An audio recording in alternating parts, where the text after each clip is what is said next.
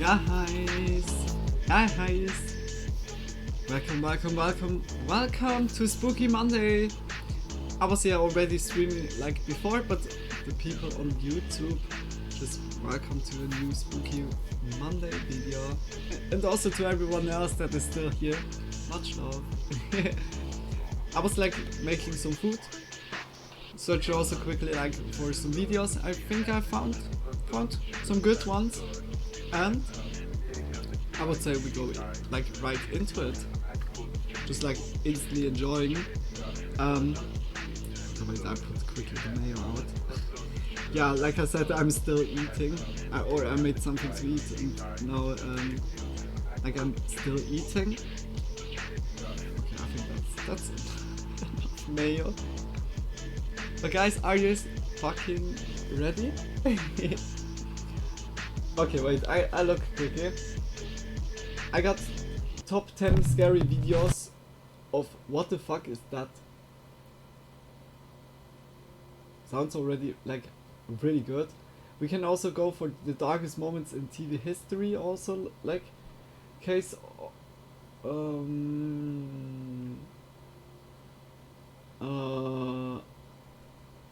are really long.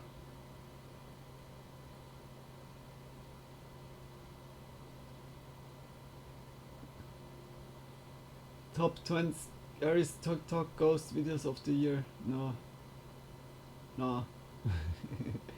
Why they're 1 hour long? Like some videos are 1 hour long. Oh my gosh. The most scary and terrifying video of the internet. Yeah, I click into it.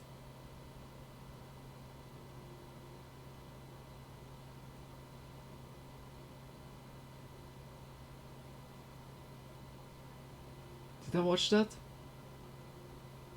It doesn't look 10 scary videos to cry yourself to sleep to. That sounds like a really nice video idea. Yeah, I'm like if yeah, okay, this one is a little bit. Yeah, okay, I'm gonna put that also. Perhaps we saw it already. If so, then we're gonna continue to the other one. Okay, wait. Huh? When I clicked on the video, it was saying 5 scary videos. Now it says 10. Okay, perhaps I looked wrong. Okay. Fuck, yes. Let's go. Oh, that's El Gato. Uh-huh. Oh, wrong. I hope the cam is still working. Yeah. Nuke's top 5, Big Kisses. One of like the first channels that we watched here. Nuke's top 5, much love. We look into it. Perhaps it's like some interesting Concerned stuff. Father Chris from Fargo, North Dakota says that his 4-year-old son has been behaving very strangely. He says that over the last 3 or 4 days, the child has said that he just doesn't want to go in the bedroom because he says, quote, "There's a monster in there." Oh, Obviously, Chris just dismissed these claims as a child's overactive imagination. But then, one night at around 2 a.m., the boy is fast asleep in bed when something happens that Chris and his wife simply can't explain. Something truly shocking. No one was injured.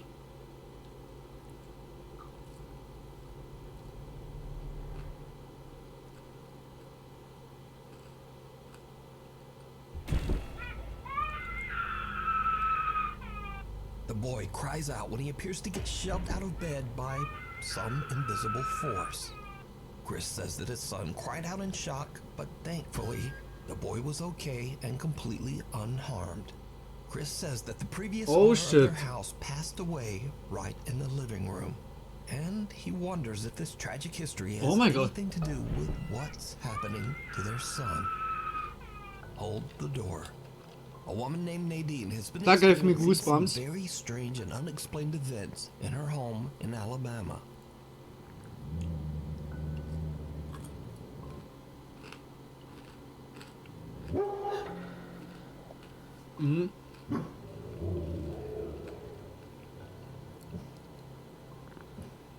Now, many viewers believe that they can hear a voice whisper something after the dog barks that sounds like, "Lay over there."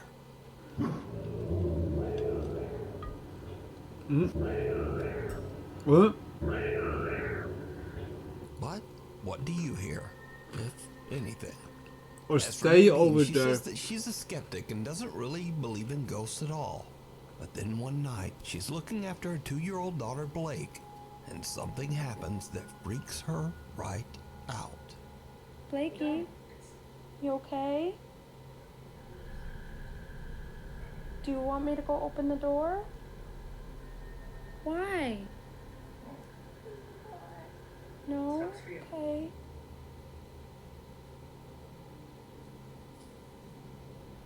Okay, I'm honestly freaking the f out and I don't know what to do. Just a couple minutes ago, I got up and I closed my door because she kept pointing to my room saying, "Mommy, mommy, someone's over there." And Oh she my was God. terrified. She was terrified.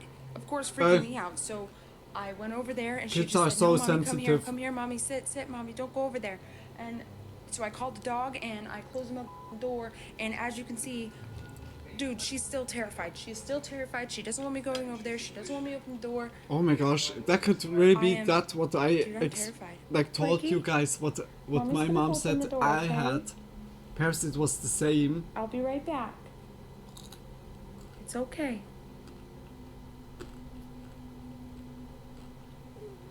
Oh no. I'll be right back. Hmm. And now she's hiding her face.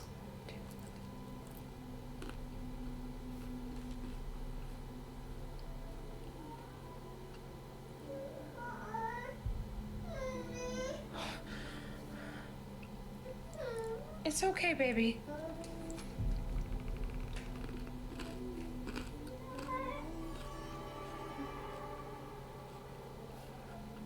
Okay.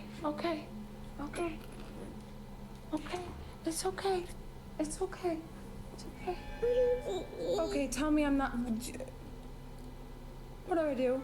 Little 2-year-old Blake is terrified of something in Nadine's bedroom. That is really so much strange. so that Nadine has to close the door to calm her daughter down. So could it be that little Blake saw a supernatural entity? Or just what was scaring her? Let me know what you think. Alone on the farm, That seems Tasha D and her really husband legit. move into One. an 1840s farmhouse in rural upstate New York. The happy couple begins to renovate their new home. But soon, Tasha begins to experience some very unsettling and unexplained events. These strange incidents only seem to occur when Tasha is home alone, so her husband is a bit skeptical. So one day, a picture frame in the house inexplicably falls to the floor.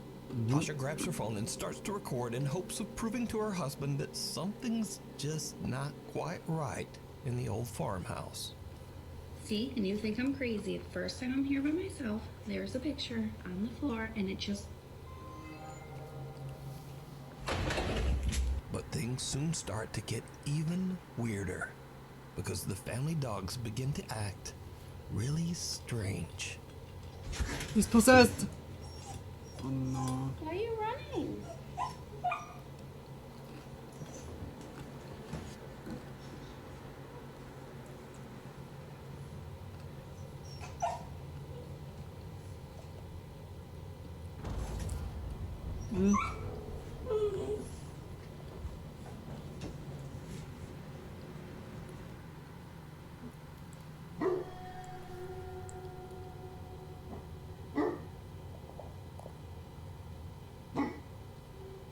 I remember when the Another puppies day, were that Tasha's size. recording No. a candid video of her dogs to post to It's so Snapchat cute. It's when always so cute. this happens. But when like animals react like Look already. at them, destroying the living room over one toy.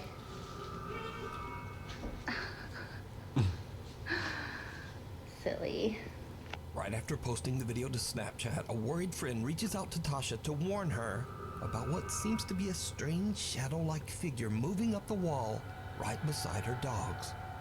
Tasha has no idea what the creepy shadow could Goosebumps, be, like so everywhere. she shares her Oh story my to gosh. TikTok, hoping to find answers.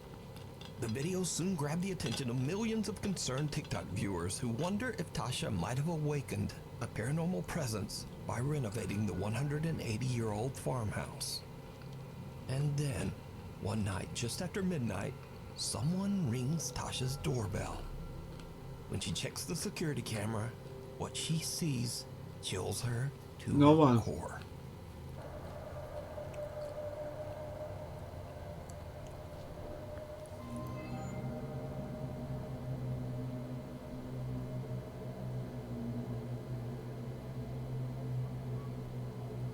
Holy shit, hey, what are those for good videos today? Hey, like, Nukes Top 5, so far really A good dark shadow videos. can be seen moving towards the outside deck chair and appears to just take a seat. It then gets up, moves away towards the right, and disappears. So did Tasha and her family move into a haunted farmhouse? Could the renovations be upsetting a lingering paranormal presence, causing it to act out? Let me know Could what be. you think.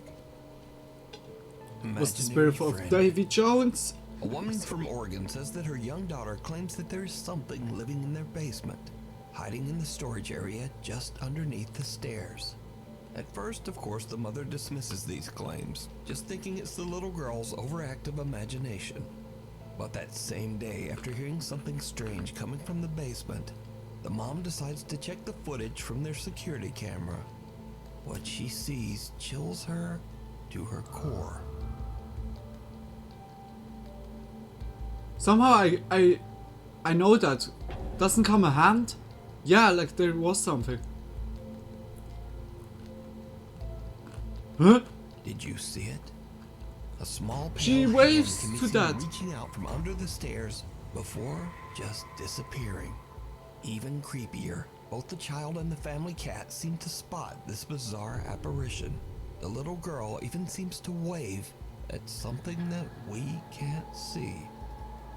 Now, unfortunately, this video was shared to the internet without a direct source, so we'll probably never know just what Okay, happened that's here. strange.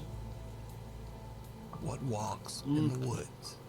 Reddit user No Recognition 1998 says that this video was caught on a trail cam 20 miles out into the Idaho woods in the middle of nowhere.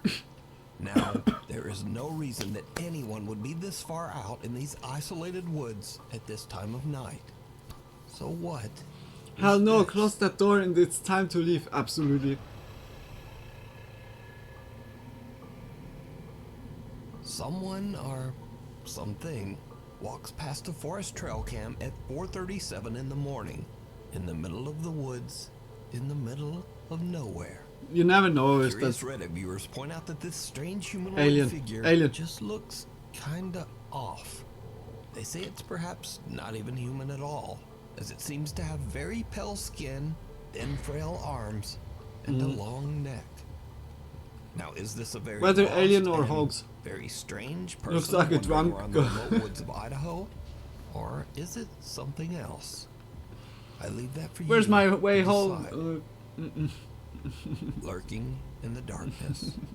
Now, this next extremely popular video was suggested so much, probably close to 1,000 times, there was really no choice but to feature it here on Nuke's Top 5.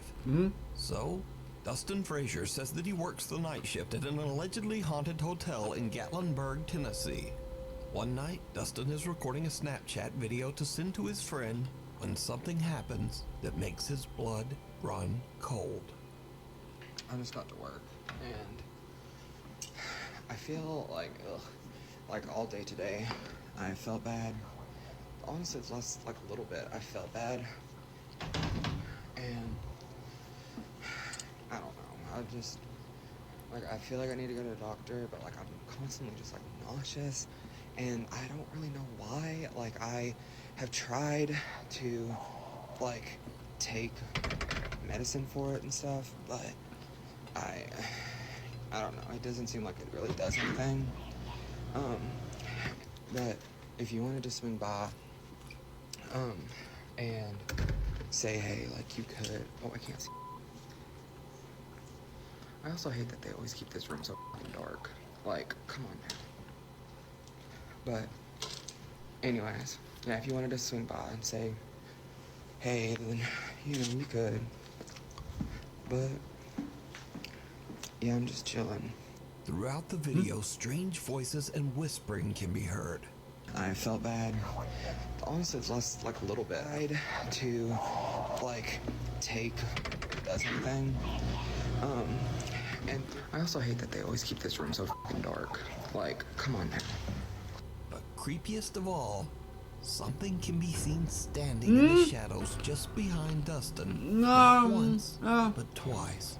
Some dark figure with a distorted skeletal face. Now, at the time I'm recording this story, this video has gained a massive audience of over 19 million viewers, making it the most popular and most suggested video. But is it real? Or is it all just an elaborate hoax? I'm not sure. You decide. I would say nah. We need scary videos. So if you see a scary video that you think would be great on the top 5, email us at nukestop5@gmail.com. Caught on camera. Reddit user Justin says that he and his family recently bought and moved into a historic 1800s The same terrace would house be like in the London, Matrix. England. Are we living in the But Matrix? during renovations, Justin The says his doorbell possibility security camera that it caught isn't something a really simulation creepy. is so much lower. Why I'm coming with this example? No, but it looked really not like the whisper you can add. The guys you can put there, just like that there's the, and his talk was not kind of making really that sense. He said, yeah, like that he's feeling nauseous in a way and took medication, and was like around 10 p.m. at night, someone or something can be seen quickly taking a peek at Justin's front door. Then whoever or whatever it is appears to walk past the car in the driveway before disappearing off camera. Boy, that is Now, with creepy. the house's 200-year history, Justin is worried that his renovations might have triggered some paranormal presence to act out. But worried Reddit viewers warn Justin that he might be dealing with something even scarier. A Aliens. trespassing stranger that is scoping out his house for unknown reasons. So is this a ghost? Or is this a very real and potentially dangerous person? You decide. Could be really a person that Frozen wants to in harm. fear. In this creepy video, a woman begins recording when her dog refuses to come back inside their house. The dog seems frozen in place and refuses to even look back at his owner as she calls to him. Nigel, what are you doing? Oh, Nigel. and wasn't that ice quickly?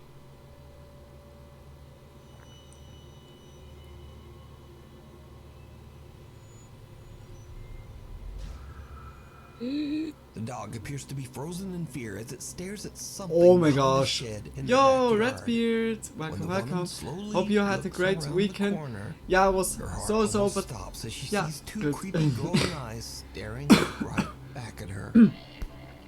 Now the video I don't abruptly know, you ends can here also and was fake reposted to fake the that, internet but by social media outlets the doggo that would know. just don't bother to credit the source. So with no explanation, it's hard to say exactly what's going on here. But the dog's freaked out reaction is strange. So just what Much do you love, think guys. this dog is seeing looking back from the darkness? Yeah, no joke. Cursed. This is our A little young woman friend. in Japan claims that her grandmother kept a cursed photo album locked in one of Douglas her is cupboards. sometimes Woman believes that her hiding grandmother underneath might the have house, dabbled in dark magic, and at midnight that he the comes cursed photo album and outside. her grandmother's Doggo don't strange mind him. rituals might have led to her grandfather's strange, unexplained death 12 years earlier.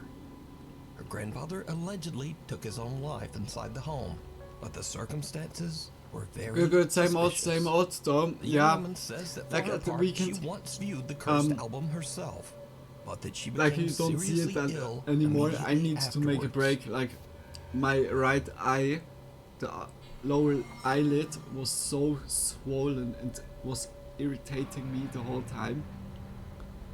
I couldn't not even put makeup on it, and I was like trying to endure it, trying to recover as Since fast then, as the young woman's possible. grandmother has passed away. I played a but lot of she is Skyrim. still afraid of the home and the creepy photo album. She asked anonymous paranormal investigator Kaneko I could to nothing remove do and destroy else. the album, warning him Skyrim that was everyone who at views least the possible. photo album becomes ill. Oh no, I hope that you're some of her okay. family Yeah, even no, believes now that it's the already cursed much album better. Can possess But the weekend viewer. was good. Like a little So bit Kaneko explores the old boring. abandoned home and finds the album. but good. But he too I could starts to rest become really ill well. and The is forced to swelling is quickly leave away. the house, leaving behind both his phone and camera as Makeup he dashes is out. working. YouTube channel Fourth Wall is contacted and asked to retrieve his Hey equipment Frank, and analyze the footage. the idea with What garlic they find powder is downright was chilling. such a good idea. That was really good. Thanks to Skyrim for making you bad. Recovered footage from a phone I that was don't used as a think it static made me camera better. shows a portrait of the woman's late grandfather. But it gave me just much more falling to the floor for unknown reasons. enduring. But that's not all. Because Kaneko has actually recorded the moment But did you he try found it? and Yeah, looked it was through the like cursed chili photo powder, album on camera. umami powder, and Something garlic happens powder that now. Kaneko claims that he doesn't remember at all. Something terrifying. He doesn't remember at all. What?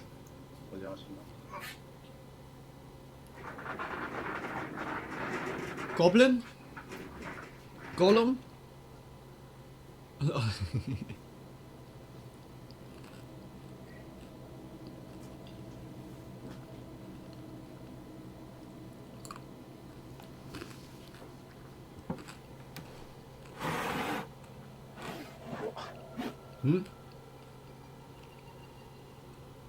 I'm gonna have to try some chili powder next time. And the chili powder with the garlic look really good. I have no puppets, no puppets. No puppets. Well, I'm glad you're back and feeling better. Much love to you. Much love, Red. Yeah, I'm also glad that you're like here. I hope also that you had a good work day, good weekend. Like in total, like a good time. 3 or 3?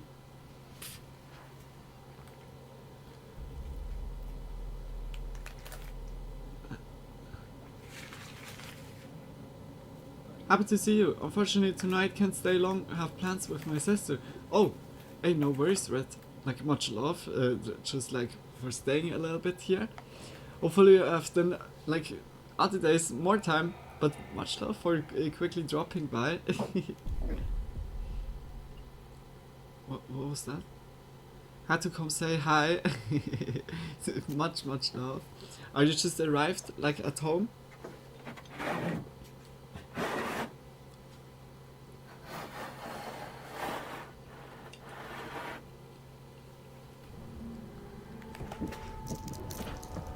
Hmm?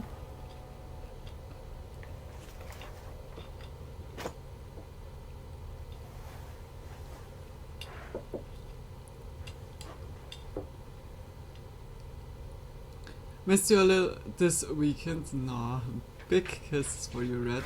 Like I'm like really so sorry that I need to talk off for that. I would also just like love to stream, but it was so like irritating. My eyes teared up, or have been, whether it was dry or tearing up. But I'm so sorry, like for you. Yeah, just got here. Ah, fuck yes. Yeah, okay then. Welcome home, of course. Yeah. Oh, don't be sorry. Just like we have our schedule here. Kaneko hears Everything a strange should sound work, coming from like- somewhere inside the house. But when he I'm so turns sorry to for the look, people on YouTube. someone can be seen kneeling behind the glass of a sliding door. But much love, But Red. Kaneko says there was no one else inside that house with him. After No worries, analyzing the was footage, just hoping YouTube you channel were Fourth okay. Wall believes that the woman's Yeah, like, I grandmother believe you might have been guys. responsible for I her was, like, grandfather's also death, and that his the spirit is Saturday unable to I move was on. most of the time sleeping, Watch her in the woods. and really YouTuber like Creepy Outdoors frequently sets out to 9 in the explore and spend morning, the I night was still deep waking in the up wilderness of that Canada. Sunday, On one of these played trips, a he little sets bit up camp Skyrim, and just then I like went to any other sleep. night, and scouts through the woods with a flashlight and a like GoPro I could camera. recharge really good But my this my time, sleep batteries. Something very unexpected Your health happened, comes first. and Yeah, things that's take true. a creepy But sometimes turn. I'm also stubborn. biatch. Like sometimes I'm like instantly, yeah, like my arm is missing, but I still have time to stream. Like I'm really like this. Fuck that, eh. I'm so stubborn sometimes, and but big kisses, yeah, you're completely right. Like both of you, health is like always important. Oh boy. But my spirit, my my mindset is sometimes not like this. My mindset is push. I need to get out of here. Yo, there's nothing left. Push. The camper thinks he hears movement in the remote woods, so he cuts his flashlight so he can't be seen. I know. The joke Big is on kisses, him. guys. Like much Because love for just you both. then, a high-pitched voice can be heard calling out, "I see you." Oh, hi. Now he's feeling a little on edge and wondering if there might be someone or something stalking him. Was that in the Mickey dark Mouse? woods.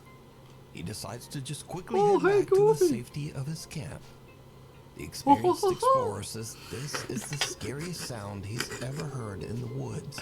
It's Even though he Mickey was somewhere Mouse. deep in the Canadian wilderness Come and here. completely removed from any towns or I can cities, make the Mickey he Mouse says noise. that he hopes that the voice Come here, belonged to Pluto. just a fellow camper having a laugh.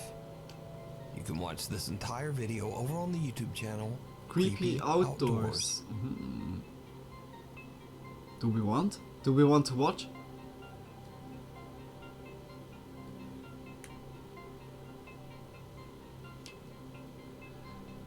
Okay. Next video. Next. Oh. What? What? I think that we saw that look 2 hours, holy shit. But Mind Chunky Big Kiss is also like really good channel. 10 scary videos to Urban cry Explorers yourself from to the YouTube sleep channel to. Urbex Castronautica. That's- Visit the that's how- historic what I La Plata want. Cemetery in Buenos Aires, For me, when I Argentina. think about The peacefully cemetery was sleeping, built that's in the way. 1886 and is the Well, I final hope this resting Spooky place of Monday is many a good notable one. I have to figures. check it out While later. wandering through the huge Much cemetery's love, 12,000 Redbeard. tombs and Have an vaults, awesome time guys and stumble see you upon a surely crypt like that has tomorrow been or vandalized. the next The days. camera I don't know. captures something downright big chilling. kisses. But I either be back later or I see you tomorrow. Okay. Yeah, no worries. If we don't see each other anymore or you don't join anymore, have a wonderful night. Sleep well, sweet dreams when you get there, and see you tomorrow. See you the next day. Oh fuck. Too much chili powder. Absolutely, big kisses. Oh wait. Huh? Did you see it? Huh? No? Well, neither did the guys who filmed it. You see, after posting this video to YouTube, their sharp-eyed viewers were freaked Have a good night. out when See you they both noticed soon. a See creepy you little pale soon. hand holding back into an open coffin. Now, it happened so quick that it's hard to see without brightening the footage and analyzing it frame by frame. What? But when the footage is converted to a negative image, the spooky little hand is a bit easier Boy, I to have see. goosebumps on Now, it's very unlikely that anyone could have crawled into that coffin to fake this. Gremlin. This crypt is very old and unstable, and it would be Gremlin. very dangerous for someone to just climb inside. So did this group of urban explorers accidentally capture proof of the paranormal? Well, as usual, you decide. You can watch this entire video over on the YouTube channel, Urbex Castronautica. Trapped. In this next video, I a have man is a taking a theory short video of a that car there's that he's planning to sell. The vehicle still, belonged like, to his sister, I don't who know, tragically like, passed away right whether inside the car kobolds, over a year and a half gremlins, ago. After like sending all the footage goblin, to a potential like buyer, all he gets those an stuff, alarming message surely saying like around, he should really but check the video we closer. extinct Hey, them man. pretty much, but Here's some this, leftover are here's my still sister's around. car. I don't know whether living in Wanted the to sewer Make systems this or video stuff so like you can this. have a look at it. But we are Still runs so good. on the top of the food chain with our society that we like pretty much She's a pushed little everyone dirty. away, like other She has humanoids. a lot of miles on her, but it can clean up nice. Here's the front and a little back. There's some in the back, but Hmm? I don't know. If you're interested, just let me know what you think. Throughout the footage, the faint sound of a woman crying can be heard. The video was shared online by Dee's Dark Adventures and quickly gained nearly 500,000 views. In the video comments, many concerned viewers believe that the voice belongs to the spirit of the man's sister who passed away inside the car, and that her soul is still trapped, unable to move on. Motorcycle mystery. Oh my god. In the city of Cagayan de Oro in the Like if Philippines, a stuff like motorcycle this rider is is like for driving down a real, busy road that is it could be notorious like for being the really site bad. of many fatal Like to accidents. relive He all is about to the time. experience something Like you're that is truly bizarre.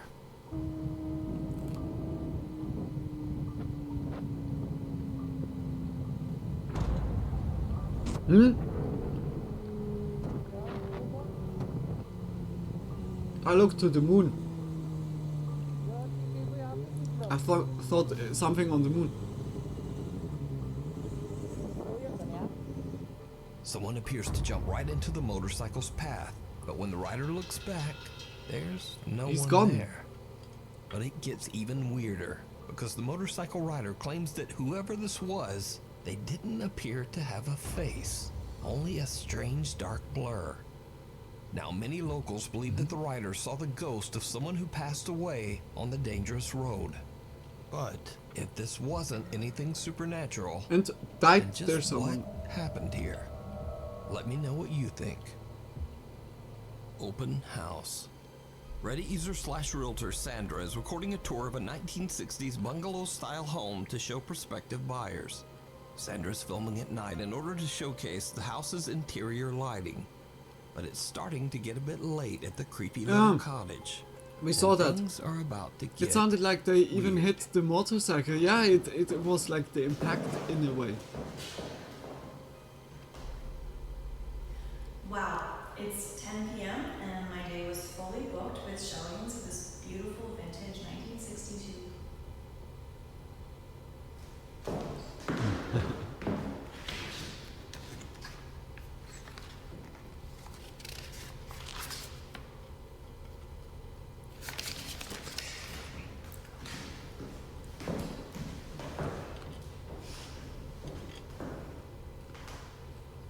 Wow, it's 10 p.m. and my day was fully booked with showings of this vintage 1963 bungalow.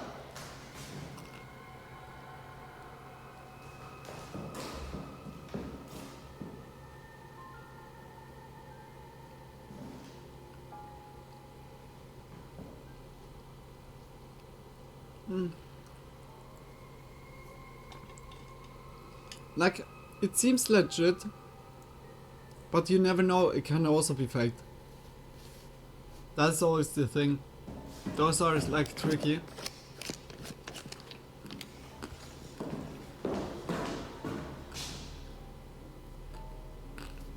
Go ahead, do it again.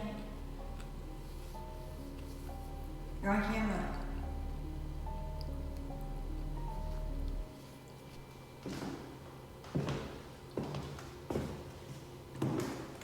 As you see, the house will come with a roommate.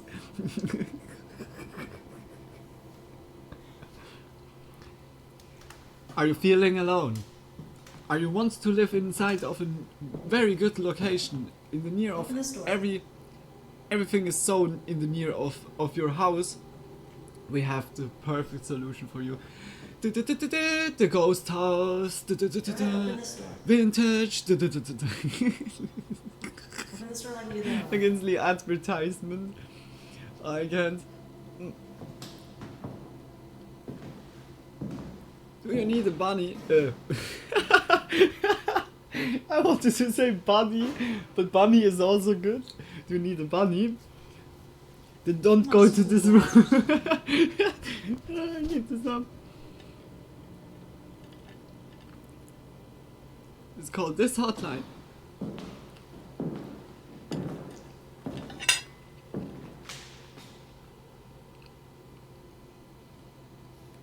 Go ahead, do it again.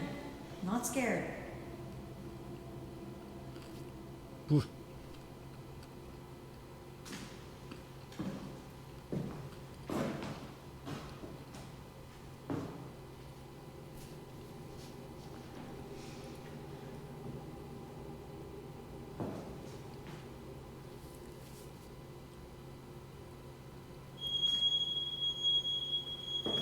fire alarm.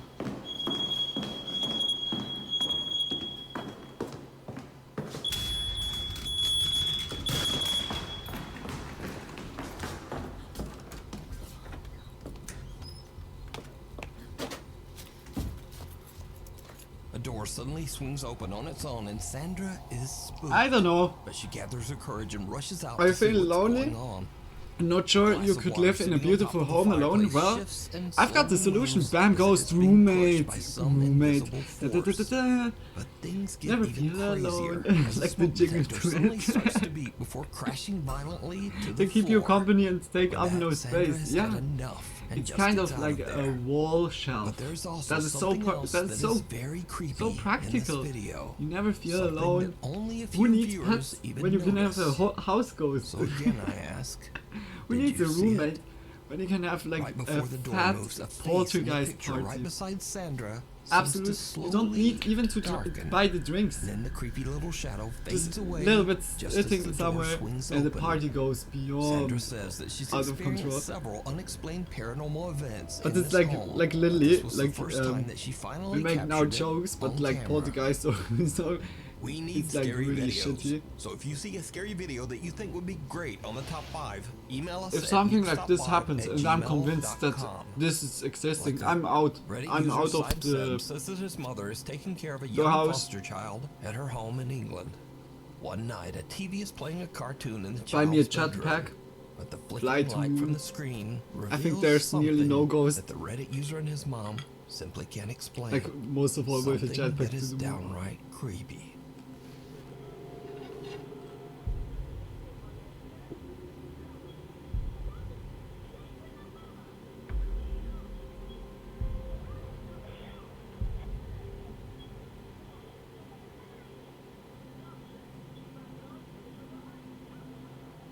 Someone seems to be seated in the chair. A small pale face illuminates in the flashing light from the TV screen. Then the face just disappears. Reddit user Well, that's Cypseb creepy. wonders if his mother's security camera accidentally captured a paranormal presence. But what do you think this is? The Looks Fond like du a Lac puppet. UFO. Around 2 a.m., Hmm? Clarissa Bonnelet and her family friends are driving home to Fond du Lac, Saskatchewan, Canada. Suddenly, Clarissa spots something very odd in the night sky. It looks like a UFO, right? That's a UFO. Christian. Just staying right there. Look, it's just above there. Are you recording it? Yeah. That's a UFO. You can just see it. Well, hide, you know. Bro, you can just see it. It's like a round just keep thing. Recording it. It's only on YouTube. Everyone is shocked as they witness a strange circular object with flashing lights. Oh soaring my through gosh, the sky. guys, that looks. Marissa's mother I posted the wanted video to Facebook, say that and right friends now. and local residents It immediately looks began to respond. finally that they too good. have seen the strange UFO. Eyewitness reports in the thread go all the way back to January 1990.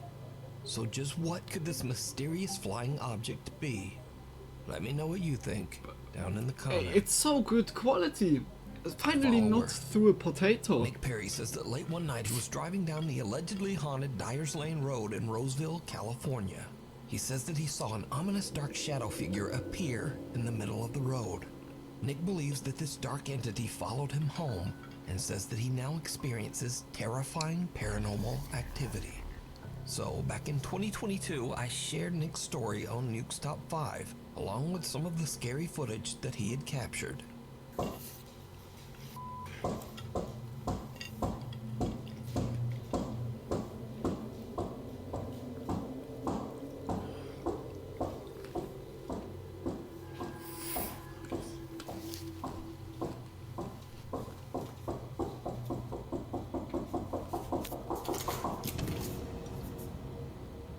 Now, in the last 2 years since those videos were recorded, Nick Perry has moved to a new house in a new city. No, But he don't- believes that the dark that- entity has followed him.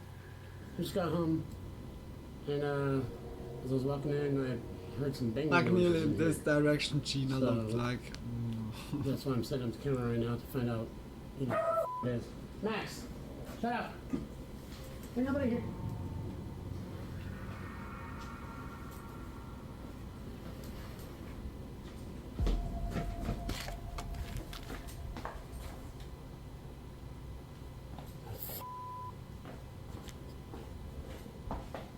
Now I'm up against the fucking wall.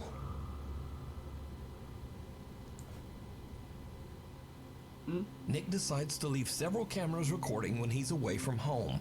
When he reviews his footage, he is shocked.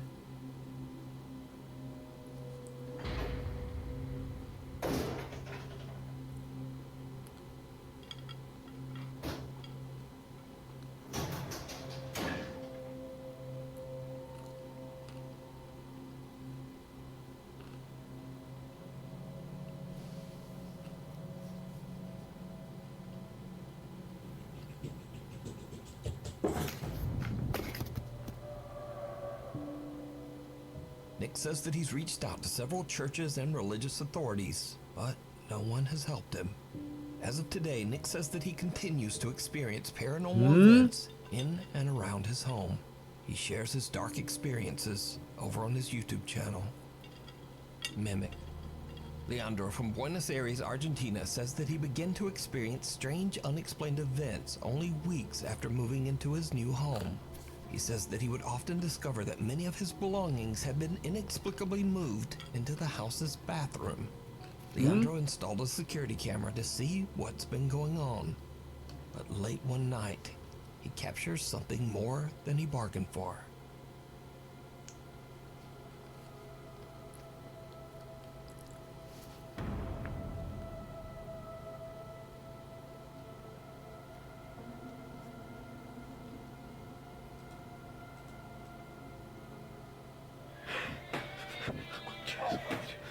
Nah, this one is the fake one.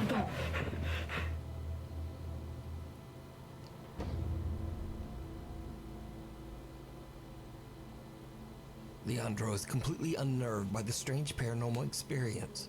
He decides to check into the history of his new home for answers.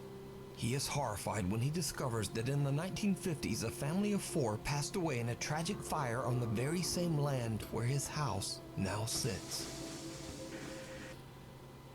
I don't know, look. Is it not like that nearly everywhere where we walk around was one time in throughout the life of Earth was like for sure someone died like underneath. I don't know, like sometimes like the connections or so are just like really fitting, but always like to say yeah, like back then 700 before Christ was like dying like there my little toe, and since then it haunts me down. I don't know, because when you think about it, like here in Europe we have here like so long, like the here was yeah like already so many years like people walking around, and literally in Bern where the church is and around of the church, or like the Münster, that is built on so many, it sounds terrifying, but it's built on graves, and the graves have been built on graves. It's like a huge mass of like yeah it's like everywhere. Like when you think about it, wouldn't be then also make sense like if that's a phenomena like with spirits and ghosts and so, wouldn't be there like dinosaur ghosts?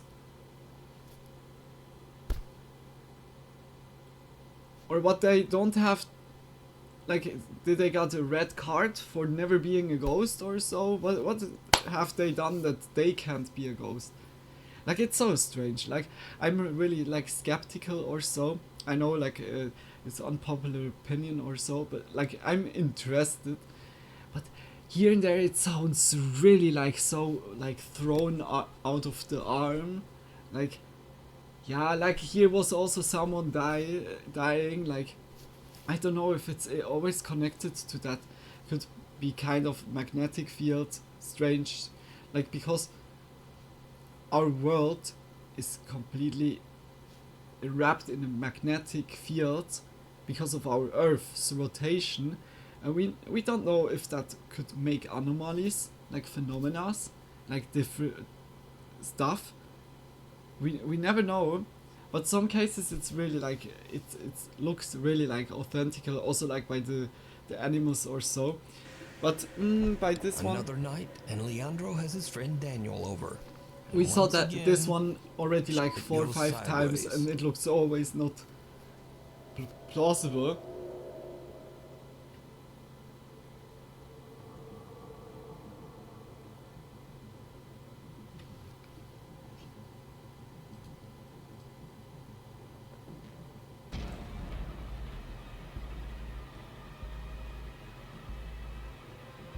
A mysterious white figure can be seen passing by the window just outside Leandro's home. Nah, I The think items that's sitting on the Cloud. nightstand That's get Cloud launched into the chasing air right by an now. invisible Not force. poltergeist, And it's Leandro a and his friend poltercloud. Daniel jump up in shock. And now, this is when things get really strange. Because Leandro claims that after this incident, the spirit that haunts his house actually began to imitate or mimic the sound of his friend Daniel's voice. Son las 3 de la mañana de nuevo y esto es lo que yo, con lo que yo convivo. Ah, ja, genau. Yeah, of course. Yeah, of course. Vos no sos Daniel. Vos no sos Daniel, esa no es tu voz. Vos no sos Daniel, esa no es tu voz. Daniel se fue hace meses del país, vos no sos Daniel. Si querés lastimarme, salí y lastimame ahora. Ya. Déjame de joder. Déjame de joder.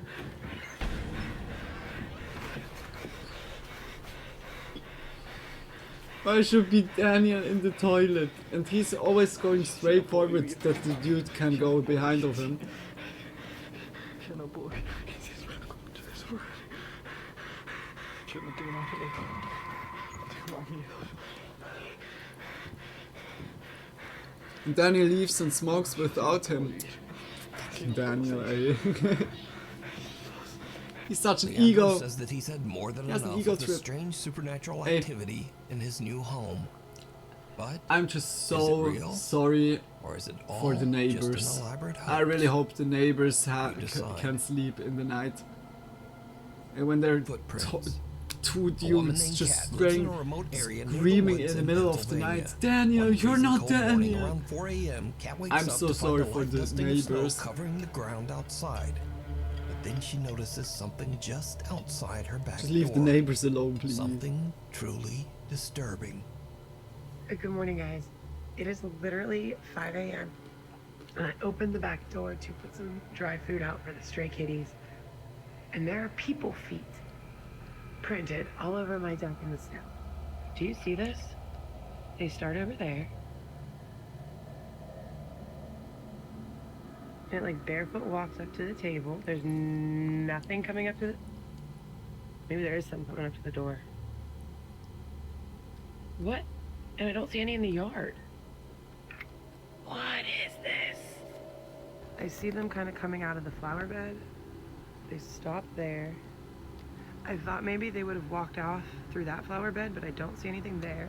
It's like one straight line from out in the yard up to the door, turned around towards the table, and then just stopped moving. That one has like, 1, 2, like 6 toes. That's 6 toes. So is that one. 1, 2, 3, 4, 5. It is 16 degrees out. I have not gone outside yet. My cat came and woke me up, hysterical, probably because there was some barefoot person on the deck. I'm just more concerned about like a mental health crisis because there's no reason to be out there barefoot. Now, for obvious reasons, Kat is a bit freaked out. But she's also worried that someone might be experiencing a mental health crisis and is wandering around in the freezing cold with no shoes. She calls the police, but she's reassured that no one has been reported missing or lost. And there have been no reports of trespassers or break-ins in the area. That is strange, Cat is really. concerned, but she's done all she can, and she just lets it go. But almost 2 weeks later, the mysterious footprints are back. Okay, morning footprint update. Let me show you. This is the first time we've had snow since the initial footprint sighting. Do you see that? They're barefoot again. They're in a different spot than... But of course you can also fake that again. Are in a different spot. You never than when know. We had prints before. Let's go downstairs. It is 7 o'clock. I've been up since 4:30. I didn't look outside. I just came up here and then I opened the window to see if any of the stray cats were coming up to the door yet because I didn't feed them yet. Putting camera there.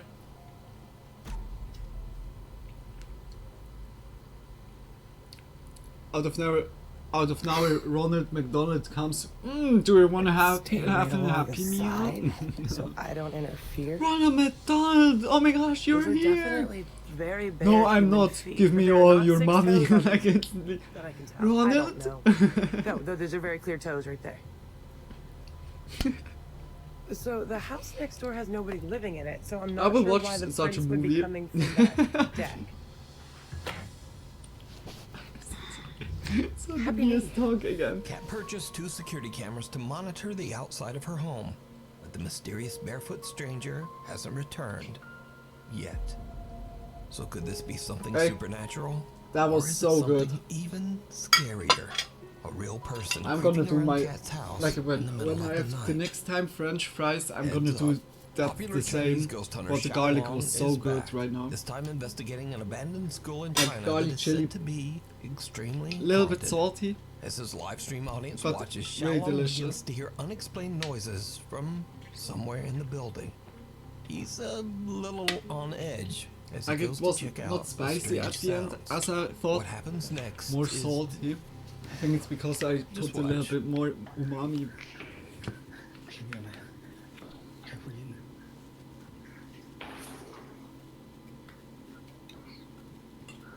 Wait a minute, is that the dude that runs so fast around?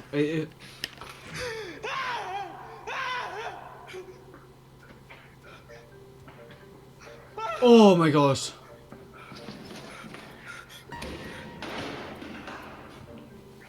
Hey, this dude has balls of steel. We saw that dude already.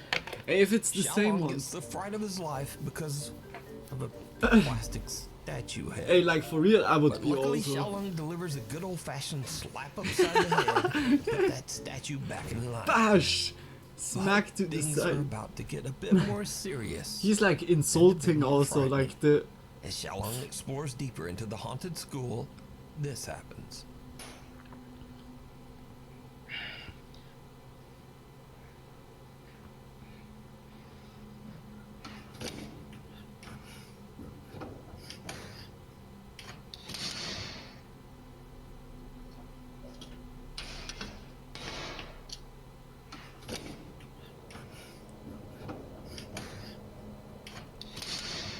Oh!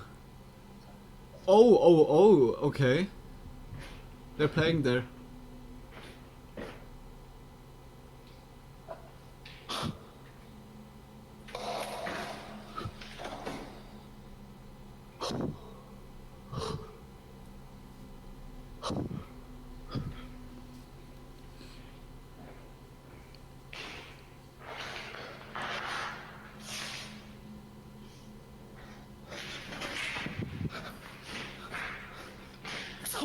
Oh.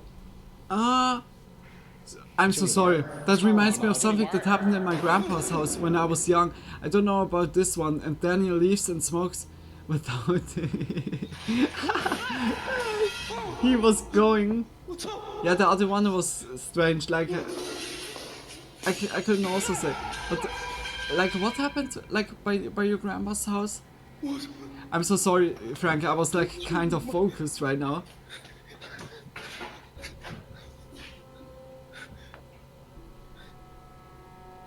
A small ball inside a classroom rolls across the floor by itself. So Xiaolong chucks it out a window. But then the lights hanging from the ceiling come crashing down, almost hitting Xiaolong. Now luckily the ghost hunter made it out safe, but he's not done just yet. Inside one I don't of the know, school's many Xiaolong, rooms, he I think finds a dirty old it's mirror. Chinese, like that And he's this from is when his China, exploration and they have in takes the a culture terrifying that turn.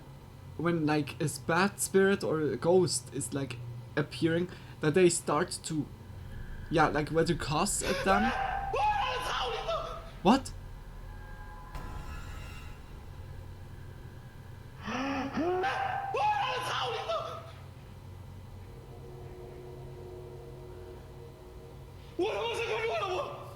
Yeah. Yeah, exactly this. They cuss like a lot because this keeps the spirit away. I would also like I would insult.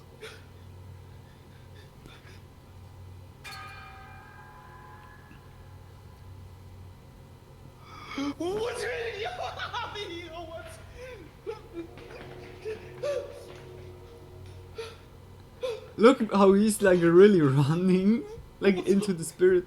Fuck.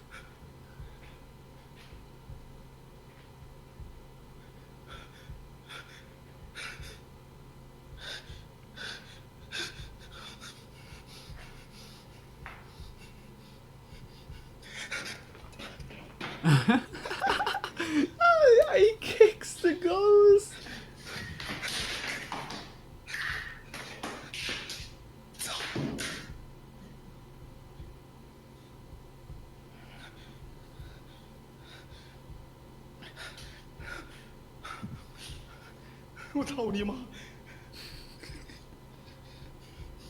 How is it called? Putoima. Oh no. Why am I... Figure is gone. Excuse me, what the hell? He's fighting like an invisible foe. But it's in their culture, like it's in the lore.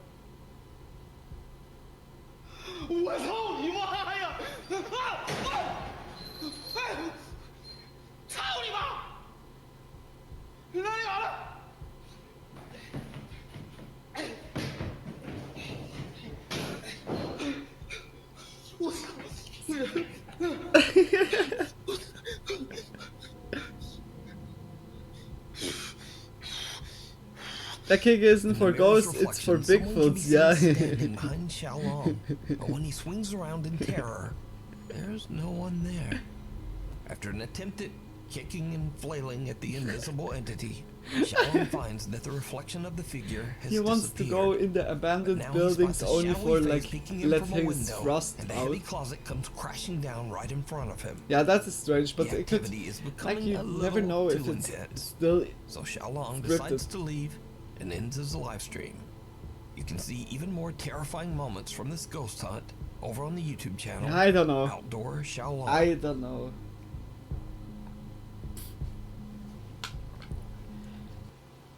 That was fucking interesting. Guys, Nuke's top 5, big kisses. Look how it's fitting. We go also instantly to the next one. What is that? 18 true terrifying horror stories and 130. Is that also Nuke's top? Yeah, like guys, just check him out. Absolutely awesome compilations of, yeah, whether ghosts or just paranormal, scary stuff.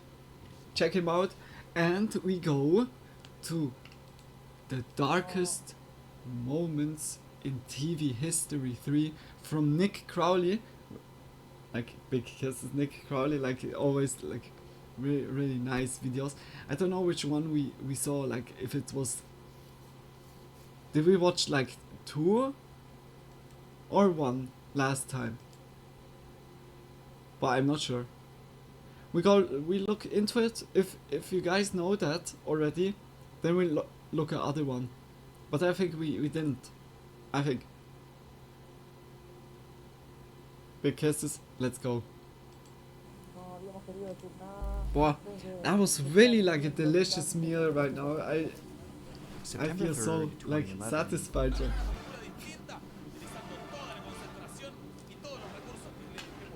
The Chilean news station. I quickly grab an energy drink. Only that. Only this, and then I'll be back instantly.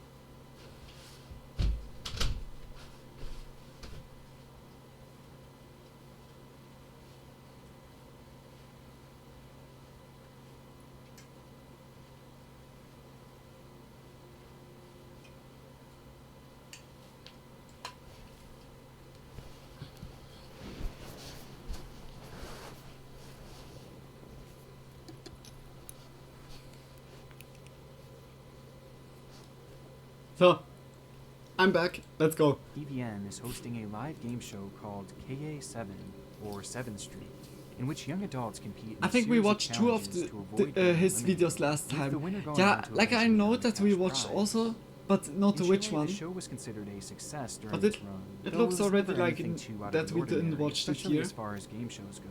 And many familiar with it would probably be surprised to see it discussed in a video like this, as its family-friendly setup made it the last place you would ever expect to encounter a dark TV moment. And for most of its run, this was true.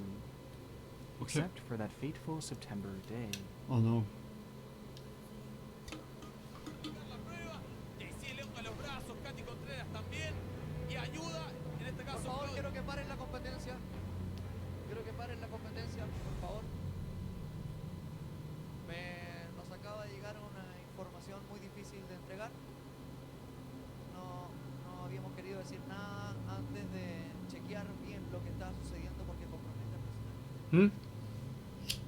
As the participants were engaging in a heated competition, the host, Jean-Philippe, unexpectedly halts the program in the middle of a game with breaking news that a terrible, terrible accident had occurred, though not one on the show, but instead within the network itself. That morning, a team of workers from the TVN station, including famed presenters Felipe Camaroga and Roberto Bruce, along with numerous staff, had boarded a military aircraft to document the recovery efforts after the 2010 earthquake which had ravaged the country, with the plane heading for the island of Robinson Crusoe, a destination that they would sadly never reach. As Jean-Philippe would interrupt KA7 to share the devastating news that the plane had crashed into the ocean and that everyone aboard had likely been killed instantly, including the entire team that TVN had sent and some of the network's most prominent presenters.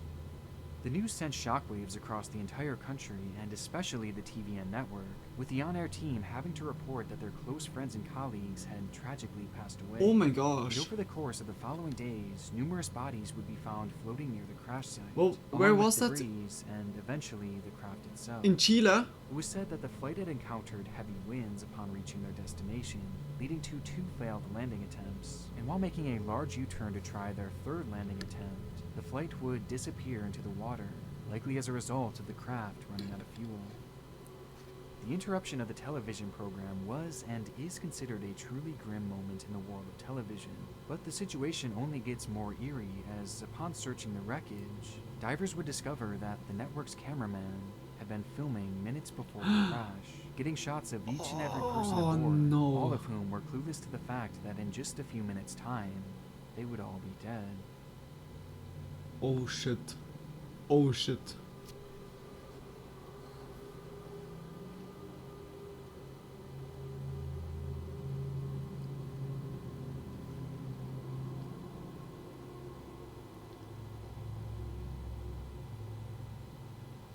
Where's the It's Robinson unexplainably Crusoe? haunting watching a group of people Island? unknowingly experiencing their final moments. It's on like this earth. everything, it's like But evidently, in this footage Spanish. wasn't the only morbid discovery. In Within Spanish. one of the Sorry. camera's SD Sorry. cards My broken English was a again. curious set of 6 How dare you, images. Luna? Images that at a glance are not directly discernible, but once some effects are applied, start to become a bit more clear. As in the most infamous example, we see what appears to be a Island. plane window, along with a large amount of But in the water back- covering the lens, with the image being timestamped after the plane had impacted the water. Ah, the water is To going make up. these even stranger, the SD card that was storing these images was allegedly found inside an empty water bottle.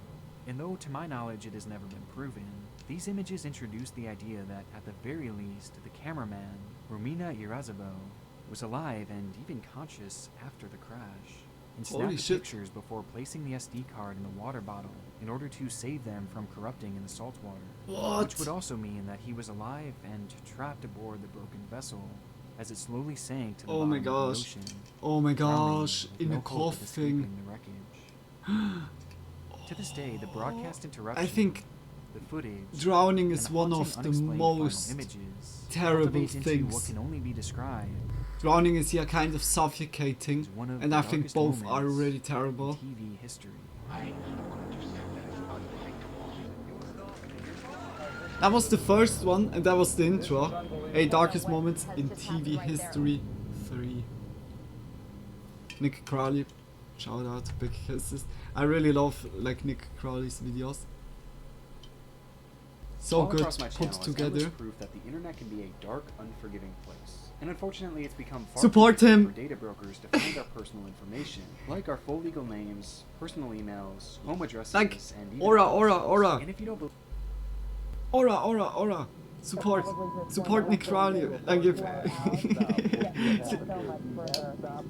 This may be the end of this thing.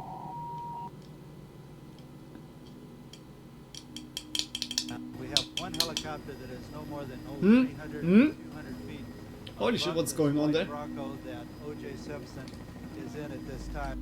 There's something inherently captivating about watching a live police chase or standoff. Perhaps it's the danger of it all. Ah yeah. The feeling Hey, that at any that is moment the thing. anything can happen. Wait a minute. Hey, that is a really. We don't have that here in Europe or like in Swiss or so. Okay, I don't know if other countries have that, but this live TV, like broadcasting, like is a police chase, like that is sick as hell. But I like one time, like I think it's cool to see that, but the other time is also. Is there then like not a chance that people are doing like stuff like this only to land in the TV? Just for like getting fame? Couldn't it be like that there's like the people that think, oh, I'm chasing like this fame in a way, but on the other hand, it's fucking interesting. Like I watched some of the chasings, and it's really like As you sit sometimes there it's so watching it stupid all what unfold the with no way of dudes knowing how are it'll doing. end. It's like Now ridiculous. some of these turn out to have comedic finales, going on to gain notoriety for just how outrageous they are. This is like a comfortable stroll that this guy's just taking through the neighborhood. Somebody, making the decision said, just let this guy go. While others conclude in complete disaster. Luckily, not a lot of people are just, wow, just missing those cars into that. Oh, power line shit. there. Wow, and that is quite the Damn. ending to this pursuit.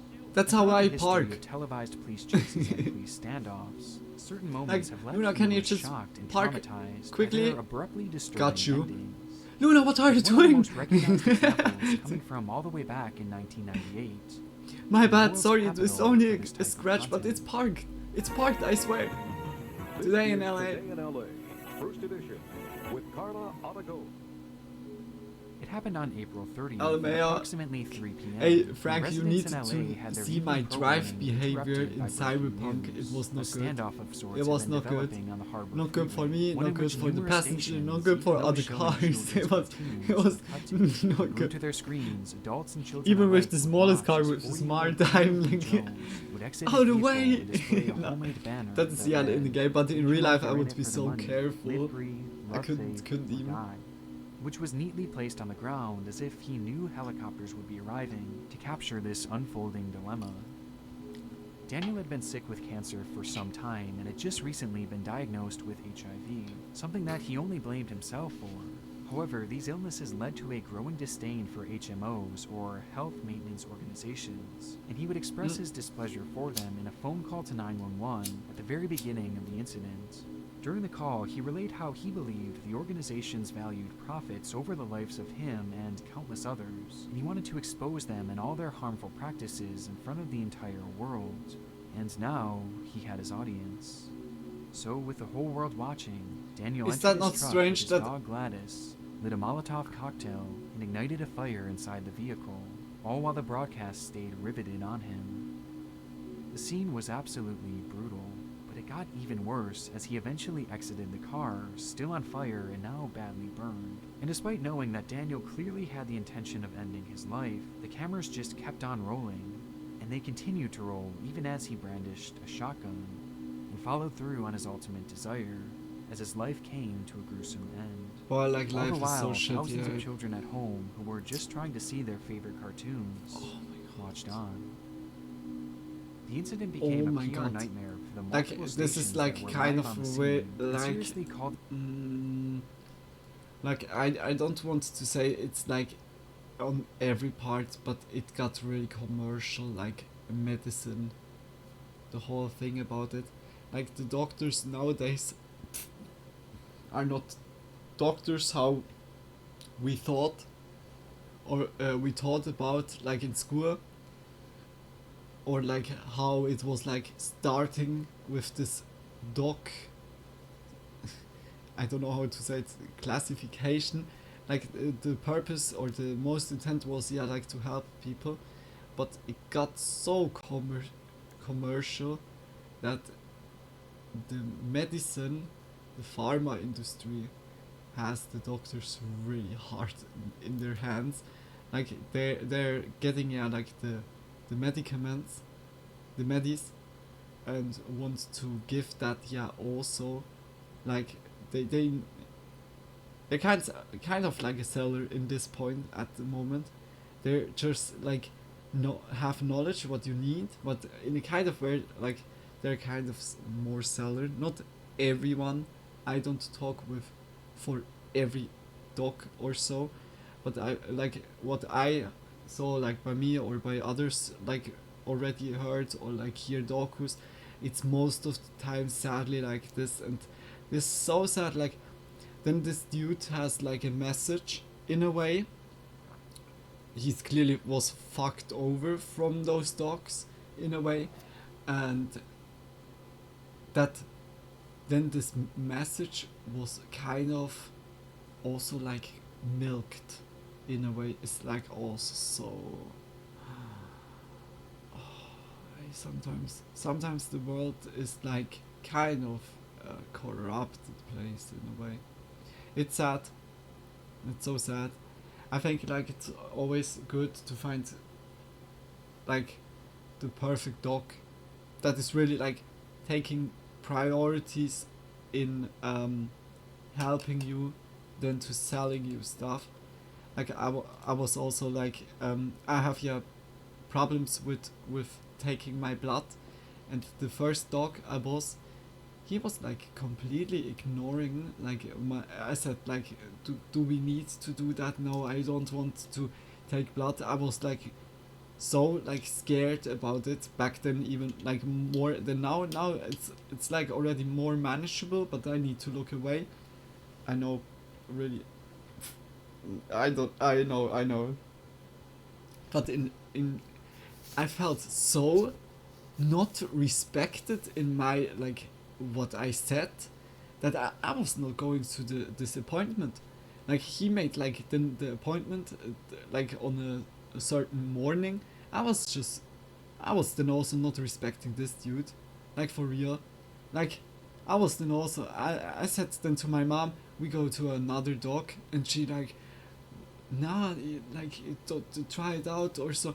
And I felt like completely whether not respected like in my requests or like what I said. I was not felt feeling respected like as a person, as myself. And I was then also, nah, never ever to this dude. Like the dog was even calling then again, like to my mom and so. And like my mom explained him back then, and he was like really apologizing and said, yeah, he's like literally sorry. But for me the trust was gone at this time. And then I found like other praxis. I don't know if you can say it like this. Other medic station with other dogs, and there I had like really good experience, like really like dogs that want to help, not like, yeah, okay, okay, that's placebo, like, okay, here, name this cream or name that, take this, nothing wrong with that, yeah. Always the blood struggle. But yeah, like that is the thing that I wanted also to throw in, because like in certain situation, like wrong advice from like wrong doctors could harm your life forever. Whether it's like addiction to certain medications or like side effects of certain medication, just always be careful. Like I don't want to say Google it, because on Google you see all the time like it doesn't matter what you write on Google, at the end you have like a really hard disease. It's like always like Google is not really like helpful, but when you know, like when you get the medication or know the word, just Google it, look it up, look perhaps like also like in other forums if there was like struggles by other people, just like getting aware a little bit. Just it can be harmful. Like I'm whether against, not for medication, but I would always say just being objectively like neutral on it. Some medication helps you really good, some medication is perhaps wrong advised to you. A lot of people are scared of needles. Oh yeah, I feel that. Oh, like needles is something like the needles, when they take something out, when they like when it's a vaccine, I have no problem because it's like tack and then out. But when you're taking blood, it's like leaving in there, and I'm feeling like kind of like a robot, like linked to a machine. I get a really bad feeling in my body when I talk about or think about that. Oh my gosh. Very true, a good doctor is so important to keep from getting hurt. Yeah, so much. Like my advisor, I don't know if it's called like this, the person that helped me get through my work school and everything, and also like when I worked, advised me, looked over my shoulder, helped me just like out.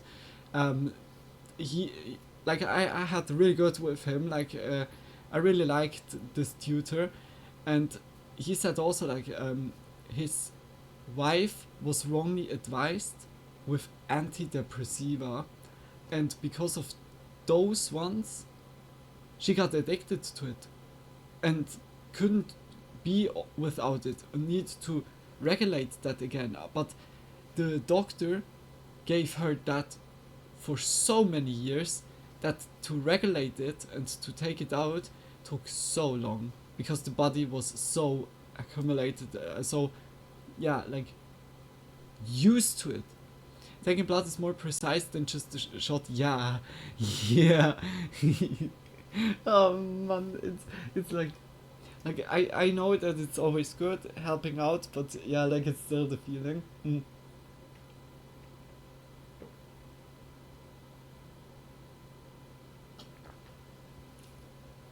If I wouldn't have a problem with taking blood, I would definitely also like how to say that,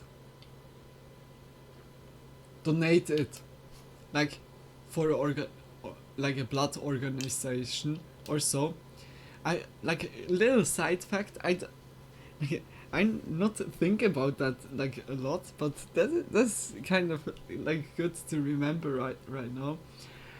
The time before I got my long hairs, I had like also like shorts, and then I grew it, and before I grew it then completely like this size, I had it like I think this size. It was I think something above 18 centimeter. I think it was this size or so, and then I went to my sister's ex-husband back then, because he's like a hairstylist or a barb. It's a barb. I think it's barber shop, and he put my hair together and cut it off, that everything was like on this band together, and I was sending it then in to a cancer organization for kids, like that if kids have like in a way like kind of cancer, and needs to go through like the whole process or so. It's like I thought back then, and that was like in the phase where I didn't felt that good. I just wanted so much, just like I didn't had much, but I wanted to help in a way, like not specific kind or so, and like I just wanted to help. Like I had like this motivation and everything, and then I came on this idea, looked it up, and then I found it also like some locations. And I have still the letter somewhere where they sent me like a thank you letter. I'm like happy that it arrived like somewhere that it was not like a shady stuff or so, but like what I wanted to say is like I would love to donate also blood, like kind of like I have always the feeling to give like also a little bit like away, like stuff what you don't need or not need in overflow, like hair or stuff like this. Like it's just good. It's just like good feeling, like because I know somewhere will like surely be someone or yeah, I'm not sure if you can make two out of it. I think there was like surely like one wig produced out of those hair. I just hope there went to a like a person that was also happy about it, or yeah, a little bit happy. Like it's still shitty, like the situation, but yeah, that it can bring back a little bit normality. Yeah. That's unfortunately what seems to happen with the pain medication in the US that leads to so many addictions. I do mean like Xannies, like Xanax or so, yeah, or benzos. Like Xanny, benzos, oh I'm not sure, is fentanyl is I think like drugs on its own, but I heard also fentanyl is like really like around. That's really cool. We have that same kind of program here. I always thought it was a great idea. It's always good. Like because when it makes me always like sad when I think myself in this situation, like how I would react, and that was also like the thing that I came then even on it. I saw, I don't know, like a documentation or so, documentary about like kids that had that struggle, and like also I was so sorry, just like because it's kids, like it's like so sad, like exactly those that have the life in front of them. Yeah, it's pretty sad, and like it's also for family shit here. But yeah, like I hope it's just it arrived somewhere. I need to stop talking about it, or I start to cry. Yeah, guys, let's go. We go into the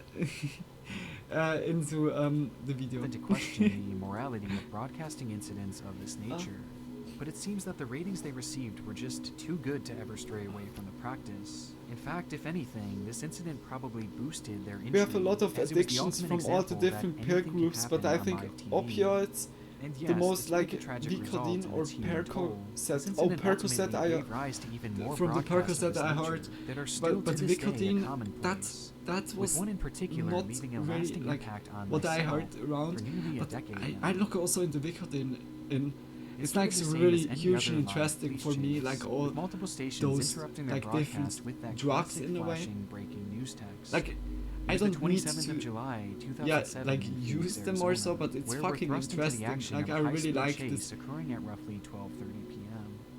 But According it's to the broadcast, for me still like this white so pickup truck had fascinating crashed into a that police like a cruiser substance upon being pulled makes over by us and took certain off for reactions unknown in our body, reasons, and it's prompting so not only a hefty response by local police, but local news stations as well. not As after only a researched. few minutes, news helicopters were Unresearched, already is in the that the word? sky, streaming the whole situation out to the world.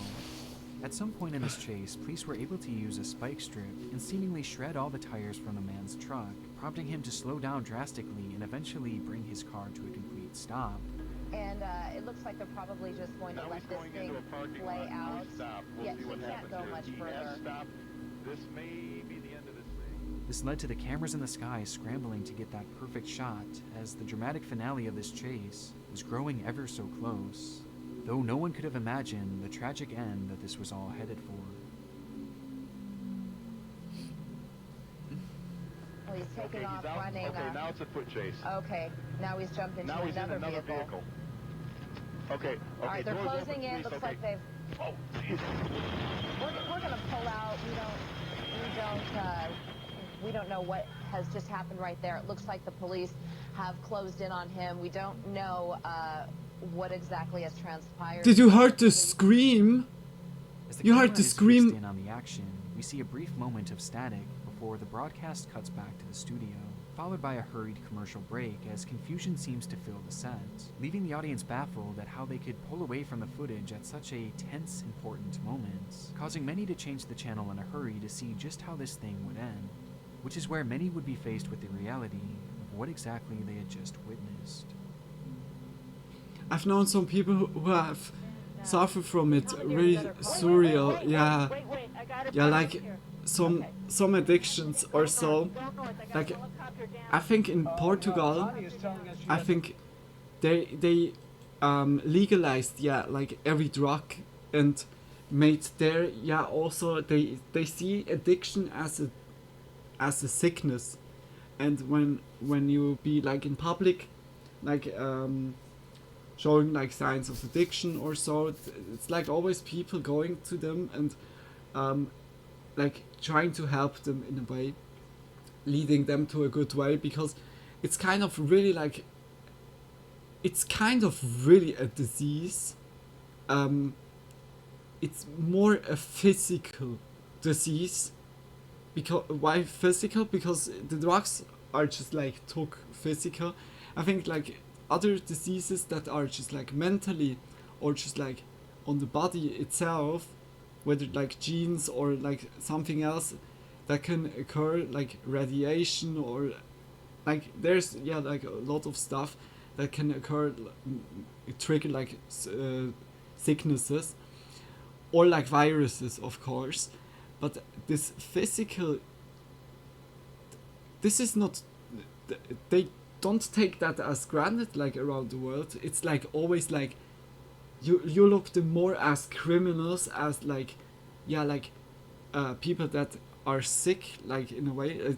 It sounds like really bad. No hate, also like I don't know, like if you can call someone that is like, yeah, like it's whether drinking here and there like a beer, or like smoking here and there a J or so, or like doing it in a good aspect or good amount, not too addictive behavior or so, then it's like undoubtedly like everyone needs their like kind of how to say that, to compromise like real day life struggle in a way, like whether you, it's like kind of an enjoyment, like at the evening a beer like with your friends or so, or like having a smoke round, then it's, yeah, no problem.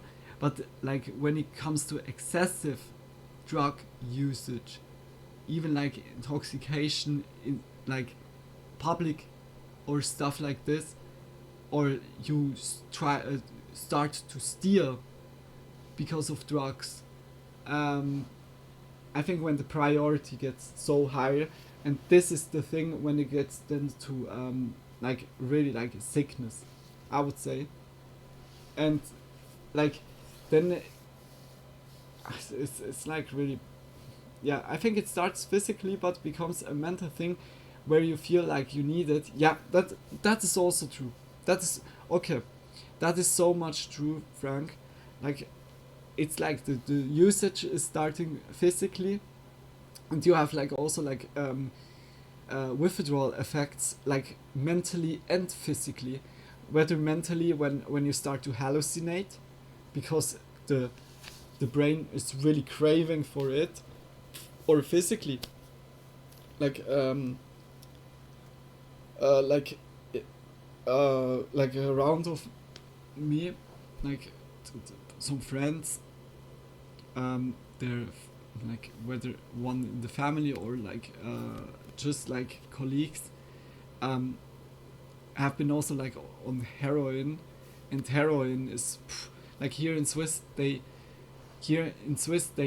really look heroin also as a sickness when you're addicted to heroin, because yeah, like the withdrawals effects are also like, and some people also said like that they have feeling that bugs are crawling under their skin, trying to scratch it out, making all like scratch marks, and that like it's really like it's scary.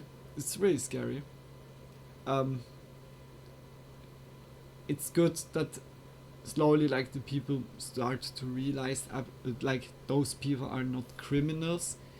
They do surely like criminal stuff because of the sickness, but like people with mentally like also like they have mental problems or so, and start also to be violent. It's then also like from the from the disease.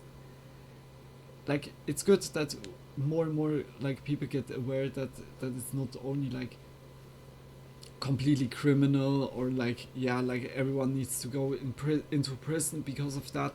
That it's getting like more and more like that the people get their help what they really need in this thing. It's scary shit. But I'm so stopping so much. I'm so sorry, guys. But I'm like really enjoying the talk with you guys, and when I have also much to talk, then I talk also. Holy shit!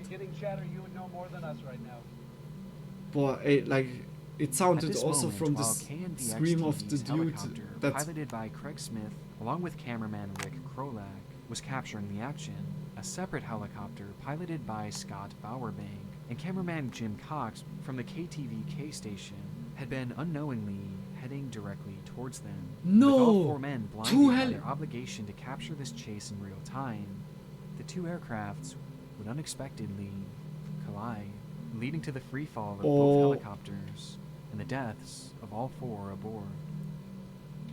The footage was captured by both parties involved and shown live to who knows how many people. True. Unfortunately, here they pick and choose who has the problem and who is the criminal.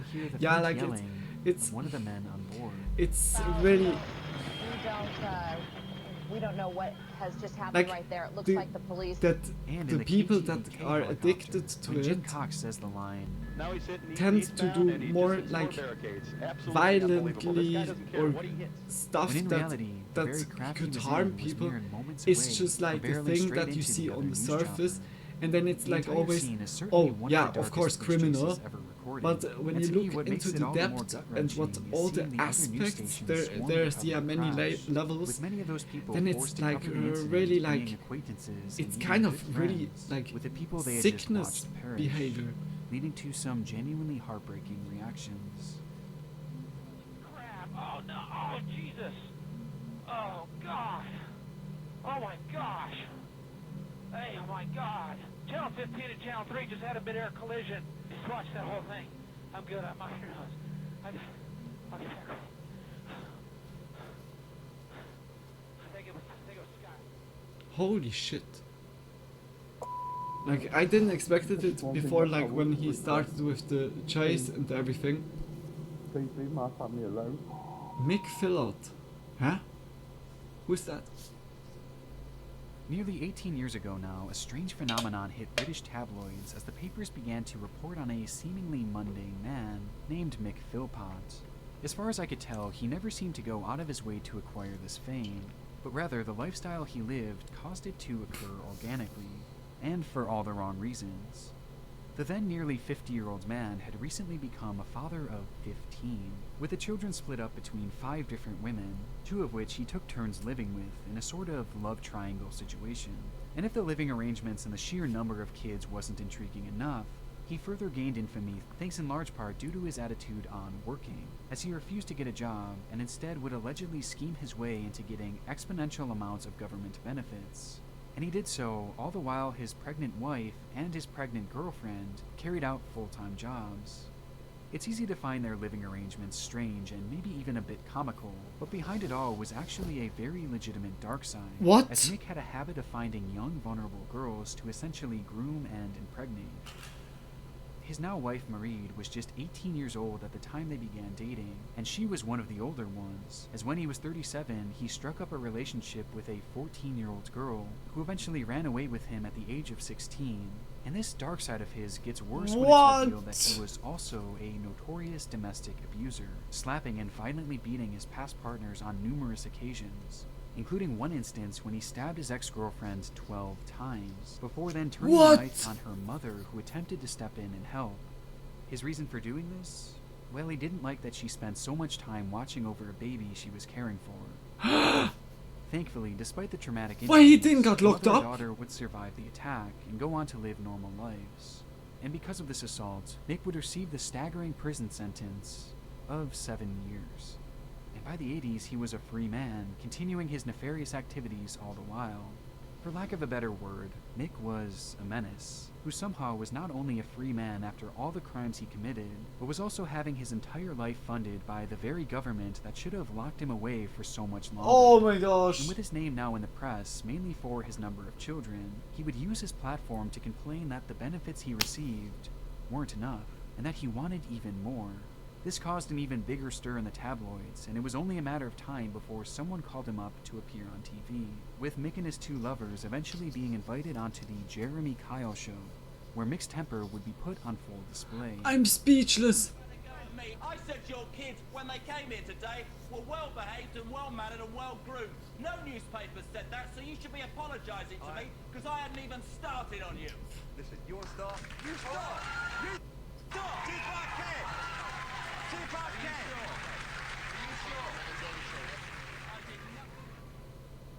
Eventually, What Mick the would settle down, fuck? and his wife Marie and girlfriend Lisa Willis were brought out to discuss their relationship further, to which the 2 surprisingly seemed very content, not backing down from their stance that there was nothing wrong with their feelings towards Mick. Do you not get slightly peeved that she is Mrs. Mick and you're Mistress Mick? I'm being serious. Ending the program off on a surprising note for the host, who likely expected some sort of reaction from Oh the my pair, gosh, I'm even getting so frustrated fucking- to the point where he would I'm lambast the girls baffled for right their now. laissez-faire attitude. Where is your dignity? You're 22. Don't you want a bloke to yourself? He just said I agree with you. When you grew up, did you think you were going to share your bloke with the Another woman? I didn't have to do that. What, 2 mums is better for all the kids? Mums? Or confusing? And as the show came to an end, so too did Mick's 15 minutes of fame, as the paper slowly began to find their next target, and the world continued on with Mick, his 15 kids, and multiple lovers out of mind. Until the year 2012, when his name would pop up once again for a much different reason. No. No.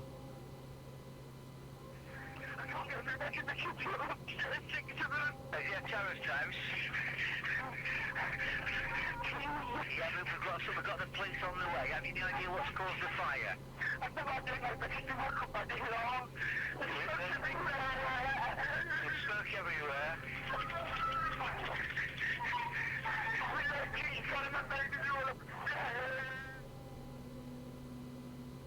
On May 12, 2012, Mick's home would catch What on fire in the dead the- of night, while he, his wife Marie, and their many children were sleeping peacefully.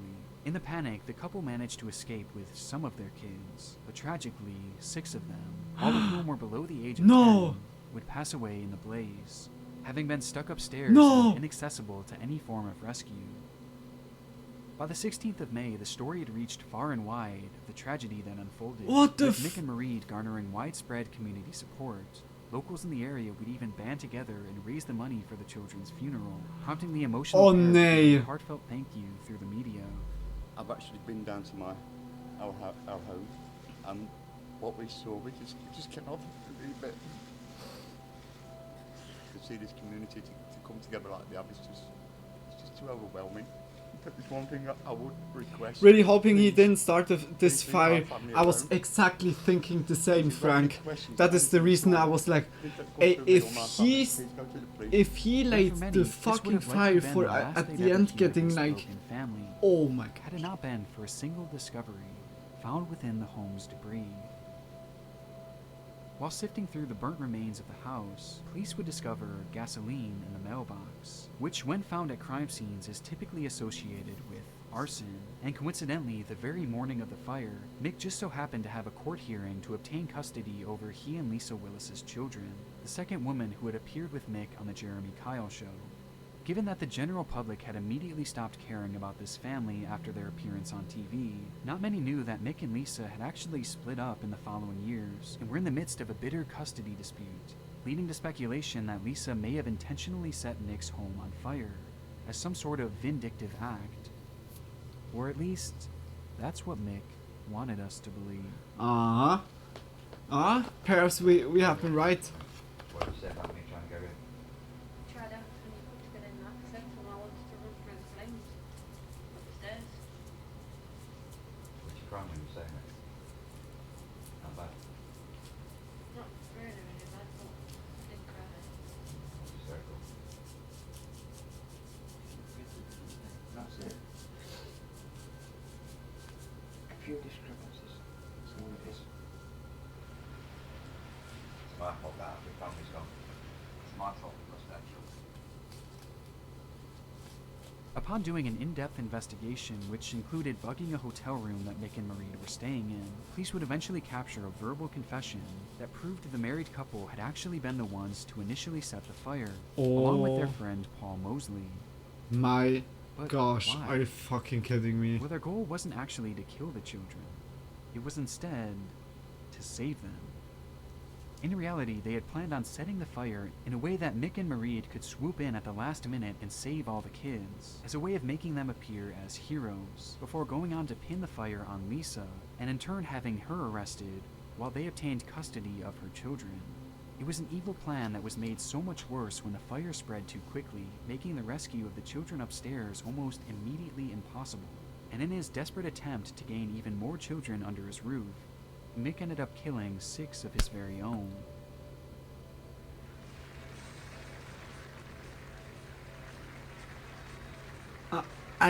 I'm speechless. It's particularly I chilling just want to watching say 3 of these people say sing in bad unison karma, on a but fateful program, hey, none of holy them knowing shit! just how bitter Like things would turn, and how the 2 of them would kiddies eventually just become died murderers, because all of in a an attempt shitty to frame evil the plan other. of this It's unspeakably fucking dark. dude. And thankfully Oh this my gosh! time, like Nick the Philpott kids will are be like kept in always prison till the day he ones dies. that can't exactly do where he belongs. anything about, like, There are there's a no lot of accusations reason, and like, allegations about what's happening. like it's hurting always the most innocent ones. Our next case is by far the most requested topic that I have Uh-oh. ever received on this channel, as it seems I'm glad to they strike a chord got with caught. so many who Yeah, watch the situation better unfold than live. like It all they would started on the support evening of them. June 25th, 2007, such the night in evil which shit. the WWE had been preparing to air a live 3-hour Oh, by program WWE? known as Raw. The event was set to feature their usual star-studded list of wrestlers going head-to-head in Corpus Christi, Texas. Though the morning of, out of the group of those star wrestlers, one man was missing. Chris Benoit.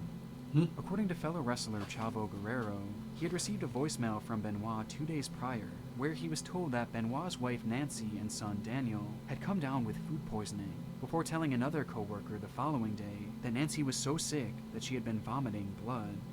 Guerrero would go on to state that the following morning he received vague text from Benoit, with some simply stating his That's address Chris Benoit. and another giving directions to where the dogs were being kept, and how the side door to the house was left unlocked. Texts that were sent around 3 a.m. and ignored by Guerrero, as he knew he would be seeing Benoit in just a few hours, given that he was going to be picking him up at the airport in preparation for the show.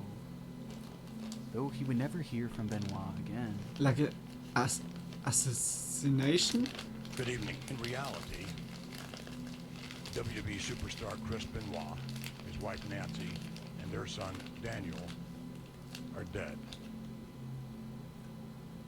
With the program growing near on the 25th, I remember news would this be so relayed sad. to the WWE that Chris Benoit, along with Nancy and Daniel, Like, had I'm been found not so dead extremely within their into home. The news came as a WWE. shock to the entirely scheduled Raw event. The decision was made to cancel the matches and instead showcase a tribute to the famed wrestler who so suddenly lost his life.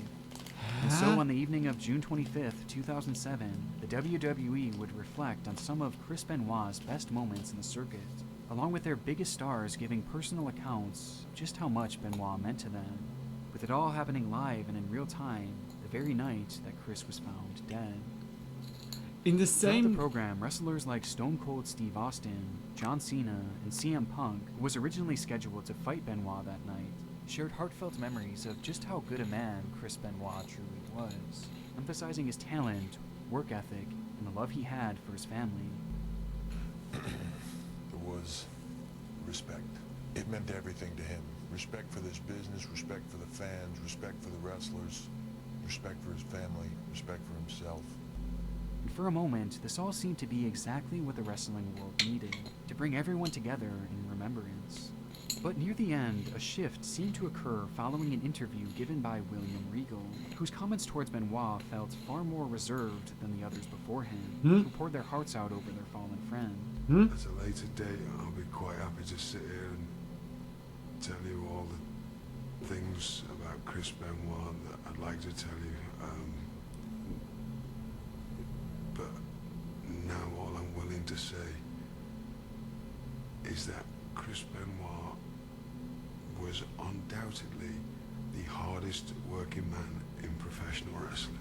According to some watching the program, the interview did feel a bit out of place, and apparently slightly threw off the vibe of the remaining show, as things felt far more stiff and reserved than at its opening. And there was good reason for this.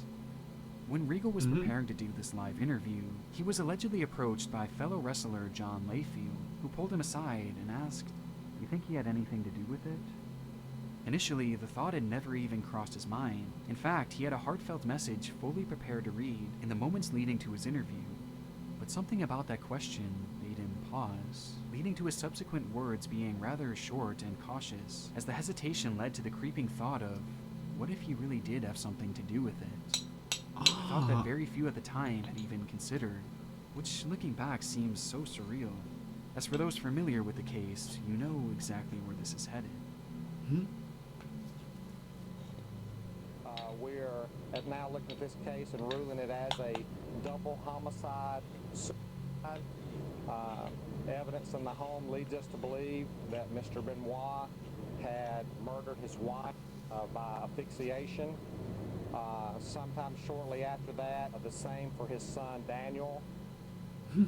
Over the previous days before Chris's tribute was aired, he would be the one to take the lives of his wife, son, and eventually himself. Benoit did so by drugging and strangling his son and wife, while leaving Bibles by their side, seemingly Like- as a result of some type of mental breakdown. To this day, an exact motive is still not fully understood. Like, for but real? It likely had to do with a combination of multiple factors, with the most glaring being the head trauma that Benoit had suffered as a result of his profession. As following his death, Benoit's brain was studied by a neurologist who would go on to state that Benoit's brain was so severely damaged, it resembled the brain of an 85-year-old Alzheimer's patient. The gruesome scene uncovered at the family home by the hands of Chris Benoit What? makes this whole memorial program for him just seem so much more chilling, as not even 24 hours later, the man that was being so highly praised as a loving family man would be revealed to have been the one behind his own family's murder. And as disturbing as this all is, there's plenty of other chilling moments left behind by Benoit, with perhaps none more eerie than the promo he shot for another Raw event just a few years before his death. My wife and my children will not be watching Raw. Because I am going to do something that is unthinkable. I'm going to leave you with my anger. Sleep well. What the fuck? Unfortunately, it's real. Oh my gosh. Oh my gosh. Oh my gosh. And July 7th, like 2012. that his brain was like 85-year-old Television host Beto with Ortiz opens up the very Alzheimer, first like episode damage. of a brand new TV That show is sick. called El Valor de la Verdad, Holy or The shit, Value of Truth. Throughout its airtime, I'm the show so would challenge baffled right contestants now. to answer a series of questions honestly, while strapped to a polygraph test. The test then monitors if the person is telling the truth or not, and with each correct answer, you earn more and more money, until you either choose not to answer a question, or until you're caught lying. Though there was a catch. The questions would get increasingly more difficult and embarrassing, and all the while you're answering them, you're seated directly next to your loved ones, with whom the questions were often based around. The whole program is incredibly cringe-inducing, but in a way that you can't quite take your eyes off. And in Peru, The Value of Truth was poised to become a breakout hit, thanks in large part to the success of this very first episode. In it, we're introduced to the contestant Ruth Thalia Sea Sanchez, a 19-year-old call center employee hoping to gain fame from the show, while being accompanied by her parents and boyfriend Brian Romero Rivera. And they could not have selected a better inaugural participant. Yeah, it's from all Up the until head this point, trauma. Ruth Yeah. had lived her life Hey, in I a state have. of poverty, and Sorry the when type of I'm money like offered by the program would be- stopping. I have like the same feeling. Like, I really love the boxing sport. Like, not to box myself, but the whole aspect, like all the whole technique around of it, and like the sport on its own, like the whole like show is so awesome. And the same with MMA, like the fighting sports. I really love to watch it, but it's so damaging for the brain. It's like really, like you wouldn't get like head trauma or stuff like this with like when you would just like yeah, like how to say that, just be yeah. Boy, my broken English kicks so again.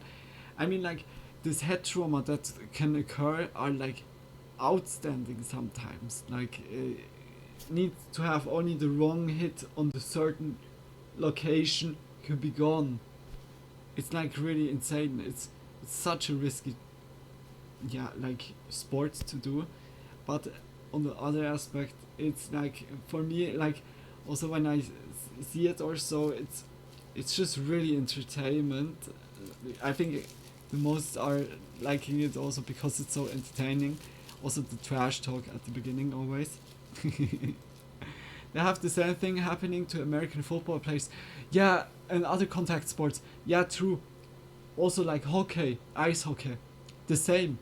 My uncle, hey, he has like the whole back is he has so struggled with his back, and just because he was like ice hockey playing like for years, and this whole time like the slam, body slam, and perhaps like falling down, it can wreck your back so much. My father was playing football, like soccer, like a lot, and he has had with the legs like also a band. This, how is it called when it's like strip rip? I don't know if it's the same name. Like it was like ripping here by the legs, by the lower thighs. Me and my brother played football as kids, but I'm not for it. For mine, yeah, I feel that like throwing the football or so, like to catching is surely like manageable, but this whole body slam and stuff is that another question. But yeah, like it's all the, like you said, all the contact stuff, contact sports, also like taekwondo, like wrestling. It's like really it's like always connected with also some risks, but it's not only there. It's it can also be in ballet or in motor sports, snow sports. But there is more like with the arms or legs that it can happen. Yeah, also like with the back and torso. There's also, but with the brain, I think the fighting sports are just like those ones that are for brain really like can be problematic. But I think that is like one of the sports that stays surely for long time. Like wrestling, boxing, MMA or so. And like I just love to see the UFC. Like the MMA fights is so cool. Like a friend of mine is like even also doing MMA, and yeah, like it's cool, but I'm also like sometimes worried about my friend a little bit. Like you never know, like just like I said, risky. Okay, sorry for breaking. Be life-changing for both herself and her family. Today's talk day. Which might explain her openness on air, as throughout the entire program, Ruth answers each and every question with painful honesty. In one moment, she admits that she wishes that she were white, and in another, she stated how she was often embarrassed by her parents' manners, which she says as they sat directly across from her. You're good. Much love, Frank.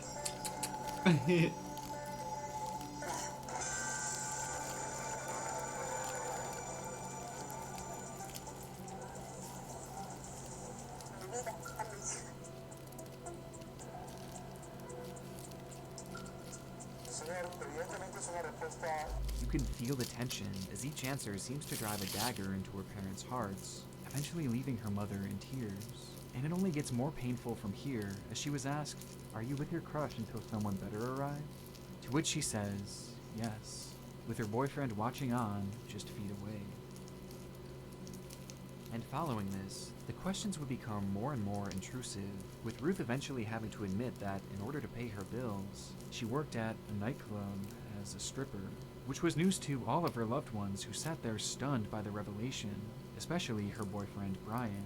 A revelation that leads us to Ruth's final question and the most painful one of all.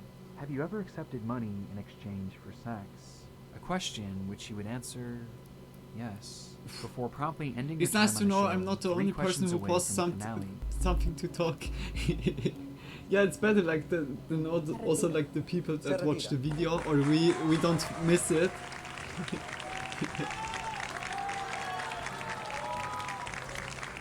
The whole ordeal left everyone, including the audience, completely stunned. On one hand, many applauded Ruth for being so honest, and on the other, she was criticized for putting her family and her boyfriend specifically through this embarrassing line of questions, broadcast for the whole country to see. The cringe-inducing episode became so popular that the station supposedly aired it each weekend for a staggering 12 weeks straight. The show and Ruth herself became instant phenomenons, and in a sense, this did bring Ruth some of the fame that she so desperately desired, making appearances on multiple news programs in the following weeks, and becoming a legitimate household name in Peru. And the finances helped her situation too, as she walked away with 15,000 sols, or about $5,800 back then. And for a moment, it seemed as if the pain of releasing all this private information might have actually been worth it. Until the day she vanished. Out of nowhere, Ruth suddenly went radio silent, missing appointments and failing to answer her phone while her home sat vacant. For 10 days straight, there was no sign of the young star, prompting a massive search of the area she lived in, with those same loved ones that had accompanied her on the Value of Truth helping lead the search efforts. Until, eventually, police would happen across her lifeless body, buried in a shallow grave. She had died of asphyxiation, a clear-cut case of murder. And there was only ever one suspect. Just before Ruth had vanished, she would make an appearance on TV, in which she appeared lower energy than normal, expressing her sadness in the fact that her and her boyfriend Brian had broken up, likely as a result of the embarrassment brought about by the show. And with this in mind, Brian had been questioned about his role in her disappearance, and eventually admit to everything. Angered by the embarrassment that Ruth had caused him in front of the entire nation, and feeling as if he was owed a certain percentage of the money that Ruth had earned, Brian would visit Ruth's home and drug her with sleeping pills, before proceeding to assault her, and eventually hang her. He would then bury her body in the hopes that she would never be found. Years later, Brian would be found guilty of Ruth's murder, and receive the punishment of life in prison. What? Despite its very first episode leading to a case, for real. Truth remained a hit show for years to follow, until it would eventually like, I'm so scared to laugh again, like, for real. You never know if the loved one that you loved kills you. Like, what the fuck, eh? Well, like, I'm done with love. I love you, like, I love you, Karen. You're just my only one. Oh my gosh, I can't believe it. Like, why is it always, whether the wife or the husband or the boyfriend or the girlfriend or the fiancé, it's what the fuck? Why is not the grandma or the grandma? No, sorry, no one. What is that one?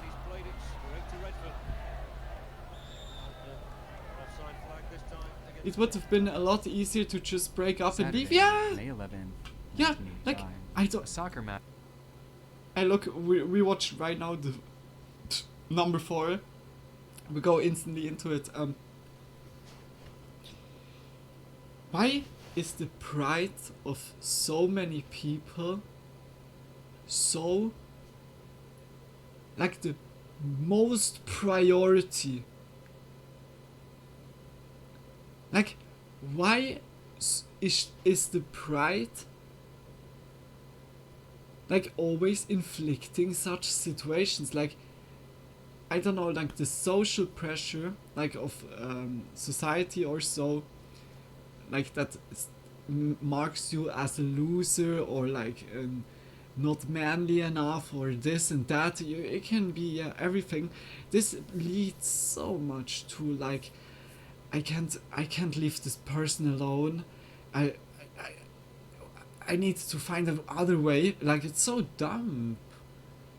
Like, perhaps we think like this because we are, like, more in a modern mindset. I don't want to say that like this, but I mean that we are more used to, because already, like, there's so many people that did that, just break up, find a new person or so. But for me, it's unimaginable to get more about the idea to kill someone as just to leave the. What the fuck? Like, I don't know. Like, I will never, like, can relate into it. I don't know. Like, it's so fucked up. That isn't what scares me about love. Some people put too much stock into what others think. Yeah, that is so true. this is the biggest, this is like literally the biggest prison that everyone is at the beginning of their life stuck in. Some people never get out, some people get out, and some people having like some yo-yo effect, I don't know, like this prison that we do ourselves because we want to know or want that everyone feels like or thinks good about you. I like, it's just so unhealthy. It's like in so many ways unhealthy, and feel it's important to get someone back to, so to speak. Yeah, I don't know, like it's crazy. I would never, like, it's like since then we watch here like this disturbing stuff or like the spooky stuff. I'm so asking myself, because like from my nature on, for me it would be like undoubtedly that you just, yeah, like break up. I had like, I don't want to say I had many girlfriends or so, but like, or like boyfriends, but with those that I didn't felt like the vibe, or it was like sparkling at the beginning and then it didn't work out, I was doing like it, I was like instantly putting the Uno reverse card into the game. I'm like, no, like better not. It's better than to like destroy yourself, destroy the other person. Just peace, guys, peace. Live and let live. Live and let live. It's so dumb. I don't know what they're getting out of it. Okay, good. I killed now this person. Now my pride is restored. What the fuck, eh? Like, for real. It's so delusional. I've been done a lot worse than him and didn't need to get anyone back. It was better that I walked away from that. Yeah, like, it's better for you, like, just for your own feeling. And also, how many people are we here on this planet? 11 billion? 12 billion? We are a lot of people. When it's not working out with one person, then there's plenty more. Like, even aliens are outside there, but they're a little bit shy. Like, I don't know, perhaps like somewhere is like 7 billion people. Oh my gosh, okay. I was like even saying too much. I live already like in 2077. Yeah, like we are so many people. We are so many people right now, and yeah, like when it's not fitting with someone, then the next one is awaiting. Like, it's always a door closes, the other door opens, or many doors opening, and you're in control to decide. If someone is treating you like really badly, like in a relationship, like toxic or just unfair, like just, I don't want to say like go babe, like instantly go, no, like it's surely like really on the certain situation, but don't treat you guys like in a worse way that you not deserve. Like, one person could treat you, or like one girlfriend, boyfriend can treat you so worse, make you feel like the worst person on life, on earth. The other, like, it could also be that the next person that you meet get like a relationship that they treat you completely opposite, and it's like, don't let drag you down just because of someone, and don't be afraid to be alone, because we have so many people. Don't just frustrate you guys, like I say to now everyone, because like a lot of people have the feeling that they're gonna be alone when they leave someone, and I can pretty much say alone is sometimes not worse. It's always good to have someone, but like don't stay with someone together that treats you wrongly just because you don't want to be alone, because it's not worth it. It's not worth it. It's so not worth it. If anything, I'm just don't want to waste my time with the wrong person again. Exactly. It's kind of wasting. It's like I noticed that also over the time.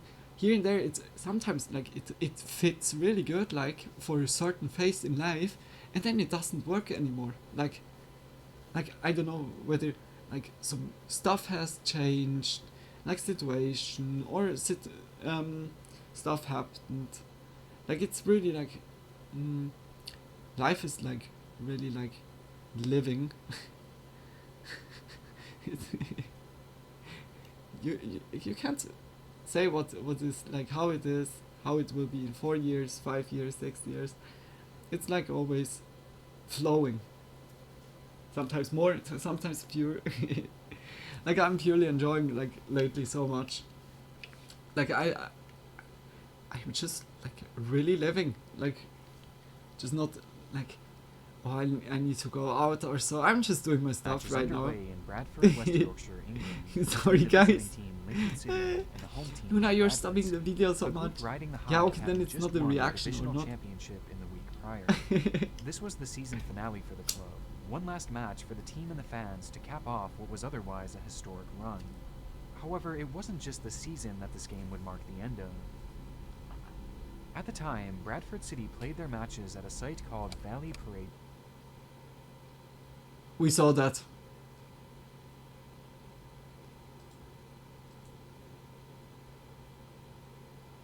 The darkest moments in history too. Did we saw that also?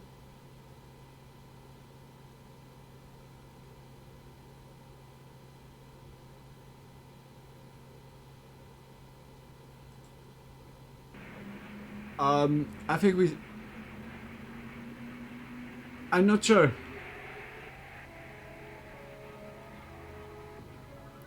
I'm just trying to find good people to spend time with in the future and people will happen.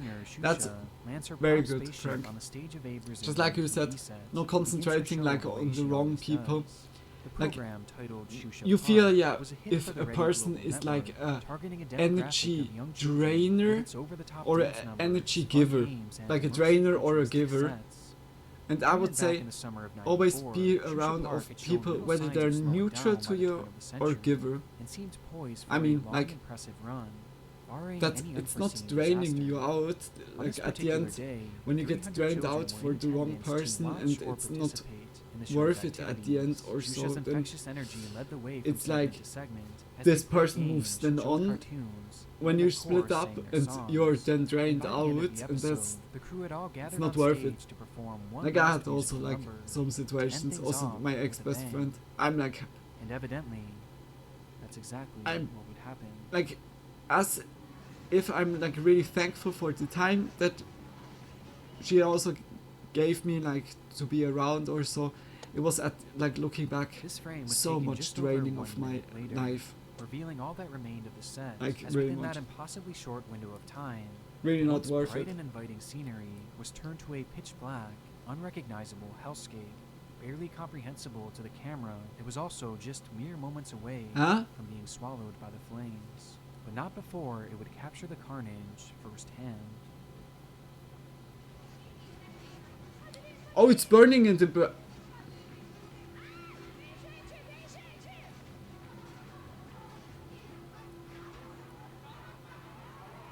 oh shit.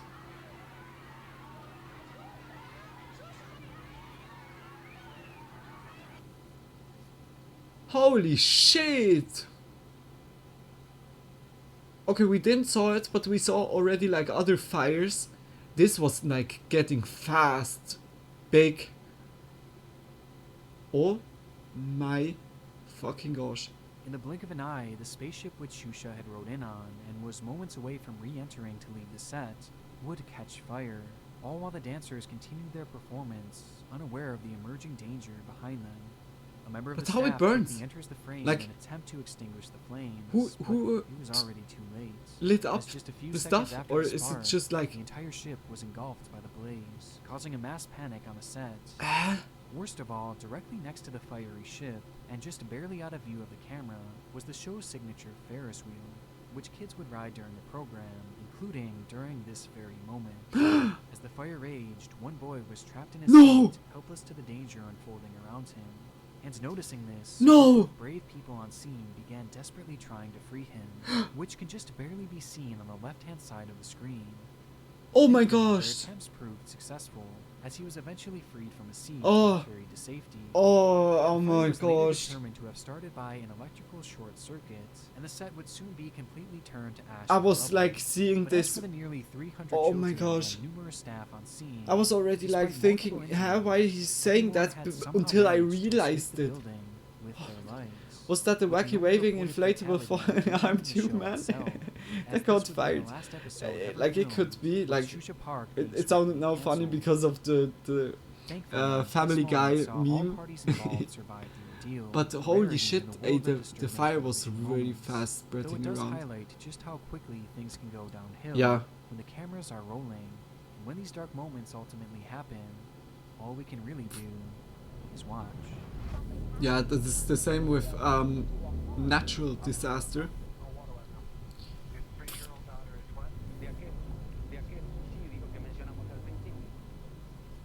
I think I make my nails also after this mod. If there's one lesson you can learn from my channel, it's that the internet can be a dark and unforgiving place. And unfortunately, it's become all too easy for data brokers to find our personal information. Or, like our full legal names, personal emails, home addresses, and guys, even our relatives. And as someone support who's been him. personally affected by the availability If you like his online, videos, always support him. Like, he's surely like also happy about it.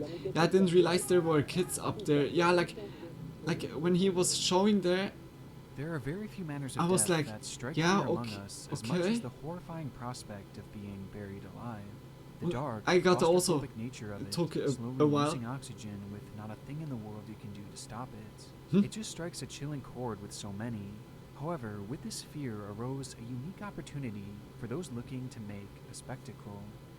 Rather than running from this mortal fear, a select few magicians and daredevils have tried their hand at the challenge of being Oh, buried no, alive no. by not just surviving, but escaping.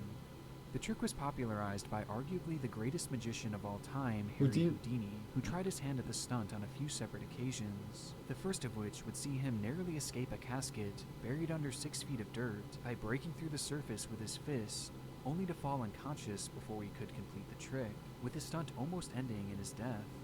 From there, he would be buried again on 2 They separate showed them, occasions, but I thought surviving they were both off for to well the over an side, hour, away and from never that. being able Yeah, to fully pull yeah, himself like out, and in turn you pull saw off it. the Yeah, like also by seemingly the first impossible. camera view, it wasn't Houdini did have not plans to clearly give it one that you more saw try it. in 1927, when he believed the stunt would finally be completed, Hmm? but sadly he would pass away before getting the opportunity.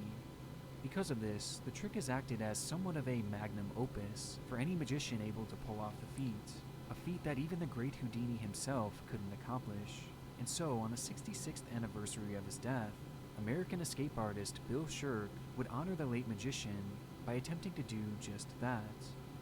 For the stunt, I've not a Shirk good would feeling. add extra elements of flair, upping the danger by being handcuffed and having cement poured over top of the casket as opposed to just dirt. And he planned on doing it all with wait. the crew on Is hand. cement not However, heavier? though, things seemed to be off with the performance, as Shirk expressed concern over the grave being dug too wide and cement too long, makes a thus chemical changing the dynamics of his process. escape.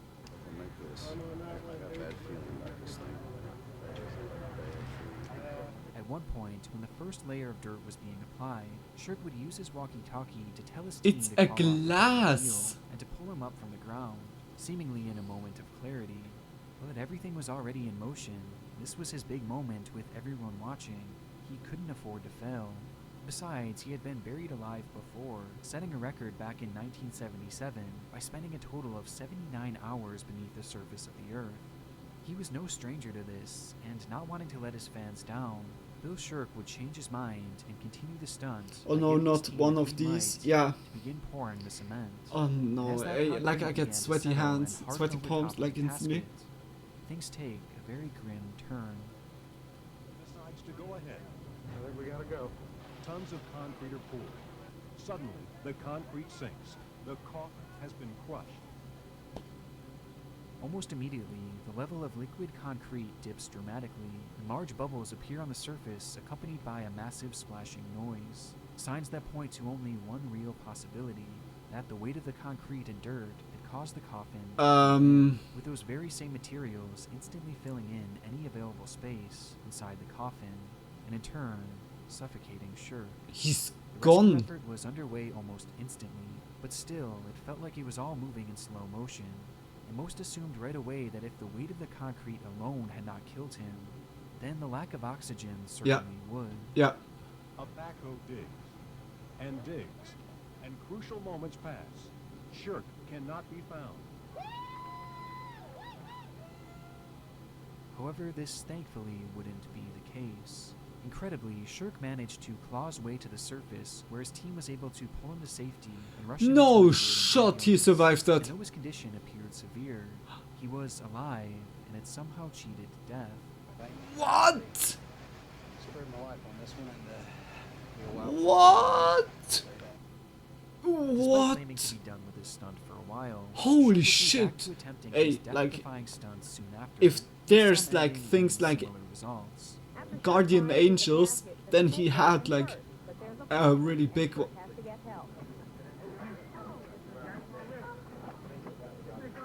But although Bill Shirk was able to escape this trick with his life, not everyone has been so lucky.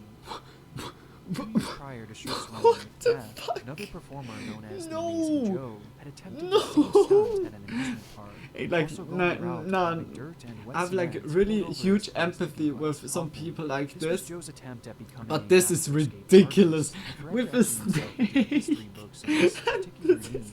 In fact, he had already done what Houdini couldn't, as years prior he had escaped from a wooden coffin covered in 6 feet of dirt. But this attempt was How clearly do we much even more come on extreme, stuff and like it should this? have come an immense amount of planning, not only by Joe himself, but the team around him. What the However, fuck? according to reports, Yeah, the like coffin used I was take it never on the actually next tested level. I'm to see gonna if it could bury withstand myself with a such great amount of snake. weight.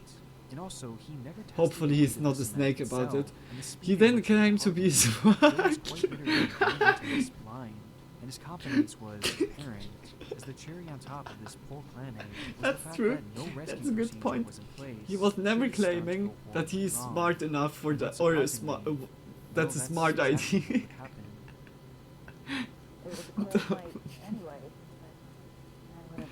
I can't. This is like for real for me like the most unrelating thought ever. Much like the footage from Bill Shirk's attempted escape, the level of cement and dirt suddenly dips, only this time in a much more dramatic fashion, with the cave-in being so brutal that I'm not sure I'll even be allowed to show it on YouTube. According to many onlookers there, the coffin being destroyed by that immense weight caused a massive crashing noise, followed by immense panic from those trying to rescue Joe. But without a proper plan, the situation quickly grew helpless. Entrapped beneath that dirt, surrounded by cheering fans, It was his so parents, gruesome and that the he. TV camera, the Amazing Joe would lose his life. Ironically, Holy in shit. a coffin, buried 6 feet under. What was then the sound like? Like. I don't want to sit on the Sporting couch events are with no a stranger snake, to let disturbing alone in a TV box. moments. Yeah. Hockey players having their throats cut open. Like a small snake, alright. But why To a he's football player taking suffering exactly cardiac arrest this right there on the snake that field. can choke you to death when you're in the near? Like, I don't get. It's unfortunately always a risk in practically any televised It's for me sport so out there. And although there's unrelatable. always a lingering chance that at any moment things could go terribly Oh, wrong, oh. that risk mainly pertains to the players actually participating in the sport. And you likely wouldn't Like, imagine for me, that fans that being was in any like sort of danger as they sit confusing. by and watching the game. Though sadly it does happen from time to time, with perhaps the most notable example being the story of Shannon. Guys, I have Swann. it. Shannon was a 39-year-old Coffin and the firefighter snake. who, on the 7th That of is my July, next trick. 2011, took his son Cooper to watch a Texas What do you want Rangers game to in do with the Arlington. snake? Yeah, chill This out was the with it. perfect bonding Read opportunity some for the duo, bed stories. and an even better opportunity to catch fly balls, as their seats left them in prime position to take home an unforgettable souvenir. The two would even stop at a sporting store beforehand, where Shannon would buy his son a baseball glove to use in the event that a loose ball came flying their way. And as the game reached the top of the second inning, their moment had finally arrived. Something with a player.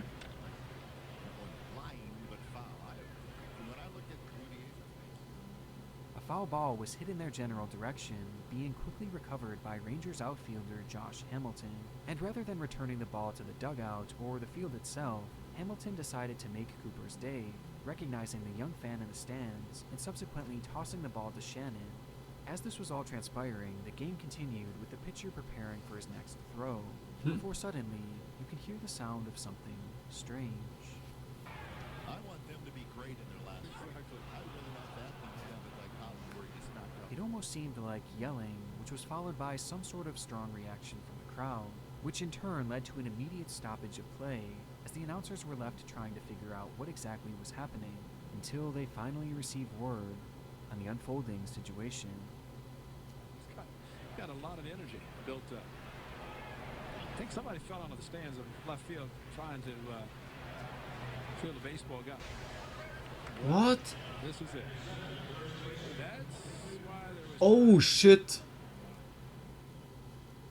The man in this footage was in fact Shannon Stone, and as Josh Hamilton had gone to toss the ball up to him, the throw fell just a bit short, causing the 39-year-old father to extend past the railing before losing his balance.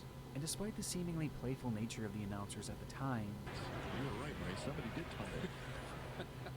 this fall was no laughing matter, as below that railing stood a 20-foot fall directly onto a concrete floor. How much is Shannon 20 would foot? strike head first. As he laid there on the ground, barely able to move, the man was miraculously still conscious, finding the strength to tell the rescue team carrying him out, "Please check on my son. My son was up there all by himself." Based on this reaction, it was clear that Stone was obviously alive and had clear brain function, making his initial prognosis on the scene somewhat promising. Before he would even reach a nearby hospital, Shannon Stone would be pronounced dead. No! According to many medical professionals, this immediate showing of brain function was more or less a fluke occurrence, and something they call a lucid interval, which is a window of conscious clarity after a traumatic injury, essentially meaning that although his ability to move and speak seemed to be a positive indicator, it was instead a sign that the injuries his brain had suffered were going to be fatal.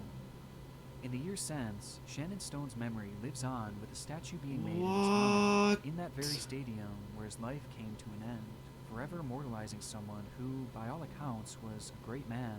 Oh my gosh. Hey, like the sun? Just imagine you go with your dad to the... Oh my... No. No, don't imagine that. Don't... Oh my gosh. If you spent any considerable amount of time here Oh on YouTube, no. then chances are you're at least somewhat familiar with the show. Hey, To just Catch a rest in Predator. peace to this During its dude. run on Dateline, I'm the show so was sorry incredibly for... popular, with its host Chris Hansen being launched into stardom for his role exposing pedophiles on the internet. How you doing? Should have a seat over in that chair, please. At the time, there was really nothing else Oh, left this on is... TV. This It was dude, often oh my viewed as one of gosh. the most entertaining I saw shows that, out there, like, also... which is caused We us saw, to like, find a one second time life on here YouTube, also, like, as Reupload something its in episodes Spooky have Monday as many as from 50 this million dude. plus And times. then I had, like, To this day, also, the like, show on the remains radar. immensely It's so popular. fucked During up. its television run, the same was true. The which fuck? led me to wonder how or why it was ever taken off the air. I mean, it was entertaining, popular, and with the internet exploding just in recent naked. years, the content would seemingly be endless. Yet somehow, this show only lasted. Yeah, that is a rabbit And hole that's when I that is realized also, that like, there's so actually sick. a very specific reason why To Catch a But it's Predator good, was pulled like, from the from air. Chris And it's Hansen. one of I the think darker Chris teen Hansen. stories I've ever heard. During the fall of 2007, Perverted Justice, the team that To Catch a Predator used to find their predators, had set up a decoy account on MySpace, posing as a 13-year-old boy. And before long, another user had taken the bait, reaching out to the fake child in the hopes of sparking an intimate relationship. According to the user's account, he was a 19-year-old college student that happened to live in the same area. However, upon doing some light digging, the Perverted Justice team discovered that the man was actually in his late 50s. His name was Louis Condrat, and although his behavior was similar to essentially all other predators in the show's run, sending explicit messages and pornographic Boy, images, like, this despite catfish knowing stuff he was is so speaking to a fucked child, up, eh? Louis was different in one respect. It seems that Condrat was in a position of power, working as a chief felony assistant district attorney for Rockwall County. This was setting up to be To Catch a Predator's biggest catch to date, and exposing him would not only mean bringing him to justice, but also bringing in great ratings for the show. Though there was one major issue. Upon engaging the decoy for a few hours and even calling to speak to him, Hello? Hey, Will. Hey, what are you doing? Nothing. What are you doing? Nothing. No? No, I was looking up to see how to get to where you are. Still thinking about me? Yeah, where's your right hand? It's in my pocket. In your pocket? Mm-hmm. What are you doing with the right hand in your pocket? Lewis stopped responding and seemed to recognize the grave error he was making and began deleting all content from his account. And as a few days passed, it was clear that Lewis was not going to be visiting their sting house, which meant no program and no justice. However, the To Catch a Predator team was not going to let this go easily, with the crew coming up with a plan that had never been done before in the history of the show. They were going to bring the program to Conrad. And so on November 5th, Hansen and his crew would visit Conrad's house with a group of officers and an arrest and search warrant. This would not be without controversy though, as the warrants supposedly contained wrong information like the wrong county and the wrong date, meaning that they would likely struggle to hold up in court and probably should have never been acted on. Despite this, the crew urged law enforcement to act anyway, rushing the ordeal to assure they got their guy. And so the police agreed, first calling Conrad and then knocking on his door for multiple hours, though neither attempt saw any results. And growing impatient with the whole ordeal, they then called in the SWAT team to surround and eventually breach the house, which they would do around 3 p.m., barging into the home and surrounding Conrad at gunpoint. As this was all happening, To Catch a Predator had their cameras trained on the outside of the home, awaiting the shot of Conrad being ushered into a cop car and driven away, unaware that this time, things were going to end much differently. Uh-oh. Inside, no. Conrad would yell to the officers, "I'm not gonna hurt anybody," before brandishing his pistol, and rather than pointing it at the officers, he instead pointed it at himself. The officers line up in formation and head to the back of Holy the shit. house. Then we hear a faint crack. The officers force their way in. For almost 5 minutes, we don't see or hear anything. Then Lieutenant Adana Barber of the Murphy Police Department comes out and tells us what happened. As they made entry, they confronted the suspect. I believe he was in the hallway, and he told them he wasn't going to hurt them. And then, And he had a pistol in his hand.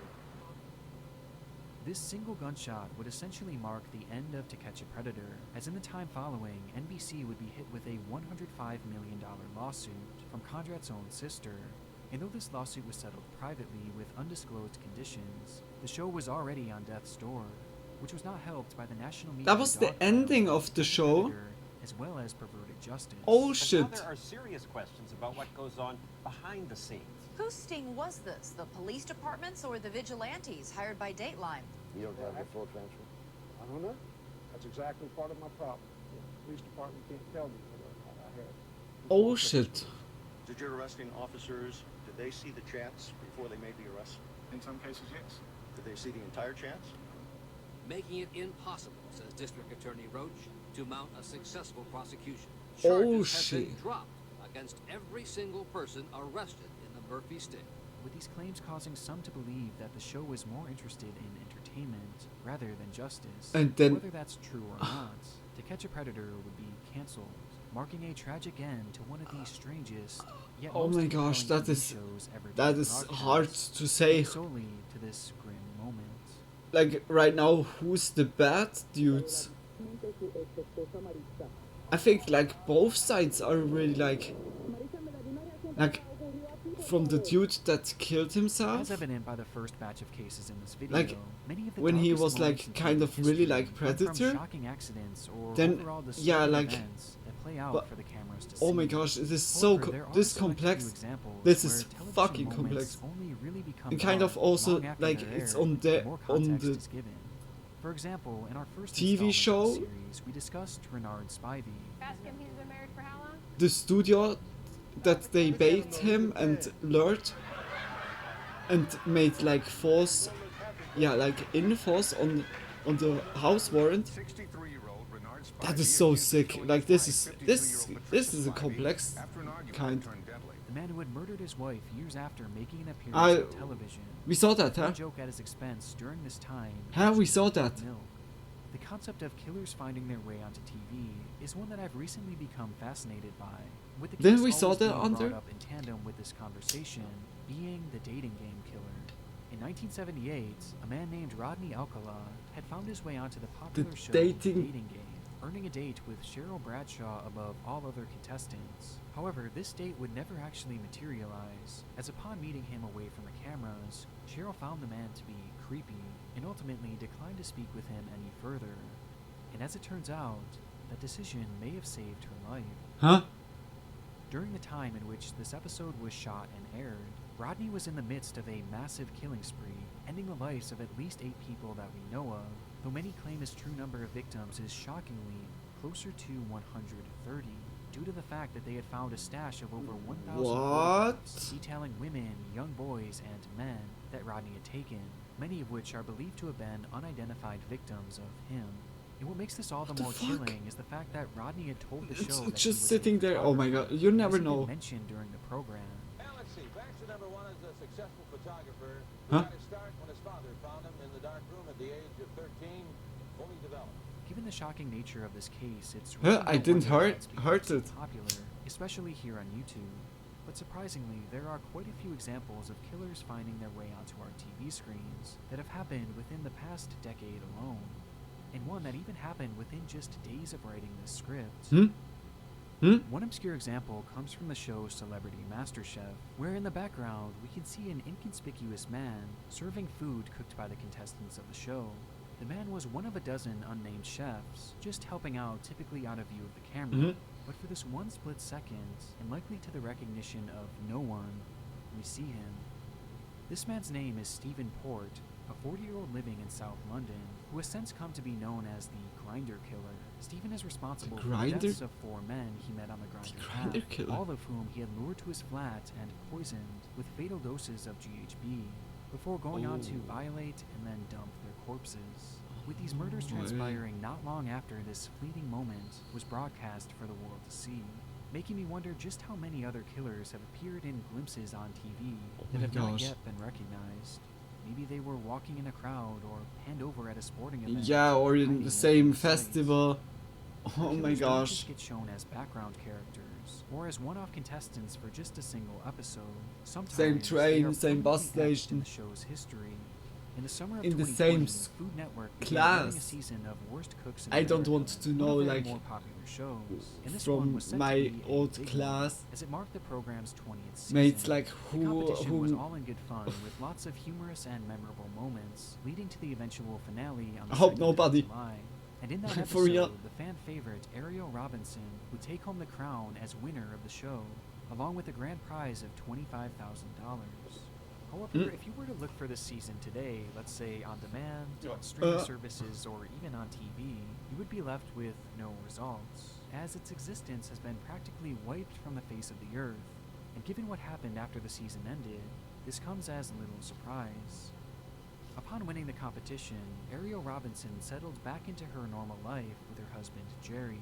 And after securing life-changing funds from the show, the couple made the admirable decision to foster a young girl named Victoria, whom they eventually decided to officially adopt in January of 2021. On the 6th of the month, just over a week before the adoption was set to be finalized, Ariel would take to Twitter to boast about her parenting, stating, "I'm a mama bear, and I'll do anything to protect my children and make sure their futures are equally bright." A statement that seemed in line with her already stellar reputation as being a fun-loving, good person who dedicated her life to loving her kids. And what However, comes now? no one could have imagined the devastating turn his family was heading for. 5 days after Victoria's adoption, Ariel's husband, Jerry, would dial 911 stating, "You have an emergency. Our daughter is unresponsive. She's drunk a lot of water. We're trying to pump, like, CPR to get out. Our 3-year-old daughter is soaking on water right now." Your 3-year-old daughter is what? Soaking on water right now. We need help immediately. Okay, we'll get help on the way. The This led to emergency responders rushing to the What? scene where the young girl was found unresponsive on the floor of her bedroom and was soon after declared dead. Across her body were countless bruises which Ariel claimed to have been from their attempts at CPR. Though bizarrely, during the whole ordeal, her story would quickly change, as she soon began blaming her 7-year-old son, whom she stated had a history of anger issues, believing potentially he had killed her. Already, something very strange was happening with the situation, and it only became more What? bizarre when a forensic pathologist confirmed that Victoria had died not from choking, but from blunt force injuries and internal bleeding, essentially meaning that her death was no accident. This launched a full-scale investigation into the couple, where it would later be discovered that on the day before her death, Victoria had gotten sick at church, causing Ariel to undress her and make her walk out of the building in just her underwear, telling her, "Oh, you're cold, you're cold. Girls that make themselves throw up deserve to be cold." This anger seemingly boiled over the next morning, where, ironically, Victoria was refusing to eat pancakes that Ariel had cooked, which led to Ariel grabbing her, dragging her up the stairs, and beating her with a paddle.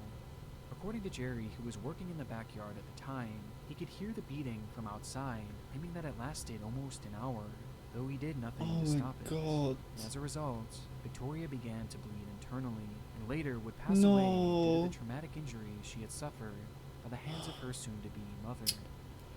When it was all said and done, Ariel Robinson Why was is arrested always and will like now spend the rest that's of her so life in fucking prison, so gruesome, soon eh? after her triumphant win on Worst Cooks.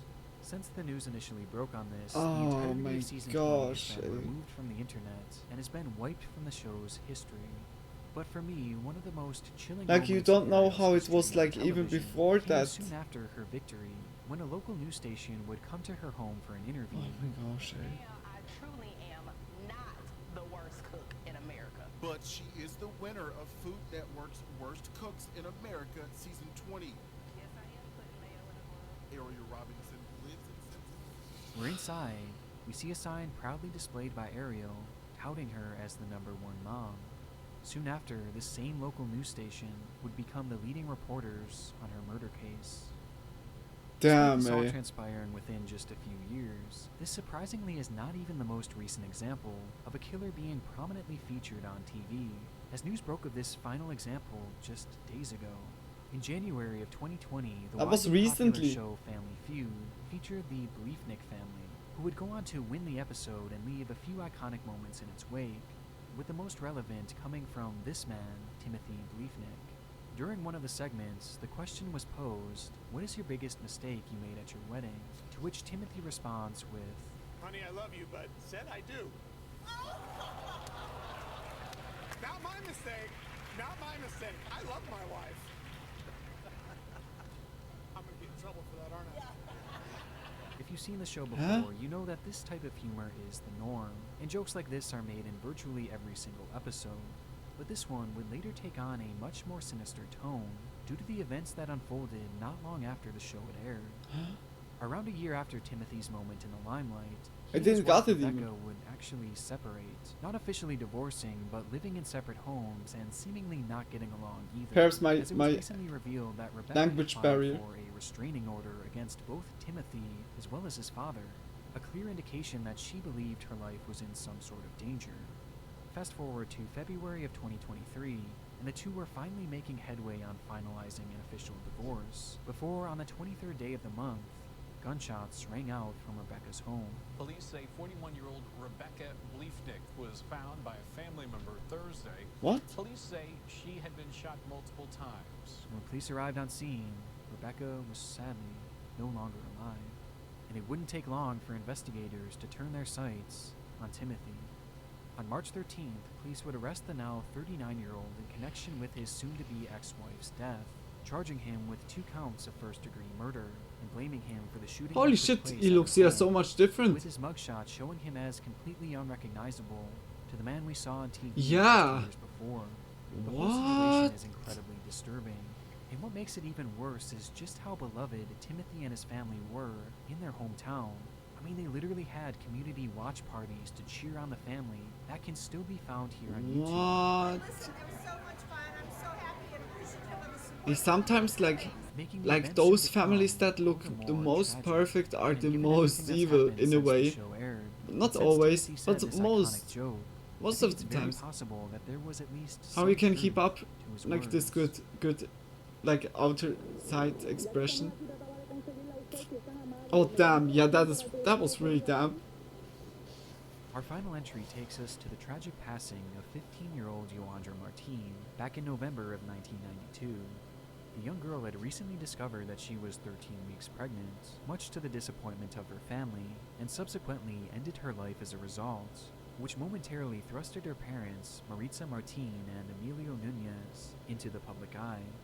The two had been separated since before she was even born, with Maritza gaining full custody, something that Emilio would later claim she had used to keep his daughter away from him, as the two supposedly spent very little time together. As a result, Nunez began publicly blaming Maritza for the death of their daughter, claiming that she and her new husband had been abusive towards her, and even struck her upon discovering she was pregnant. Making matters worse, Nunez would go on to allege that Maritza never even told him that their daughter had died, and had only found out an hour before the funeral from a friend. Now, I want to stress that there is absolutely no information I could find to fully confirm any of what Nunez was claiming, and with many elements of Nunez's story, the jury is still out, though in his own mind, this truly seems to be what he believed, and this is where the dark side of television began to rear its ugly head.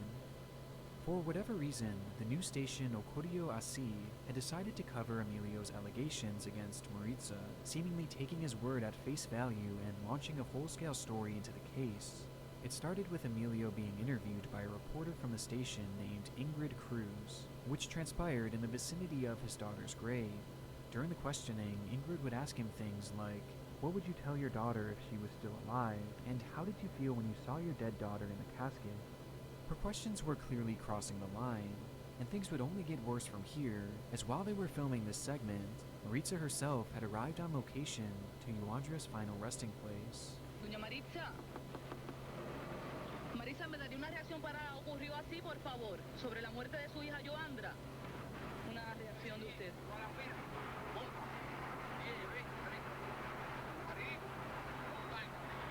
Upon her arrival, Nunez immediately removed himself from the situation, and Maritza was instead swarmed by Cruz, who began bombarding her with questions, each of which were ignored, as she clearly was uncomfortable and didn't want to speak to the cameras, and was just trying to get to her daughter's grave. Quiero saber por qué, la reacción, el por qué usted quiere esquivarnos a nosotros. It's clear in the footage that tensions were rising by the second, as it seemed apparent that Cruz was clearly attempting to provoke her into any sort of reaction, until suddenly, the unthinkable happened. Su hija tomó esa decisión de quitarse la vida. Usted no tiene nada que decir. Huh? In a split second, and out of absolutely nowhere, we see Nunez charge back into frame, as though he initially appeared to be doing the responsible thing by walking away from the conflict, Yeah? but instead actually returned to his car, with the sole purpose of retrieving his pistol, which he would then No! use to shoot Maritza over and over and over again, all while the camera was still rolling.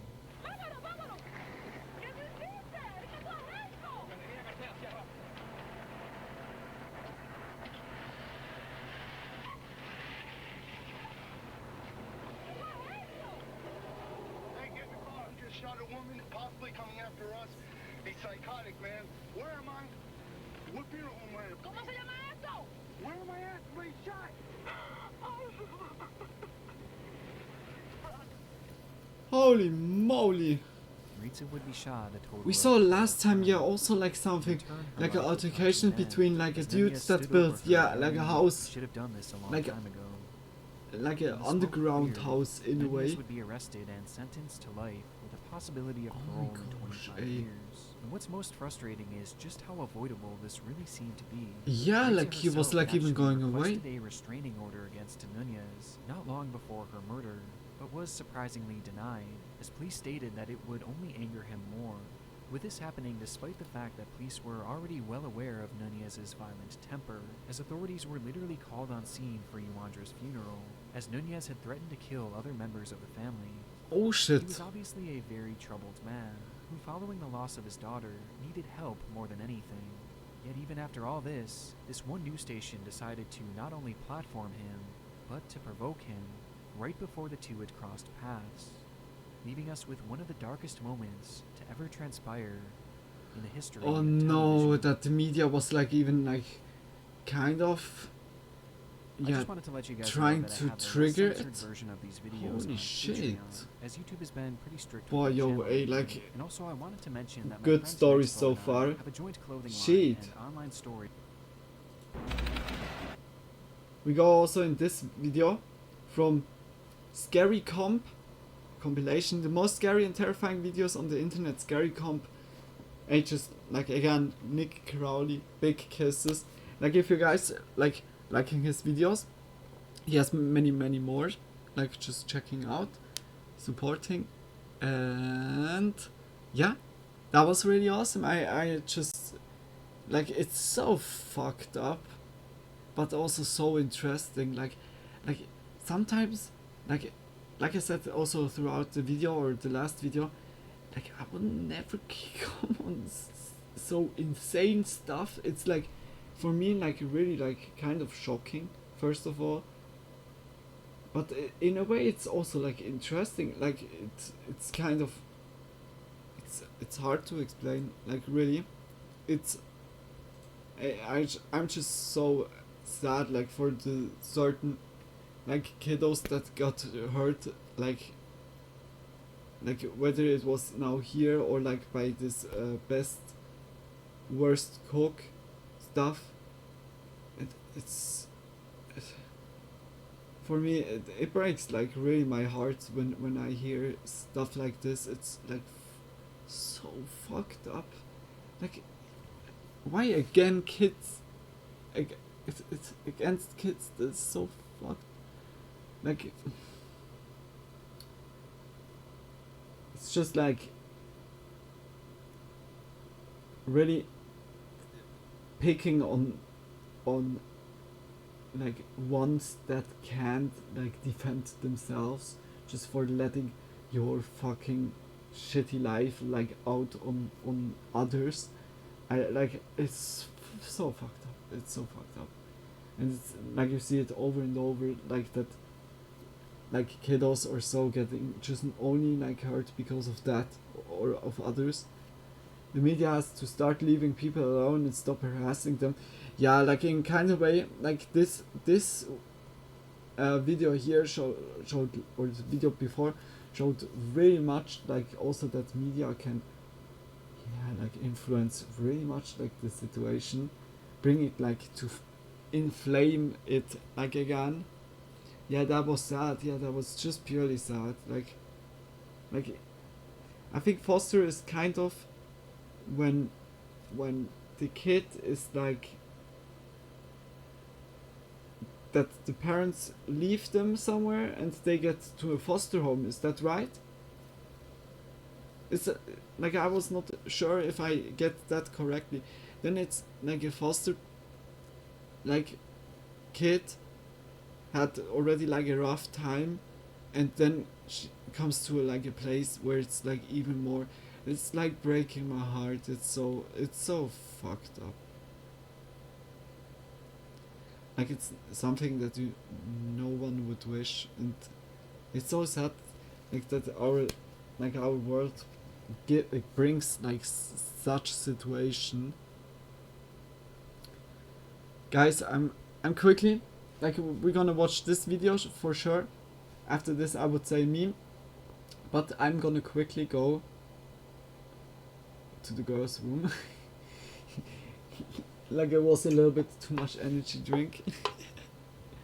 And I'm also like grabbing like the pink nail polish. Hopefully this one is better. It sucks worse when it involves innocent kids. Yeah!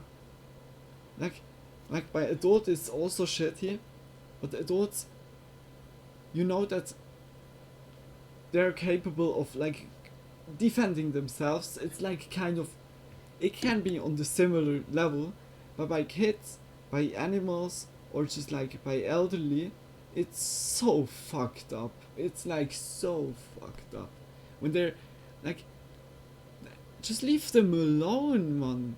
Just go against someone that is your own. Like, it's so shitty. It's like, this is just like the order of the nature. It's like, when it comes to this, it's like always like, who is the dominant part? And when someone is like already like have no chance against like the same level, then they always picking like the ones that are weaker. It's so fucking worse. Take your break. Much love, Frank. It's not gonna be long. Just a little bit.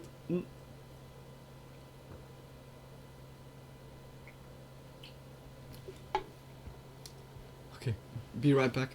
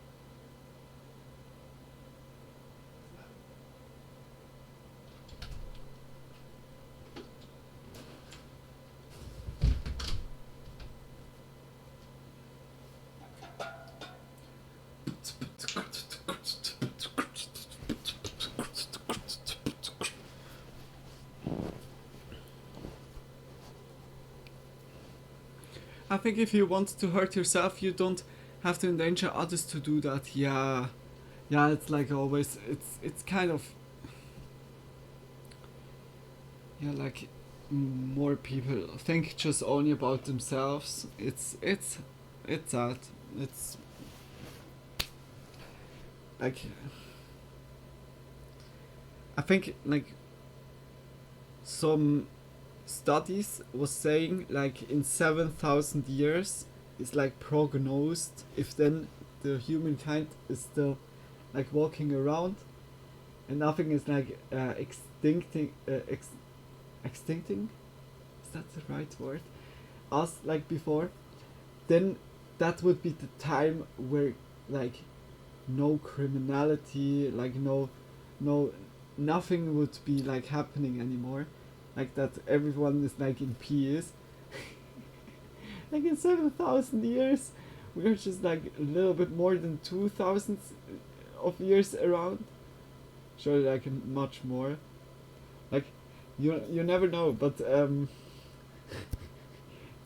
that's it's promising. Hopefully I'm gonna make it the next 7,000 years. Like, I need to be like frozen. Like I need to be frozen, like in the cryo chamber. See you in the next centuries. Suddenly everything is out of chrome, like by SpongeBob. Like chrome. Okay, let's go, guys. Next video, the most scary and terrifying videos on the internet. Scary Comp B version 70 or video 70? I think video 70. Scary compilation, big smooches. We had also like some videos already. If it's too loud. Brandon, who resides alone, finds himself grappling with unexplained paranormal phenomena That looked in his home. Nicely. Speculating on potential origins, he considers the possibility that he inadvertently brought something back with him during his travels to various locations. Initially, Brandon's encounters manifest as inexplicable sounds echoing throughout the house, leaving him perplexed and unsettled. However, one fateful night, while situated in his room, he discerns mysterious noises emanating from the upper floor. Intrigued and perhaps apprehensive, Brandon decides to document the occurrence and captured this.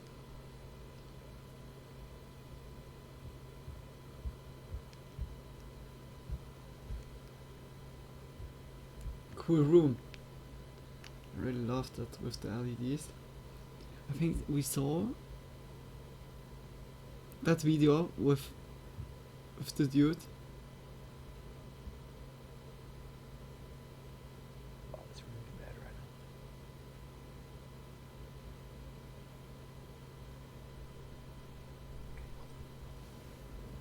I think he goes up, and then it's an alien-like stuff.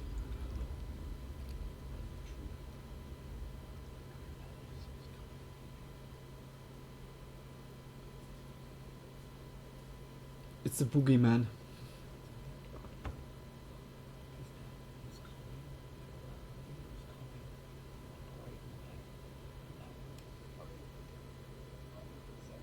What the fuck?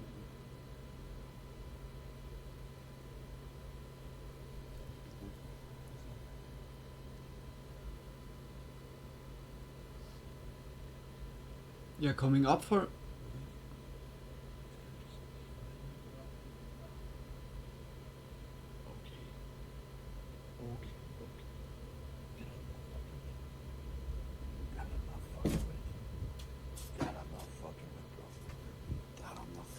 Bro, that I don't play around with. Yeah. That I don't play around with. A thief? A burglar?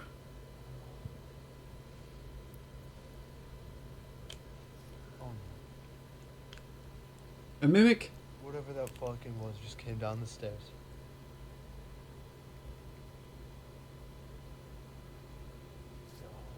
Yeah, I don't know about this one. You didn't even lock the door. Yeah, like what the fuck? Oh guys, he's coming near. Guys, am I like crazy? Yeah, you didn't lock the door. Upstairs. In my voice. In his room, Brandon is startled by aggressive banging originating from Yeah, the he upper makes floor, like a prompting mic. him to investigate. However, his resolve is tested when he hears his own voice calling out to him, seemingly attempting to lure him upstairs. Sensing danger, Brandon hastily retreats to the safety of his room, where he remains locked inside for the remainder of the Ah, he night. locked.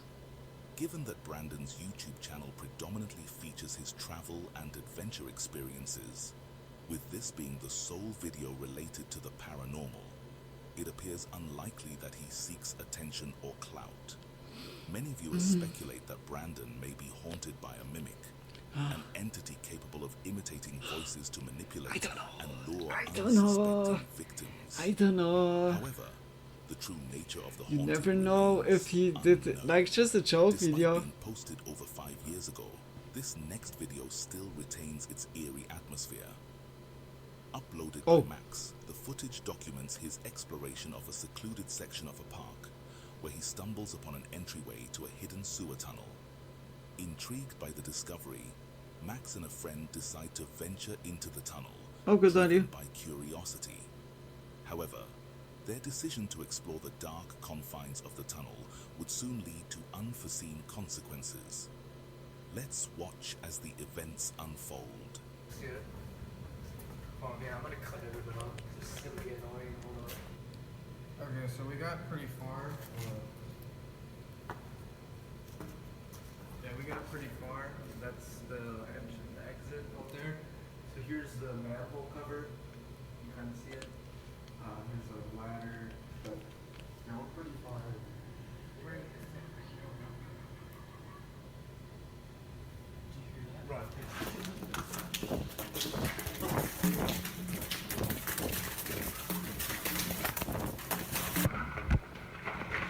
Did you hear it?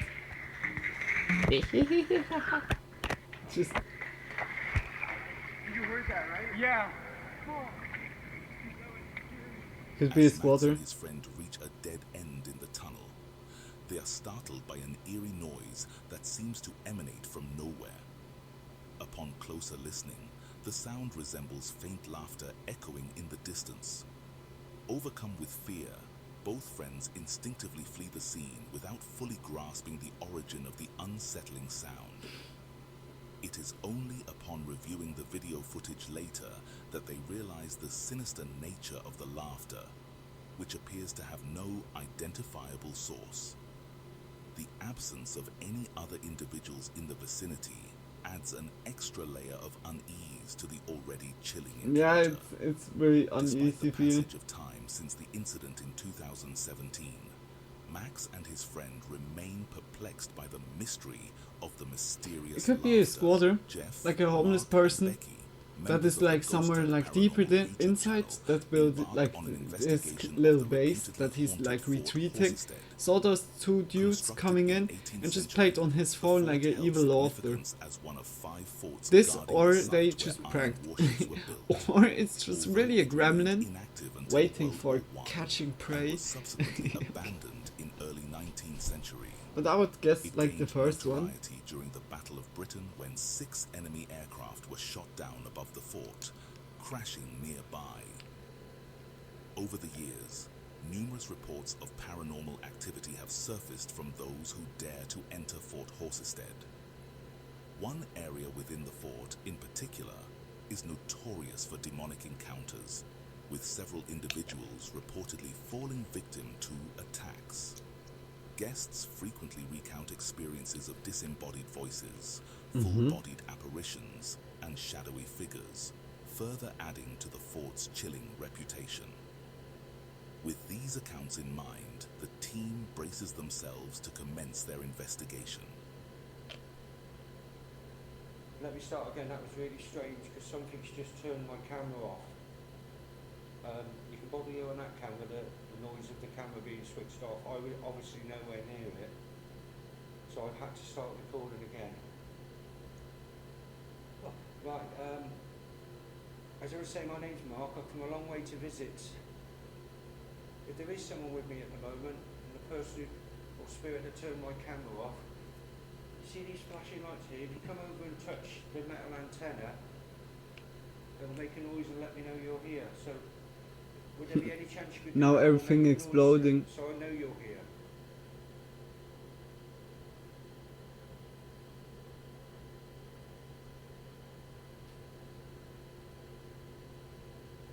His eyes. Just heard a strange noise come from down there. Could you do that again, please? Oh, I heard a voice there. Now comes the Yeti. Like with an umbrella and in a Hawaii shirt. It's like, yo, sup? Are you guys also here for vacation? Yo, that's the Yeti! I thought that was his dance light.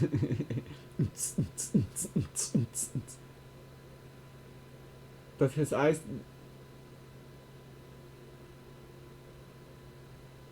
Just heard a strange noise come from down there. Could you do do that again, please? Martin. Hey, Martin.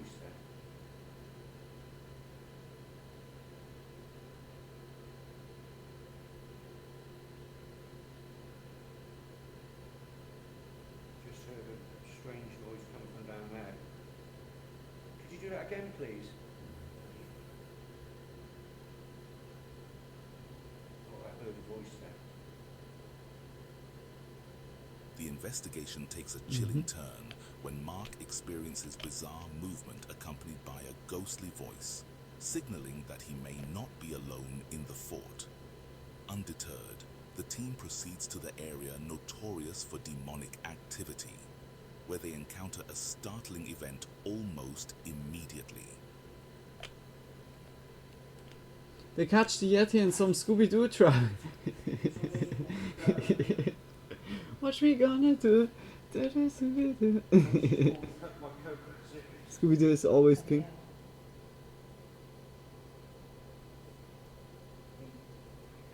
You okay? Yeah, it just freaked me out. My coat went like that.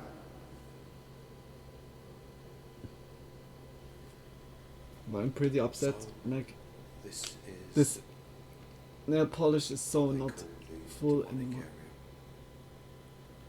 Can you shout out? Speak to us or make some sort of noise so we know that you are here and that you're listening to us.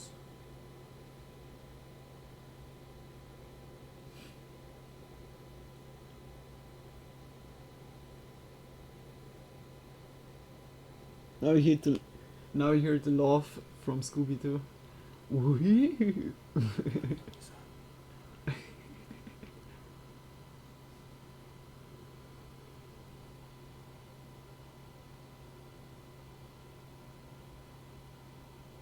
Look, this is the pink one. Something's moving.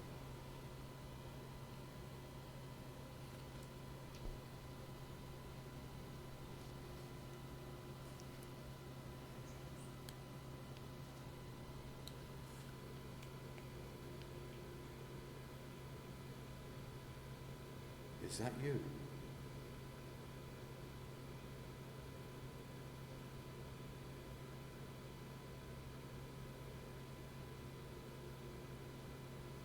Can you make another loud noise? Following Mark's unsettling experience of feeling someone tugging on his coat, the team is further alarmed by the distinct sound of intense banging emanating from a nearby location. Undeterred by the escalating activity, Jeff and Becky venture into one of the long passageways infamous for sightings of shadow figures. As they initiate their questioning, they are met with a swift response, underscoring the eerie atmosphere pervading the fort. So my name is Jeff. So far I didn't heard something. Oh, is it even loud enough, guys? Can we ask what your name is, please? If you can hear my voice, shout out as loud as you can. If you can't shout out, then please throw something, move something. There's lots of things here that you can do. Can you do that now for us, please?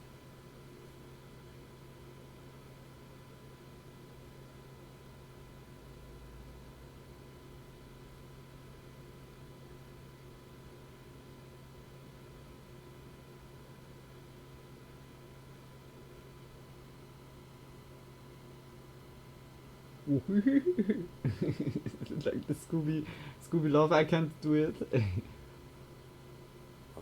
well I guess you have made a noise to let us know that you're here.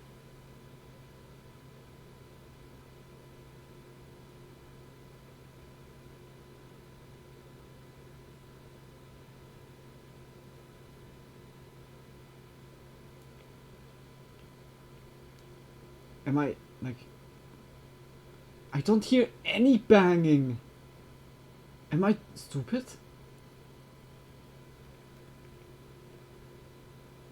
Are you able to approach us?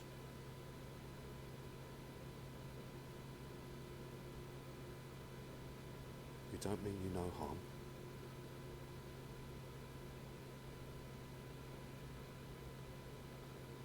And we hope that you mean us no harm.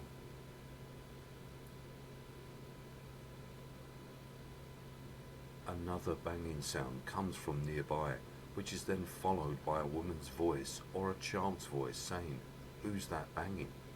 Here is the audio with enhancements taken from my digital recorder.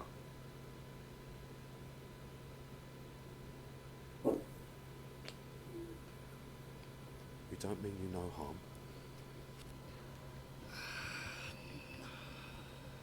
Not stupid, just not part of the joke. We don't mean you no harm.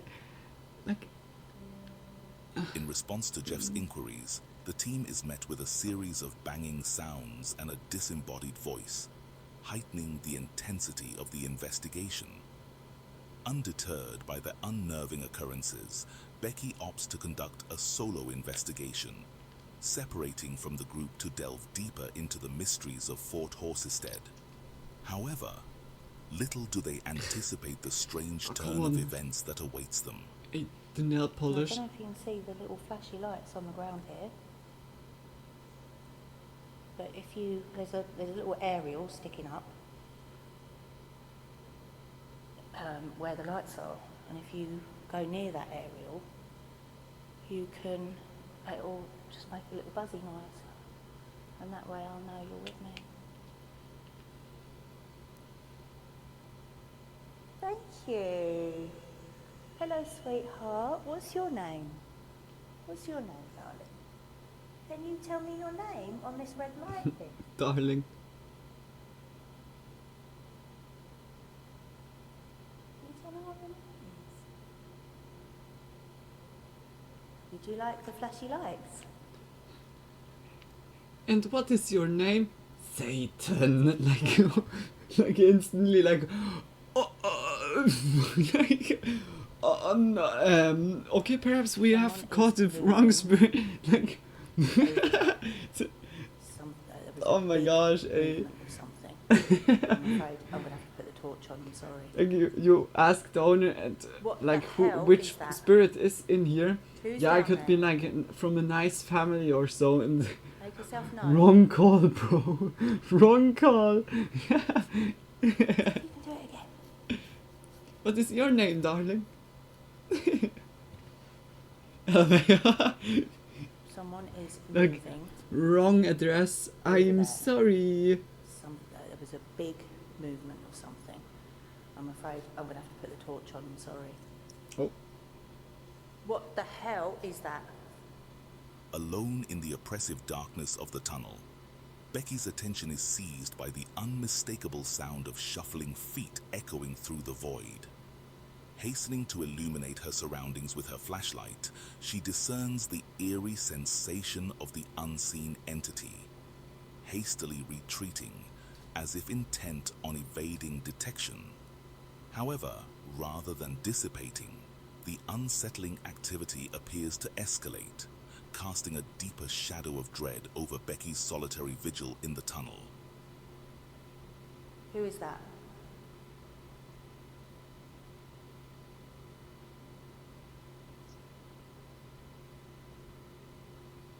What is that?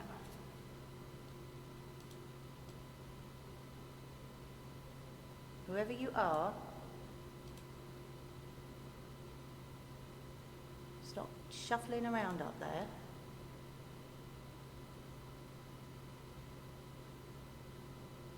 Who are you?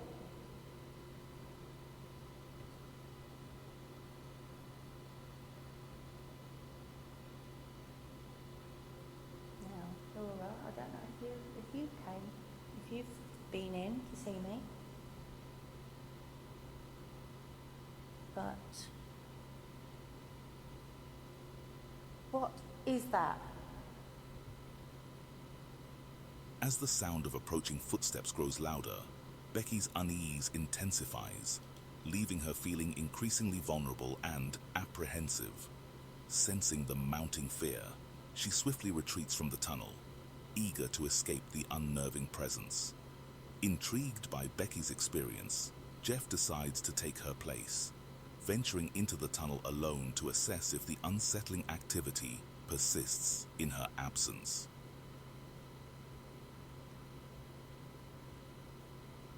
If you're further down at the end of the tunnel, I don't know. throw something. Wow.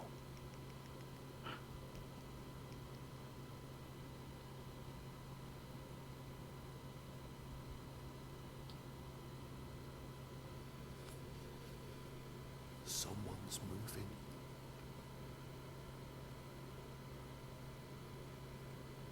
Now down there is like a stone floor, gravel floor, and it sounded like dragging on that gravel floor.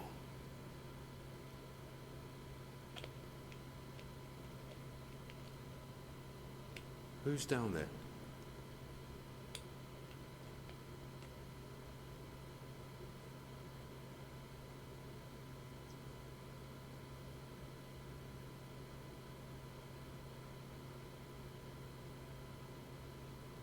Fucking hell.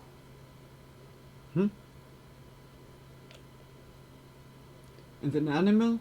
Who's down there? Could be it's just an animal in a way.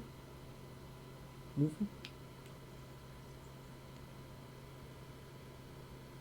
As Jeff cautiously approaches the source of the footsteps emanating from the end of the dark tunnel, he searches diligently, but finds no trace of anyone or anything that could have produced the eerie sound. Perplexed yet undeterred, he remains in place, his senses heightened in anticipation.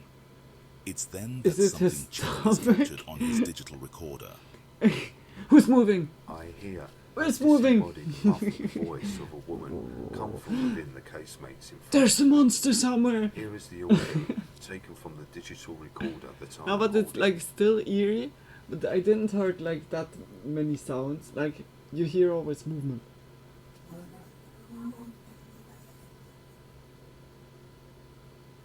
Perhaps it's just the quality like right now.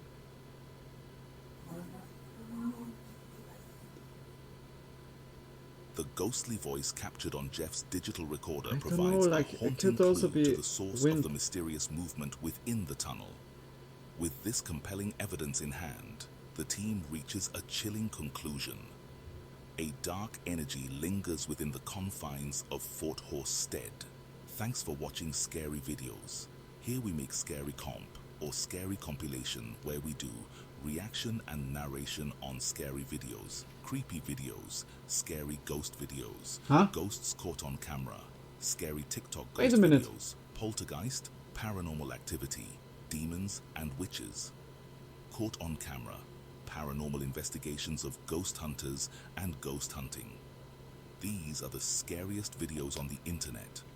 Be sure to subscribe Wait to a minute, our channel it was and don't already? forget to like, Oh, share no. and press the notification bell. It was so a you kind get of. notified every time. It was an interesting one. We make, at the end, 50 most disturbing moments caught at Walmart and stores, volume 18. What 18? Creep caught? Because we don't watch like the whole video. I just say a little bit and then...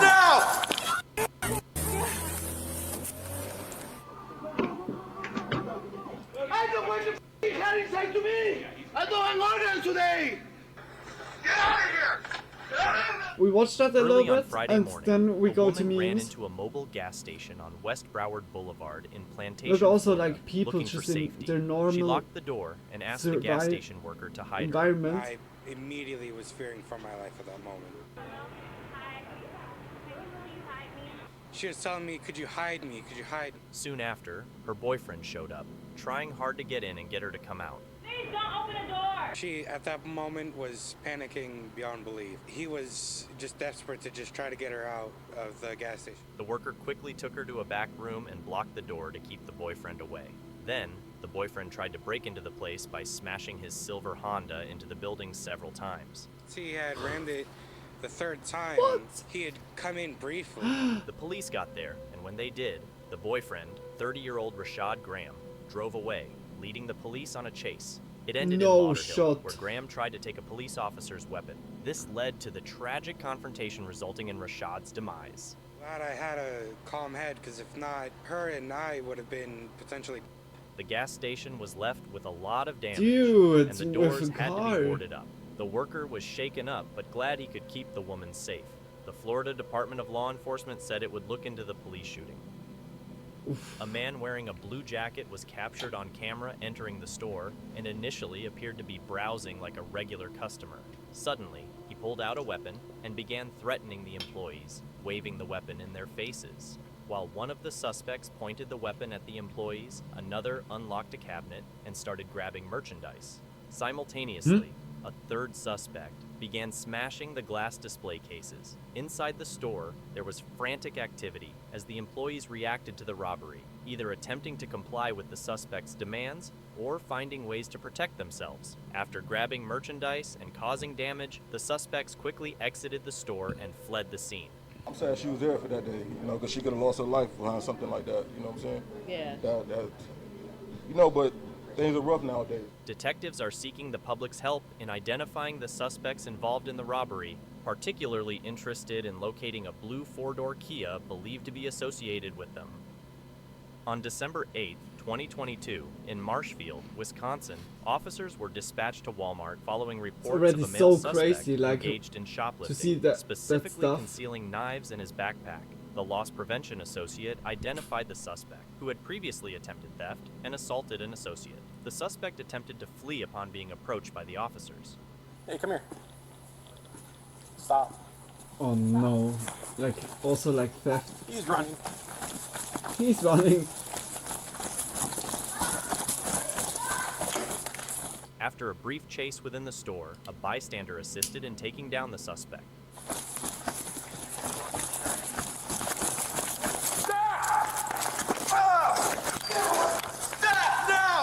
The suspect resisted arrest, leading to a struggle during which officers used a taser to subdue him. Oh my Despite gosh. this, the suspect continued to resist. After a prolonged effort, officers successfully detained the suspect. They checked him for weapons and inquired about any injuries. We're gonna roll towards me. Dude, Get your knees under you. did they taste him more than one time or what? Yeah, Hold on, look, I didn't get the he rest. had two. Dude. Ah! Oh, that hurts me. Like, when you see that he was like pulling on it. No. Oh. Any weapons? No. Anything that's gonna pull Those me or are, hurt yeah, me like off. also like kind of needles. The suspect, Sticking to identified as the Seth, was skin. taken to Marshfield Medical Center for medical clearance before being transported to jail. He faced multiple charges, including resisting an officer causing soft tissue injury, carrying a concealed knife, retail theft under $500, disorderly conduct, and resisting or obstructing an officer, all noted as repeat offenses. Seth was found Dude. guilty of retail theft, disorderly conduct, and resisting or obstructing an officer, according to court records. A man walks into a store, approaches the counter, and places his weapon there to signal he's about to rob the place. A former Marine and recognized fighter, who is also in the store, spots what's happening. He keeps a close eye on the robber, waiting for the perfect chance to step in. After sizing up the situation and picking the right moment, the bystander makes his move against the robber. Get out of here! Get out of here! I got him. I stabbed him. Call the police! I stabbed him. I saw you. Thanks. Call the police. No way. I saw him outside. You got him on camera? Yeah. No one. Get out of here! All of you! Okay. I'm a retired fireman and ex-Marine sergeant. I like to fight. I like to and I'll kill some son of a bitch that drives around me. That 32 automatic, that's death. Thanks. You are in the worst neighborhood in the world when you mess with an Irish. Thanks to the bystander's actions, the attempted robbery is thwarted. Hats off to him for taking action. What the f? On Easter Sunday, But the dude 2023, didn't left police were and notified stayed about there. a man at Walmart allegedly removing items from their packaging and concealing them in his pants. Officers arrived and confronted the man, identifying him as Jake, who denied the allegations. The officers discovered stolen items, including socks and a belt with a tag on it, in his possession. Come on, buddy. My bad. What are you doing? Nothing. Alright. Keep your hands out of your pockets for me. Keep your hands out to your side. What have you been doing? You been stuffing stuff in your pockets? No, why? What's your name? Jake. Jake what? Why? What did I do? You got stuff in your pockets, right? What did I do? You've been watching on camera. You see all the cameras in here? They're watching you break stuff open and put them in your pockets. Break what open? Well, what do you got in your pockets right here? Anything that's gonna poke me or anything? No. What's this? You got socks. Are these yours? Yeah, they're mine. Yeah? What else you got? What about this belt? Why does it still got the tag on it? No, that comes with the tag. Comes with the tag? You're supposed to take, you don't take the tag off? No, that don't come off. Okay. Phone cases. What? What are you doing, man? Just be honest with me and I'll help you out. I'm already knowing, man. My struggling right now. I'm just trying to get the things I need. Hey, Dick Thanos. Kisses for ya. You ain't trying Hydro to pump. I lay my base, that's all I'm. Okay, then what are you doing? Nothing. I'm just trying to get. Like, what? like Much you're- love. You're taking stuff. Oh no, no, that's my wallet. There ain't nothing in there that's brand new. That don't mean nothing. Wait a minute. Did he? Like I said, you be honest with me and I'll work with you. You lie to me, then I'm gonna go the whole way. He was dressing everything on already. The officers detained Eh? him and took him to the Walmart office I'm for a more confused. detailed investigation. So like this, the Alright, take a camera seat. office. Yep. Go sit back down. I ain't gonna lie, I thought this was from be more advanced. Hey, go sit back down. Sit down. Damn it, this guy is. It's What like you're doing strange. is not Like, right. It's breaking the law, right? Yeah. yeah, like So we shouldn't be they doing have that yeah stuff. everywhere cameras. But I don't break the law just for no reason. I break the law to. Well, the stuff you took is not stuff that people need. It's not food, water, anything that sustain life. It's just because you wanted it. Taking 4 phone cases, a Need phone it. charger. Need Those it. are not things that people need to survive. So if it was like you were taking clothes, food, water, stuff like that, then I can understand it. I took clothes. You took some socks, yeah. Yeah, which I don't. I don't know if this is one of them. No, that's my phone. Because it looks brand new. Oh no, that's my case. So you have a phone. I don't know where it is. If y'all can find it. What the? How old are you? 18. 18. No. Upon checking the suspect's name, Like with the 18 officers already? discovered that he had 3 outstanding arrest warrants in 3 different counties, leading them What? to decide to arrest him. Like playing games. iPhone cover only What if and you like socks playing and around? What's stuff. that game that I'm playing? So you go to jail because you got a warrant. I got a warrant right now. Yep. Bro, how? Because you have a warrant. I don't know what you want me to tell you. Can I at least call somebody? Hit a phone? We'll see about it. We'll see what we can do. Come on. Hold on. I'm so confused right now. Really? He's like kind of like so calm about everything. While the officers were searching the man, they found more stolen goods hidden in his pants. When they attempted to take these items, the suspect started to fight back, leading to a short scuffle where an officer was kicked in the leg. Then also like for assault on possible police officer. Do not dig that my Rest in peace, After yeah. that, the suspect was taken to the police department for processing and later moved to the county adult detention facility. He has been charged with aggravated battery to a police officer and retail theft since then.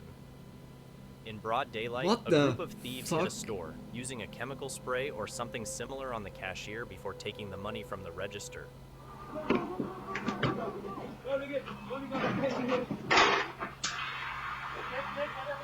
Is it not a fire?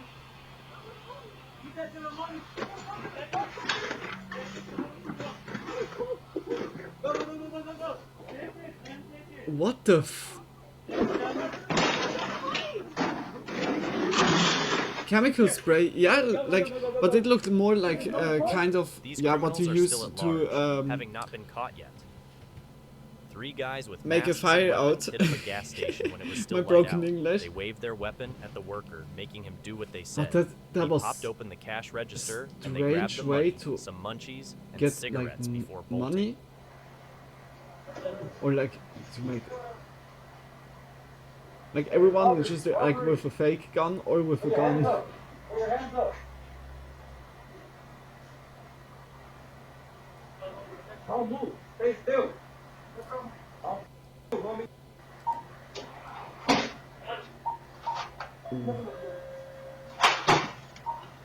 Hey, excuse me.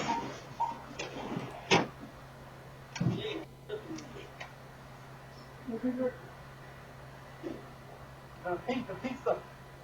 Up, okay. Up, more. My bad, bro. What are you going on? Whoa. All that drama just for what?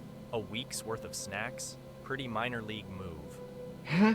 On That was December snacks? 24th, I thought that would be 2022, also some officers more- responded to a shoplifting case where they observed a woman putting items inside her the sweater fuck? and leaving the store without Did they paying. took The diapers at officers the end? immediately No, it was intervened. like just snacks. No. So Okay, no. hey, I'm so hungry. Are we gonna? No, I do not. We're gonna. Whoa, what the? No. Hey, there's a gas station here. Oh, I have no money. This is ridiculous. Fuck that. We have. No. Oh my gosh, it's I so did not do dumb. nothing, and this is ridiculous. This is ridiculous. Please stop. I would really, really appreciate it. You're gonna get your bag? No. You need to relax. No. Ma'am. This is Ma'am. and I do not consent. Okay, you don't have to consent. You don't have to consent to an arrest. Huh? You're smoking, you should be hungry. Oh, no, right now The green hunger was hitting hard. Like nothing like to make really fun about, because yeah, it's still like it's a felony and everything, but I told you to stop. I told you when to the put your hands green stop. I told you to put your hands behind your back. You when resisted. 420 it was now you too got a charge for strong. resistance, so now you're under arrest. 420 too You have strong, anything you are possession too of? weak. The suspect repeatedly pleaded Oh, with no. the officers not to take her to jail and insisted she did nothing. Are you high right now? Like by me? No. How do you spell your first name? Oh my god. Okay, so you're not gonna tell me your name? Please, is there anything I can do? So I'm gonna give you a chance to tell me your name. Okay, please. Please, is there anything Okay, I can okay. do? Is there anything I can do, please? Because I don't want to go to jail, please. Please take me or whatever you need to, but please do not take me to jail. Please. Oh, did you talk about this receipt? Huh? Like already The such a officers roller searched her coaster. to see if she was hiding anything and ended up finding some illegal substances on her. Yeah. I kind of checked them already, but just in case. I can't really check if she can move them. Oh, that's the outside.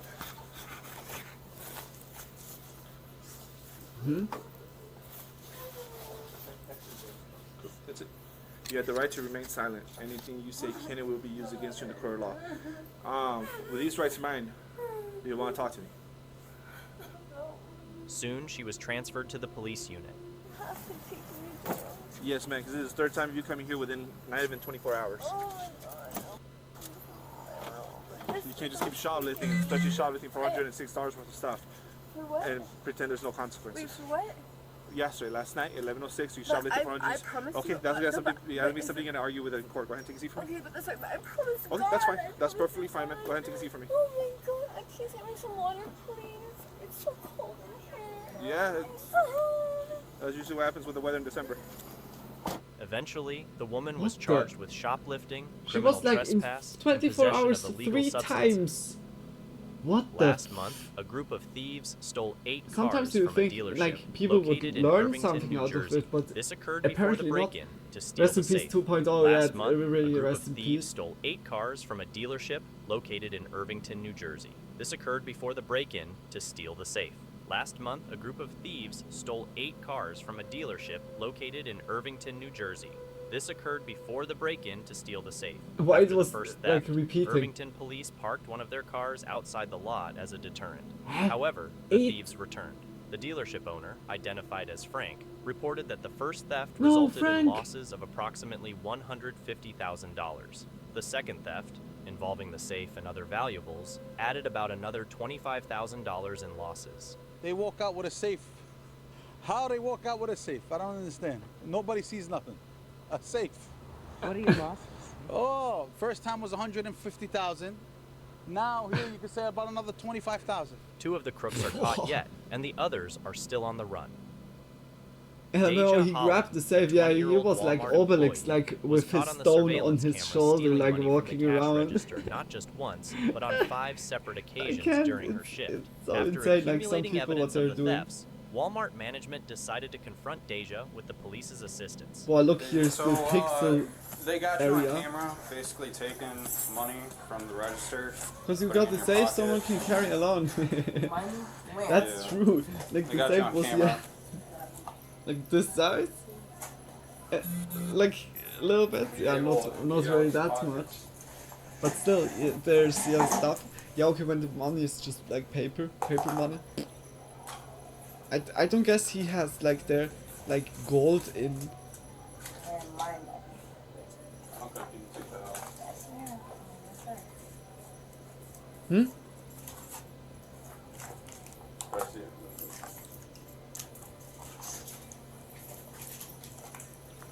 You stand. Anything else in your pockets? No, sir. I'm Okay, I'm gonna Yeah, have 25 you 24, that appears to be go ahead, an incident. place your items right there.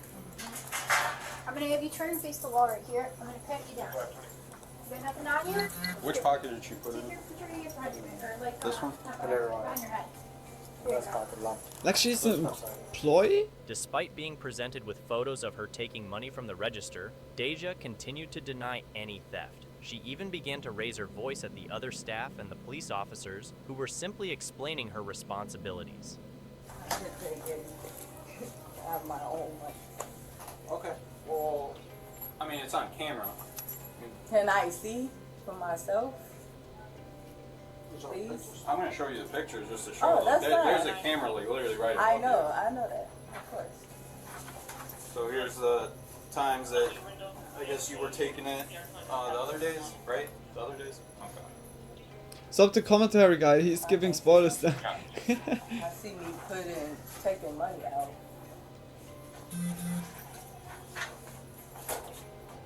And Yeah, this was... that's mine, sir. No problem. Alright. So whenever, write a statement real quick. Okay. Is y'all else looking for something? So you're gonna listen to what this gentleman's gonna tell you to do right now, okay? So right now you're at work. What I'm going to need you to do is write a statement about why you have this money and explain to us what has happened on these previous days. How can I know what happened if it look like I'm taking money out of the drawer? I'm just letting you know, it's all in video, okay? So I need you to write a statement about what has happened with this money that we have missing from your registers that you're going to. Okay? Like, what about, I'm confused. What So about you right? I hear him. Okay. I hear him. Okay? Like, y'all gonna make me mad. I'm being calm right now because I'm trying to see what's Okay, going on. we're being calm too. We're just explaining what you need to do. Okay? The staff pointed out to Deja that the still images she was shown were taken from a video catching her pocketing money, emphasizing that denying it wouldn't alter the facts. That remark seemed to strike a chord as she quickly became aggressive towards the officers. She even ignored their commands and gathered her belongings despite being instructed not to. Still photos, yes, and we do have videos. Okay, so we're not just because these still photos are showing where your hands are at. This is not changing anything from the video. I didn't take anything. So I'm just letting you know. We already have it documented, the video and everything of you getting the money. Okay? Can I put my stuff back up in No, now? just leave him up there. This is my that I bought for my mom. Okay, ma'am, Write the listen. statement. We're gonna This is keep your my stuff out. though. What y'all Okay, right now you're in mean? custody, okay? So I need you Custody to for get your stuff what? out. Alright, just write the statement. Like, this is my stuff I bought with my money. Why Okay, can't I so put it then back write on that my- on the statement. I so that am. we get- okay, you don't need to yell at me. Do it with I'm grown as hell. Don't talk to me how I'm not talking to you. I'm talking to you how Right now you're still at work, so you're gonna do what work's gonna ask you to do. And write that statement. But let them, my people, the people that I'm working for, let them talk to me. Well, that's like out of nowhere, like really like. So now you're gonna write that statement. Huh? The situation Like it's so escalated strange, when like officers when they tried have to here the arrest her. proof or so that you keep. Bro, Like, don't talk to me. I gotta get my. What the? Oh, no, not serious right now. Resisting. What you mean? I'm just finna turn around now. Can I get my belongings? On the way to jail, Deja was still trying to make sense of everything and question the officer about it. In short, she was shocked that the photos alone could lead to her arrest. She also attempted to sway the officer by sharing her entire experience of how she felt mistreated by the staff at Walmart. I understand. It's like y'all have pictures of me going in the drawer, but don't like have like a picture like I'm putting anything in my pocket. Like that's why I'm looking like what like.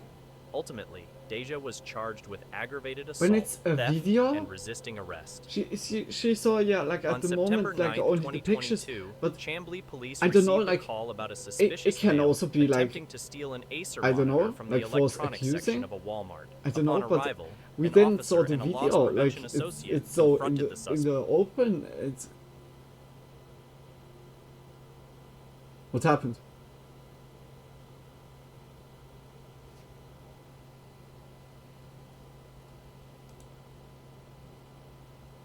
What? Technical issues. Please play. What the fuck? What? What was that? Creep cop? Give me your other hand. I'm on my What stomach. was Give me your that? other hand. I can't even move. Roll over now. Y'all got my. But how is now to how to this? It's so fucked up. Like out of nowhere. Like Your left arm is free. yo. Your left arm is free. Yeah, now get on your stomach. Shut up.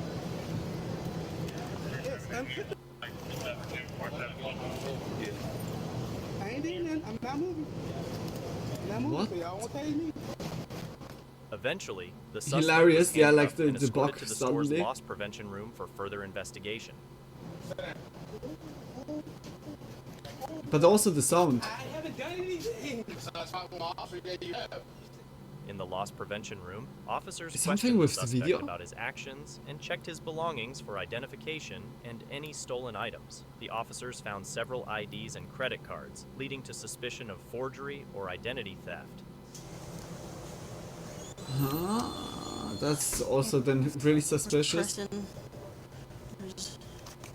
There's Vincent. What, Vigby. what is going on with the video? Preston Leonard. Now the sound is good, but before Preston Leonard. Robin Fuller.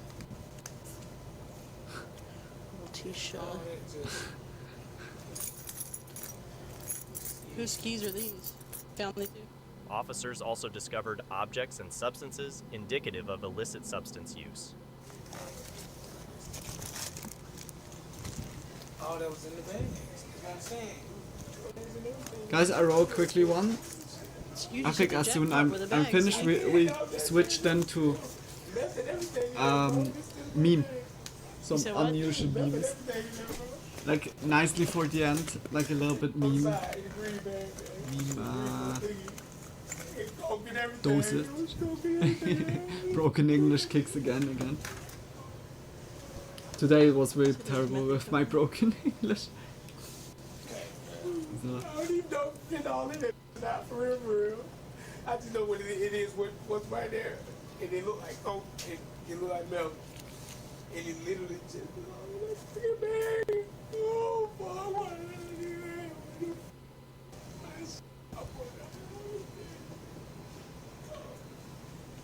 The suspect was then charged with possession of substance-related objects, theft by shoplifting, forgery, obstruction, and financial It's transaction. been fine.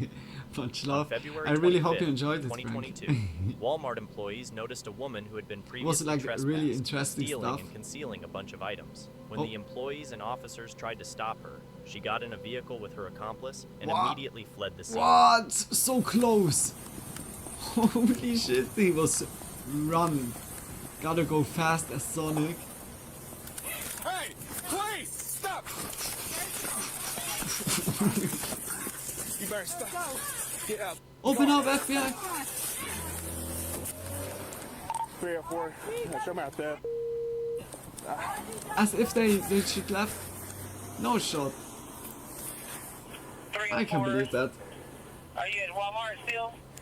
Yeah, the vehicle just run from me. Looks like they're going out towards the loop. It's a white, it's like a Chevy passenger car. The officers finally caught up with the girls, and the one who had been shoplifting claimed she ran away because she thought the officer was coming after her aggressively, and she didn't know how to react. She then admits to being on probation for DWI. Yeah, of course. Like, it's so dumb Do you want to that window down for me? drive away. Yeah? Alright. Like in general. Okay. I don't know. Yes, I just came from Walmart. Yes, ma'am, you sure did. They just tried to attack me, so I took off running. You had an officer. Yes, ma'am, he just tried to attack me when I came out the door, so I took off, and he scratched me. She's gonna be at 1507 Miami. Okay. I didn't go get a head right. Resisting an officer and evading the scene is not how you solve that problem, right? Well, I was scared. Like, I had 6 people on me. They're doing a shoplifting scene. I went in there to go get a headlight. I have my Toxalock, I have a speaker, and I have a pair of boxers that belong to my brother that is in that bag. Okay. That was already in the bag when I went to Walmart. All right. Do you have your license with you or an ID of some sort? No, ma'am. I was going around the corner to go talk to my mom, but I live right there. Okay. What's your name? I'm on probation. That's why I ran. I got scared. Because before I went to jail and got on probation, I'm speechless. Okay. At that Walmart, and I was told not to go back, but that's the only Walmart that had my license. I mean, my You had like. I didn't go anywhere in the store. All I did was go straight to the auto. I asked the man if he had the light bulb. He said they don't have my specific light bulb in. The police decide to charge the suspect with theft, evading arrest, and possibly involve the driver of the car in the charges as well. So I just left the registered owner's help, yeah, in a way. Because I drove by, I was headed to Ethel, and they stopped. They tried to duck me a little bit, obviously, but no, they just pulled in here, get off the road, because they saw my lights coming. Hey, so we're gonna 95 both per Sergeant West. So, okay, Sarge said you take, and then I'll do a supplement. So, if you want to go ahead. I swear. Wake up, please come on, please. I'm gonna take your lighter out and sleep in the door, okay? I don't want to. Can I have somebody come pick my car up? I live right down the street. We're gonna get in this one right here. The police investigate the suspect's car, recovering her phone and noting other items in the car, including a new JBL speaker and Walmart Wrangler pants, indicating the theft attempt. No. And she admitted to it. Yeah, she admitted to it. I got it on BWC.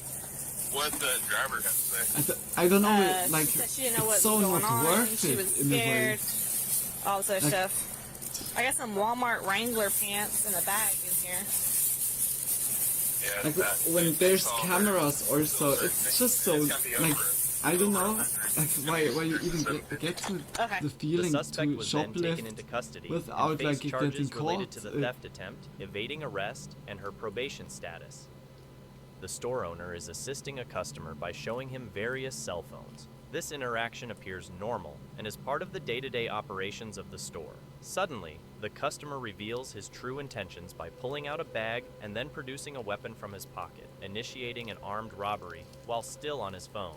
The store owner, a Palestinian residing in Chicago, remains calm despite the threat. He opens a bag as if to comply with the robber's demands, putting phones and money from the register into it, all the while looking for an opportunity to defend himself. As the robber momentarily places the weapon in his left hand, the owner sees his chance, grabs the weapon, and a struggle ensues. The owner fights back fiercely, managing to get hold of the weapon. The fight becomes an entangled struggle with both parties trying to gain control. The owner eventually secures the weapon in his right hand. The owner initially escapes outside the store, but then decides to confront the robber again. After ensuring the weapon is loaded, he prepares to dial 911. Oh, the robber, shit. trapped with no exit, re-emerges from the back office. The owner, unwilling to let him escape, confronts him again despite being armed. They engage in another physical fight. The owner, now with a weapon and a cell phone in hand, manages to maintain control, demonstrating effective grappling techniques despite the robber's attempts to regain the upper hand.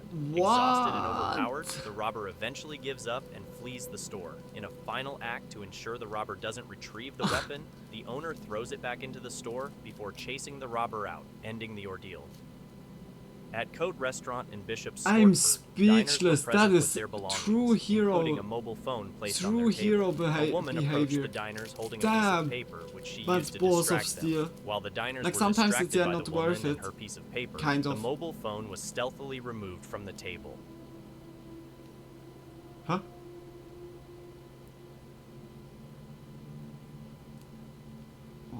What? A vigilant member of the restaurant staff noticed the suspicious activity. Thanks to the staff member's timely intervention, the stolen mobile phone was retrieved and returned to its rightful owners. In Los Angeles, California, a man breaks into a store, planning to steal. What happens next is caught on camera for everyone to see.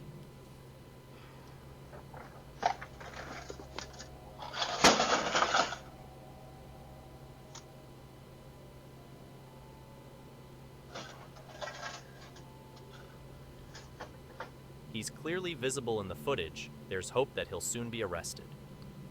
On July 23rd, Okay, you broke just the cash 2023, up. a guy was caught stealing at a Walgreens in Palm Beach Gardens, Florida. Frank, After that, did you the got a police little were bit called to the tired? scene. Hi. I don't know which time do you have at the moment. I think also we are now 6 hours different again. Because we had on Sunday time change. Because he's just like roaming around, grabbing stuff, taking stuff, eating stuff. He opened charges. Has he paid for any of this stuff? Okay. Do you want him to pay for this stuff?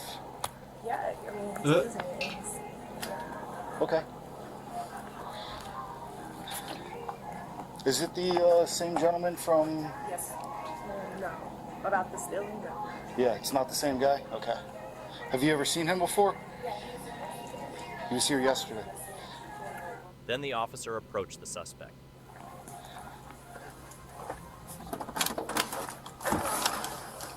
Hello? Yeah. What's going on? Oh, what's up, man? How's it going? What are you doing blocking the door? I'm charging the phone. Charging your phone up? Didn't we talk to you yesterday? Yeah. Oh, it was yesterday. Yeah, it was yesterday. You got ID on you? No, I got it, yeah. No? Whose charger is this? What's up? Okay, just stay right here.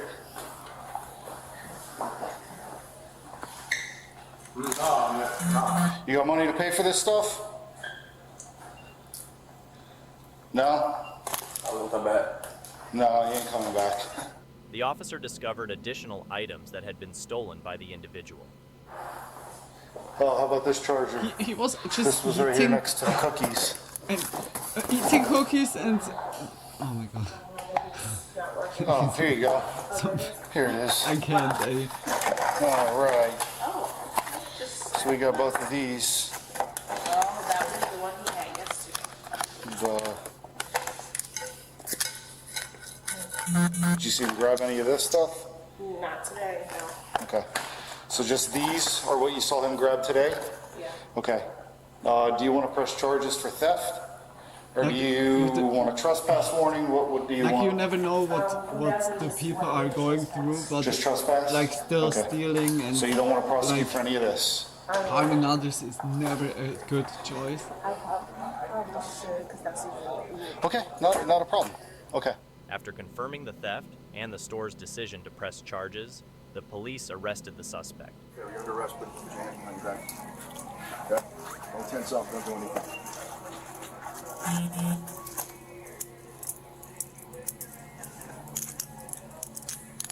You have any weapons or anything on you I should know about?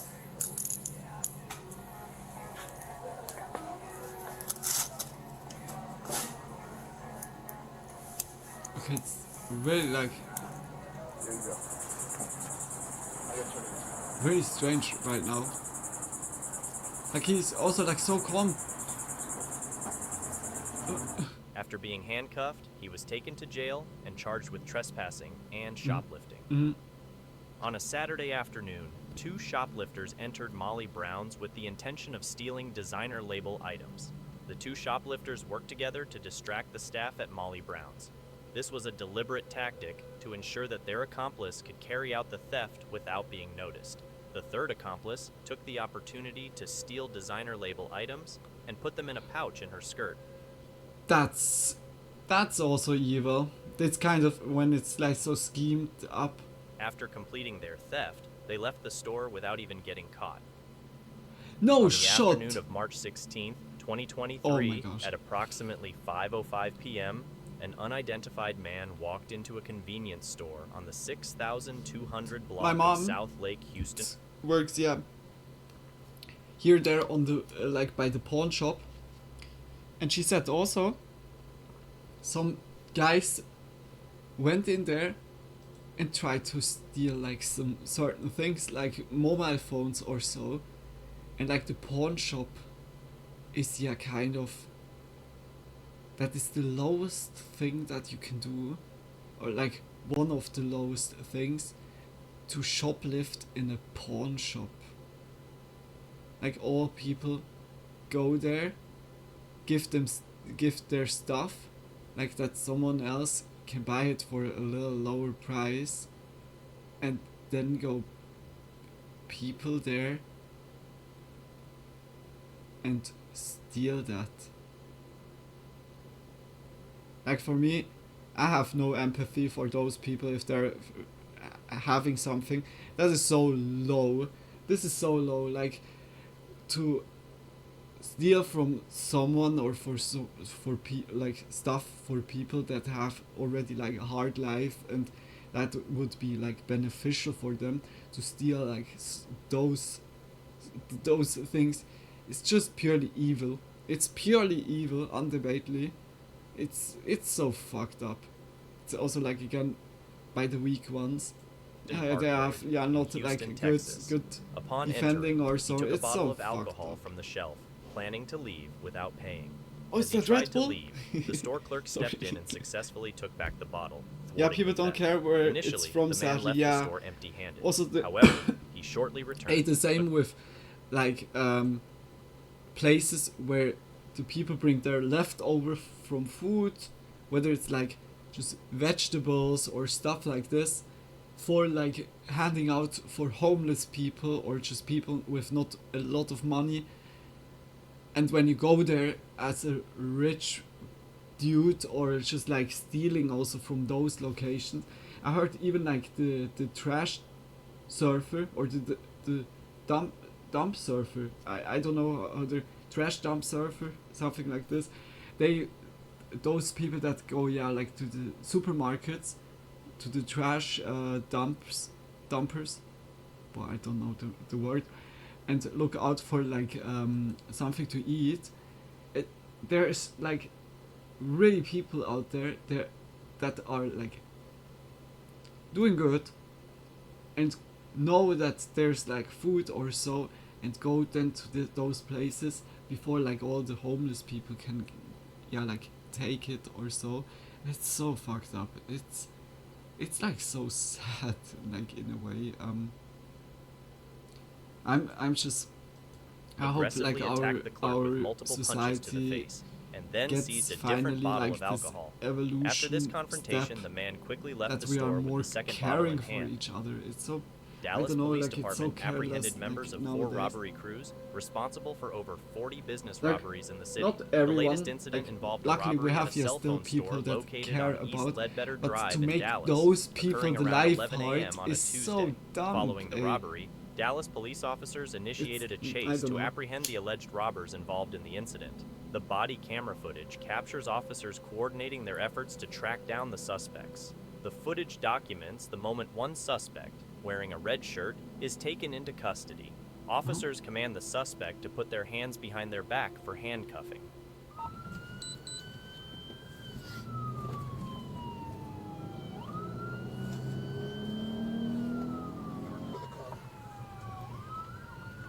confirm he's found Luna. They're definitely way right here. I know, but we gotta get the car and make sure no one else is in the car. Didn't it said Walmart and stores?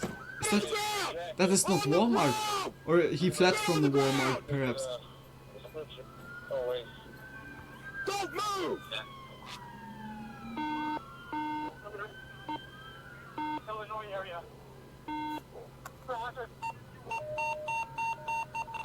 Box 710, I got one in. Taking the red. Whoa. Whoa. The operation continues. For me, as that's so officers unusual coordinate to see apprehend that. a second Like, suspect. here police have also weapon, but they never point at you so much. Holy shit. I would be also terrified. Like one wrong movement or so and they're like feeling threatened.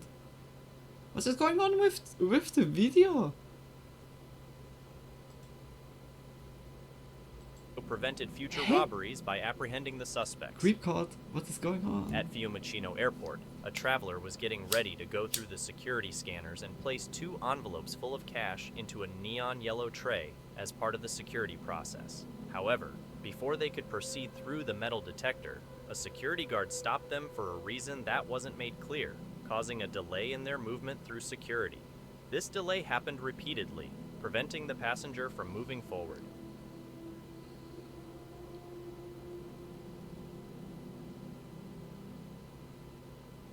Taking advantage of the situation, a thief went through a different scanner first, managing to get to the other side before the delayed passenger.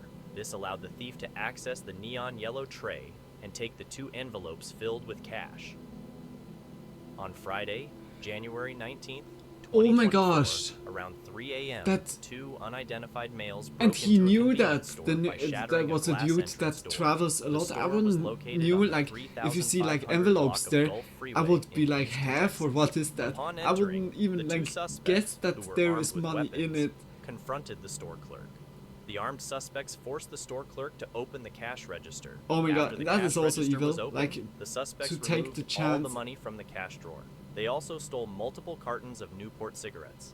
In addition to taking money and cigarettes, the suspects also stole the complainant's purse and cell phone. Following the robbery, they fled the scene and are yet to be caught. What? They stole A man also from visited a Safeway store in Petaluma, the California, smartphone? earlier in the day and threatened to end the life of one of the female employees working in the freight section. Following the threat, the man was asked to leave the store, which he initially did, but came back to the store later on. The situation escalated when the man picked up a pineapple. Not the pineapple. Not the Don't come back here. And you leave the parking lot. I don't want you in this parking lot either. I know what to do. It's enough. I'll tell you now. You need to leave the store now. Give me. Just with your finger, like princess. Right. Just touch it like a little bit with your nail. Where's the pineapple? Where's the pineapple? Pineapple.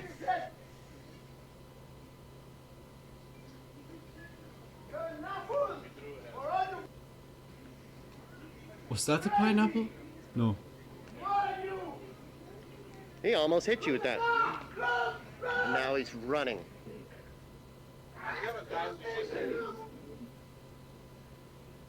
Mental breakdown?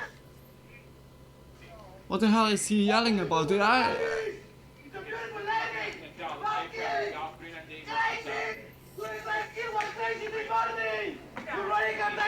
I don't want the fucking hair inside to me. I don't want organs today. You need to leave the store now. Don't mind Eddie. Eddie has sometimes his problems. No, he's Hispanic and he's wearing a sweater. Pineapple. Pineapple. Pine.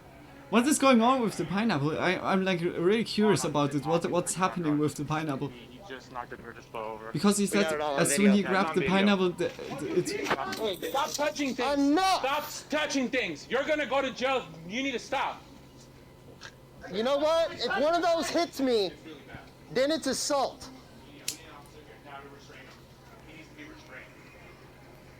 Why is he still walking around there? Uh-oh.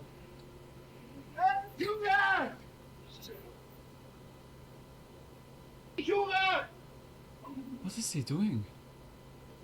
I think he's really not You by know, his somebody's senses. got to clean that up. Do you think about those people? You are police clean and you have work. Oh, the police are coming. You have police clean and you have work. They're going to drag you away in handcuffs. They're going to strap you to that It's chair. kind They're of going a to leave you fever alone dream right now. for hours. But looking it from outside. Like, you don't have the fever dream, you see it like, there was the pineapple! No. No! No! No! Enough! What is wrong with you? No! With the pineapple! I'm gonna try to be better outside just for today. He's a madman! He's a madman, he's a maniac. Why you destroy like such a holy precious thing? Look at his form. Look at his shape. The juiciness. No. How dare you, you monster! And he's leaving. He's just done with life. He harmed too many pineapples in his life. Yeah, we're gonna lock the door right now.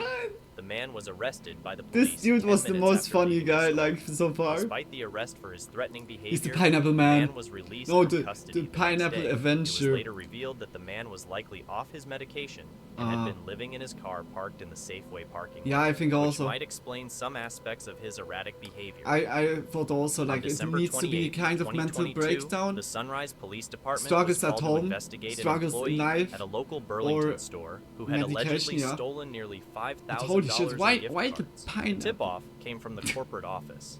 Upon arrival, the officer was greeted by the suspect, a weary-looking Can woman. someone think about the vegetables and Stand fruits, up for me. please? Hands behind your back, okay? They didn't harm Do you have anyone. anything on you that I need to know about? They're that's gonna just stick giving me, you poke me, or hurt nicely me? nutritions and power. It's a power snack. You understand what's going on today? No. Why are we coming always back to Right. Sportacles? Alright, so here's what I'm gonna do. You're detained at this point for grand theft. Okay, based on what Elvis, the LP, has told me. I'm gonna read you your rights. I'm Come gonna get all your with info. me Ask to you some Lazy questions. and we'll go. Town. The officer inquired about the details of the theft, and she justified her actions as an attempt to buy Christmas gifts. So what He was like. How long he have you was, been employed here? For almost How was the name again? And what Ronnie Rotten. So Frank, we did you do, said like, that last time? returns Ronnie for Rotten? Is stuff, it and or then we Robbie get Rotten? credits from the store. Robbie Rotten. But I He didn't was the realize, he like, was it the was actual money. I impersonation. thought it was Burlington credits, like, it wouldn't cost From any loss or anything. Robbie Rotten. He didn't like power snacks. He didn't like them.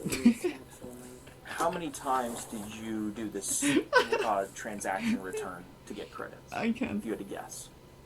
I've done it.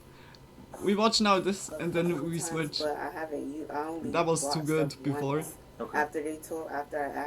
After I bought that stuff for Christmas, I asked them, and I was like, the person who was checking me out, he was like, "Oh, you can't do that. Like, that's actual money." Like, he told me that I couldn't do it, and I haven't bought nothing else, and I still have the gift cards. Haven't used them after that. After he told me that I wasn't allowed to do that. Okay, how many gift cards did you have total? I had like 5 or 6 gift cards, but And how much dollar on each one?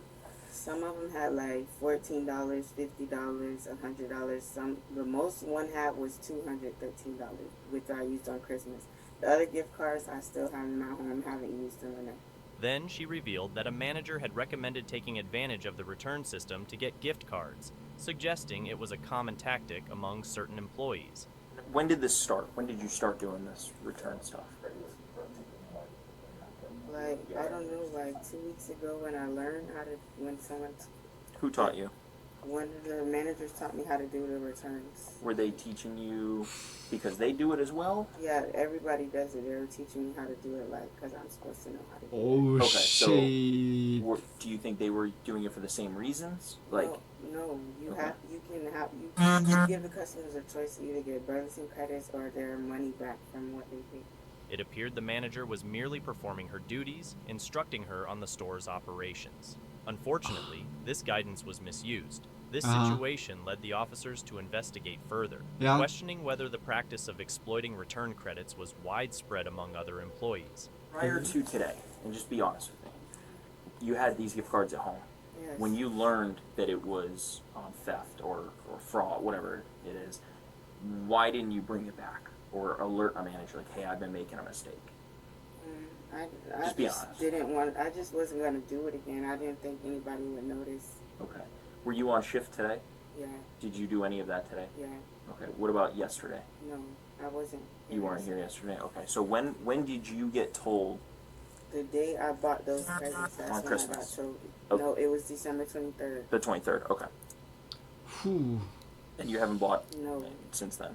Oh. Did any other store employees tell you like, hey, I do that, I keep Like the money, sometimes nothing like that? my Okay, grandpa so it's not said like a that common always. to your The employee Being was finally honest charged with is grand theft for the always unauthorized acquisition paying of gift out. cards, totaling just And I under truly $5,000. believe that also. The officer suggested Being that honest, returning the and unused gift cards if might like positively your influence the subconscious is prosecution's telling decision, you, indicating a willingness I to shouldn't rectify do her that. mistakes. Listen to it.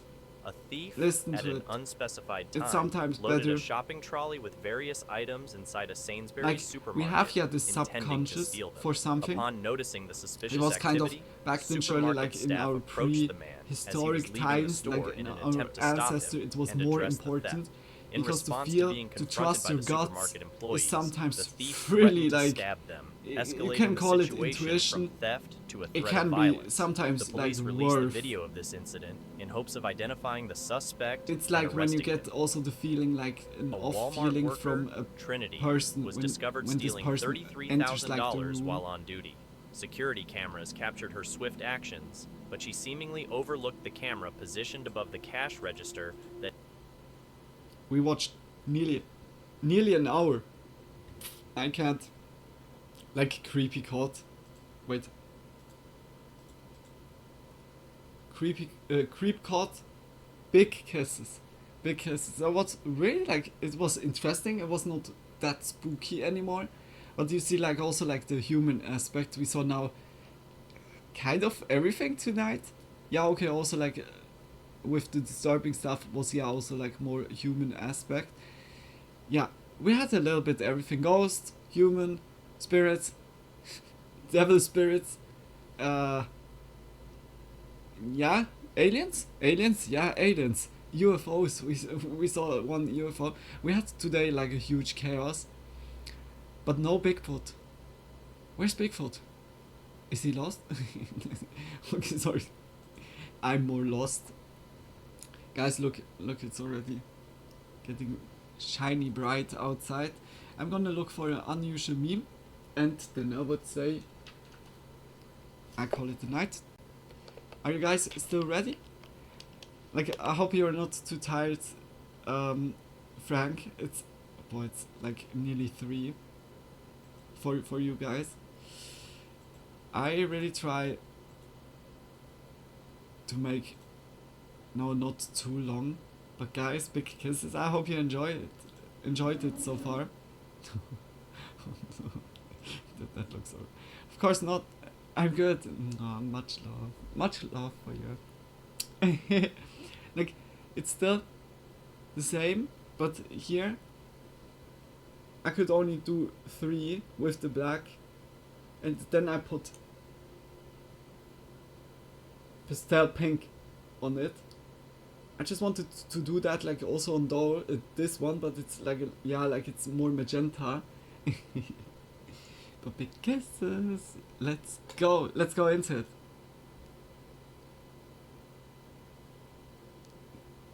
Certain scenario. Would you want to be this guy, guys?漂亮。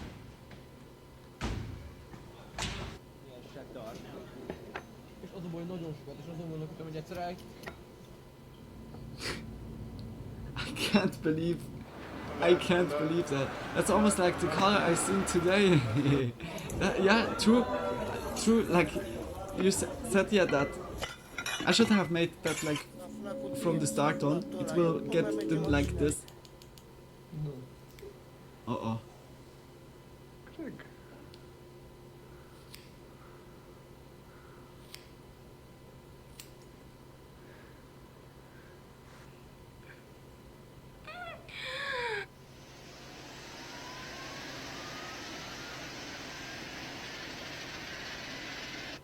Are you serious? Yeah, Samson is like taking a lot. It's insane. No. Ogo needs to sniff.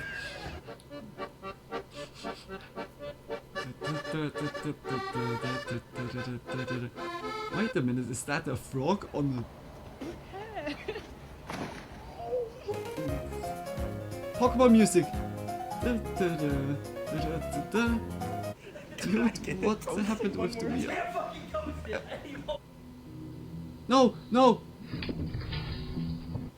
It's getting out of hand. I know superhero when I see one.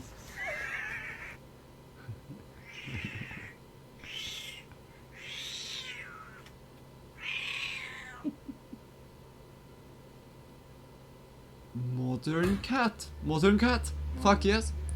Up to date.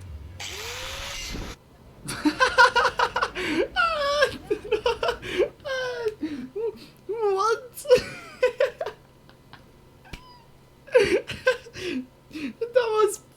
That was brilliant. Oh, that was like almost too short. I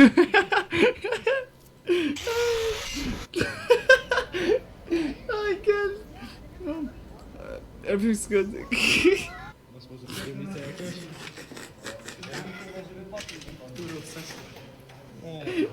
Shutting away. We can exploit that, guys. That is jump glitch. Yeah. My stomach. Wait a minute. ايوه بالراحه الله اكبر الله اكبر الله اكبر. I got a baby. That was on purpose. You can't say me. I feel the. Chica. He's the trader. He's the coach. So I got in this new bath bomb and it has charcoal in it. So that'll help me out a lot because I'm a very oily person. That's about to hit that young boy. So we got the hot, the cheese, chicken drinks right here. About to get it popping.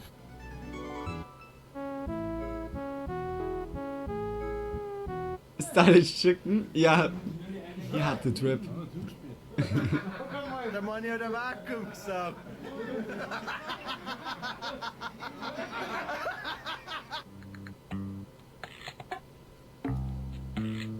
What is that for a prank? Prank fridge.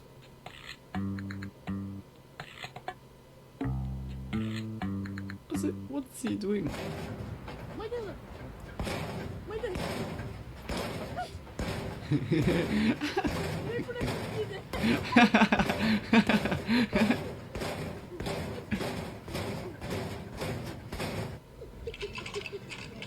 Yo.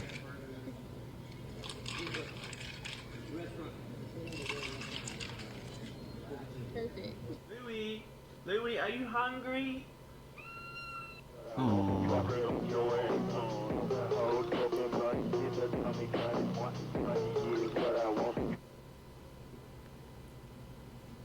There's nothing that's not existing.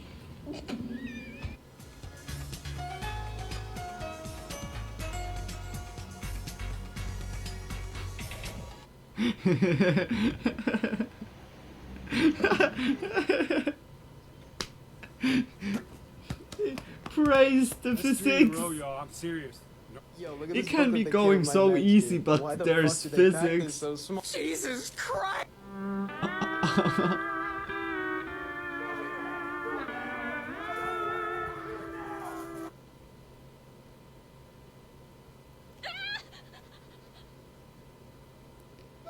Frogger's moving hard.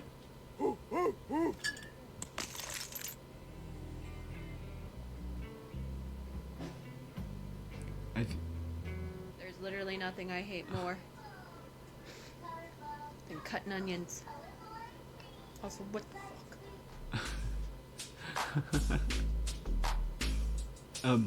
Wait a minute. Ah, pero tú tienes los... ¡Espartanos! ¿Cuál es su profesión? If you are This finished is scanning, Sparta. please touch finish and pay. Scan coupon now. And was there a pizza in the fridge? We were waiting 45 minutes for the. Oh no. Of these breakfast burritos out to these hungry students getting their day off right, guys. Burrito, banana. Oh no. Not bad, you know what I mean? I've just been finding shit all along. Jump in the middle. NPC. Jump in. Oh. Oh my god.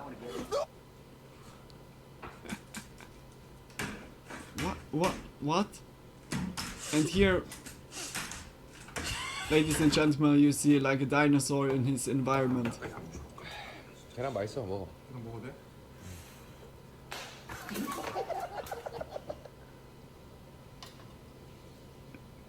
Dude. Oh shit.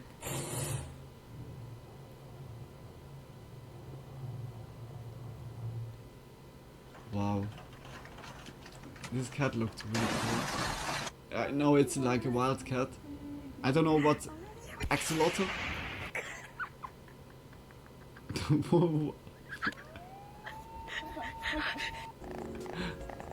Hey, it's not worth pretending. Anyway, it's getting late. Good night. Good night.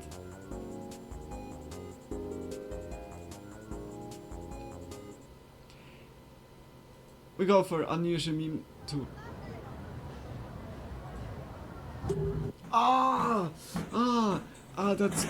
That hurts.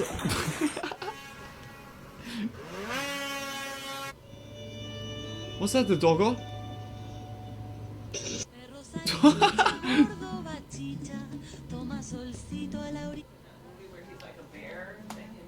The Revenant. Yeah, that thing. Yeah, we gotta watch the movie again. Yeah, that thing. No, that movie was hard to watch.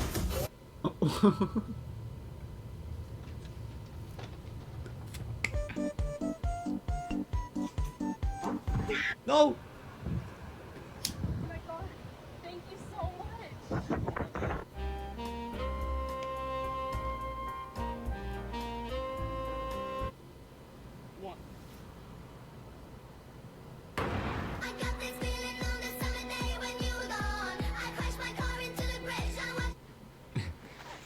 I don't care. Oh shit.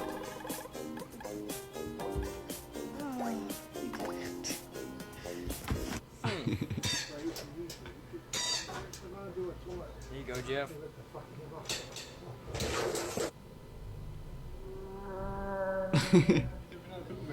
Oh, I wanted chocolate. Oh, no worries. Hey, like those videos are too much.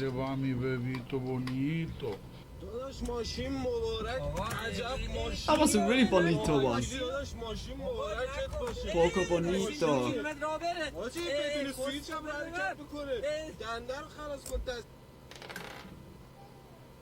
What did I witness?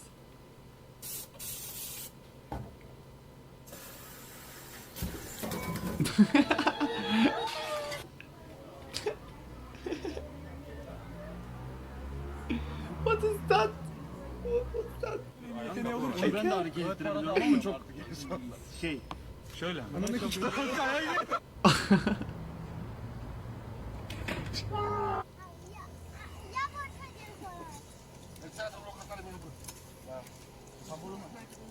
Okay, but can your girlfriend do this? 行くからそっちにね。行くからね。よし、行こう。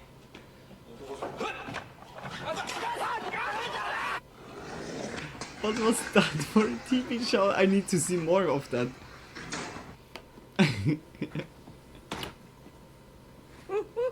No.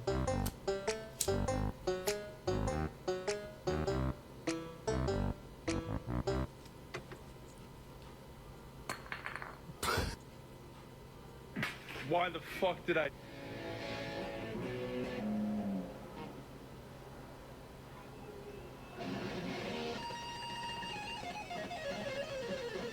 Sick.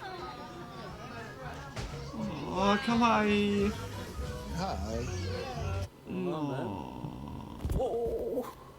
Raccoons are really sweet animals.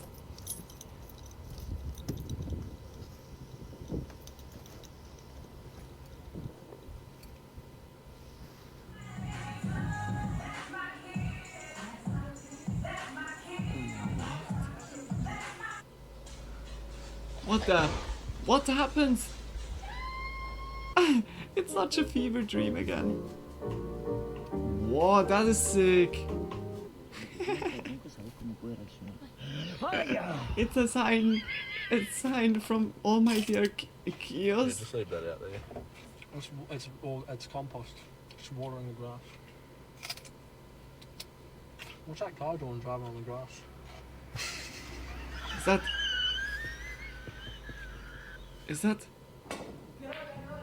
Is that vegan?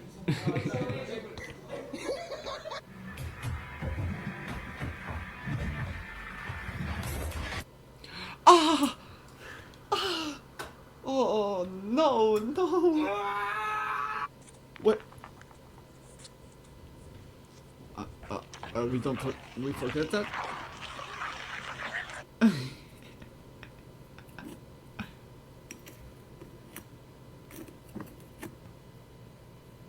Oops. How can you miss that? I do not have a dog. Who are you?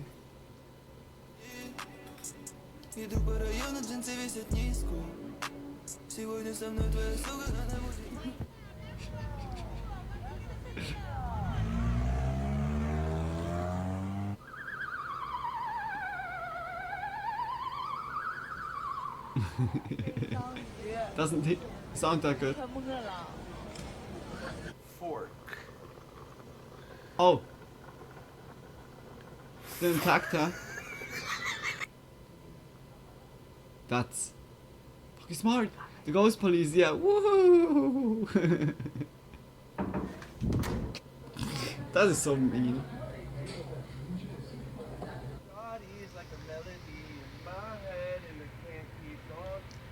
Hiss at me? It's a goose. It's a goose, huh? Jesus Christ, dude. It's possessed by the devil.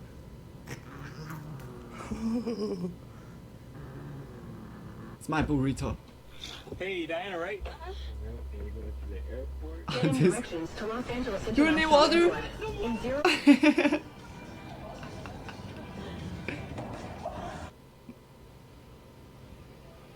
No.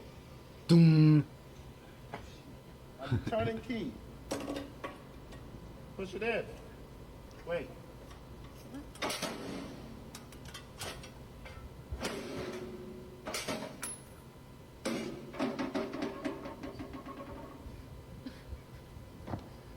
Y'all got issues, bro. Key fell back out. He's come such a long way. Safe space. You are a good person, and that I am a good person. Uno, due, tre. Hey! Well, the voice crack goodbye is a new beginning. Anyway, it's getting late. Good night. Like only voice crack. Oh, that was also a cute one. Unusual meme. Unusual meme. That's the last one for tonight, guys. Oh no.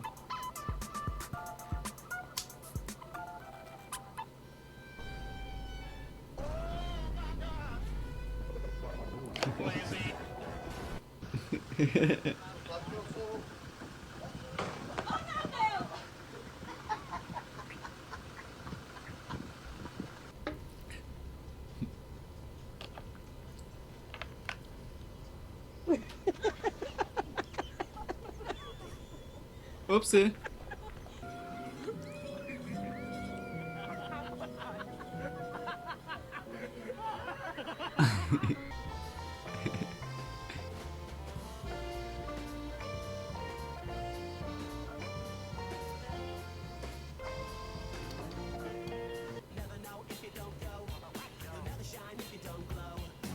My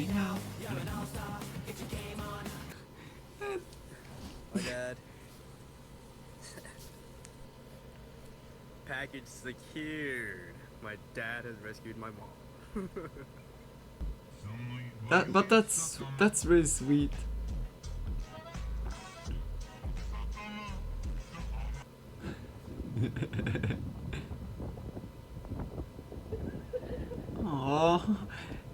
Oh, oh no! Like our dog back then had also like a suit on.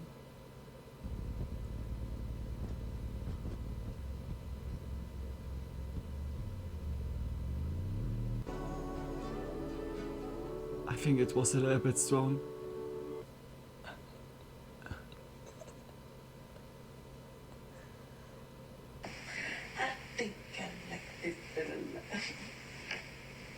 Jump over your phone with this filter.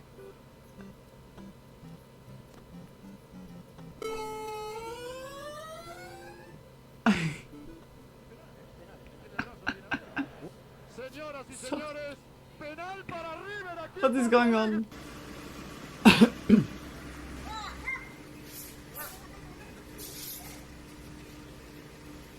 Wait a minute.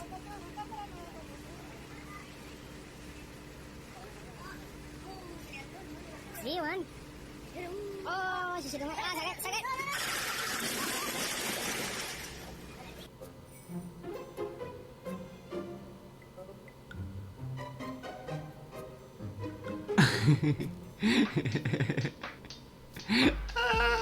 I feel that. I feel that. Нужно пластика носа, ну окей, посмотрим, что мне нужно. What? Yep.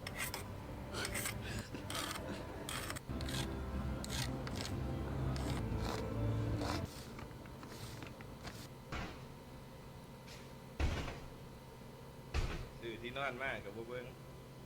Sự có sự ăn nhảy. Cái người chọn không hồng đây mà đi. I was like, oh shit, I was for a while like really like thinking he breaks like the door frame. Are you gonna sing Cinnamon Girl? Cinnamon, Cinnamon.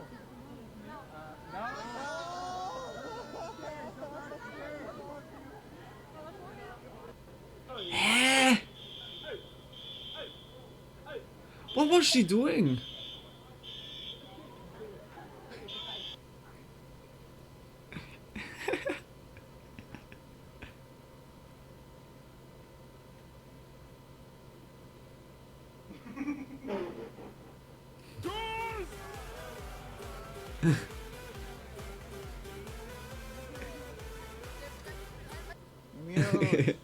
The music also. I thought she was going to take a picture. Yeah, me too. Like, it was confusing.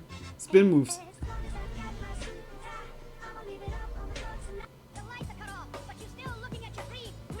Damn.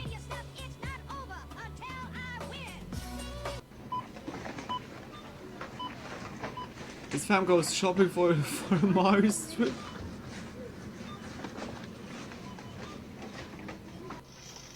Ahí está Chucky, el 22, lavando la ropa con su lavarropa. What the fuck?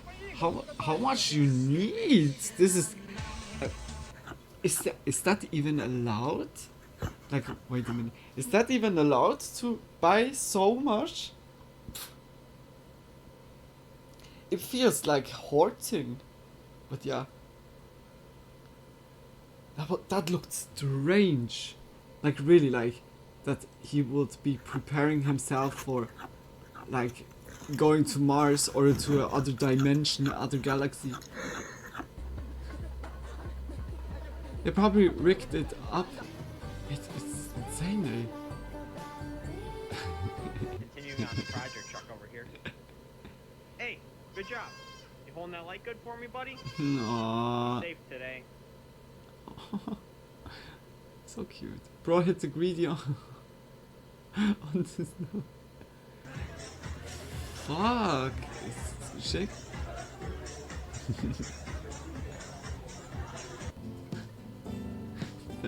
That is a fucking good idea. No.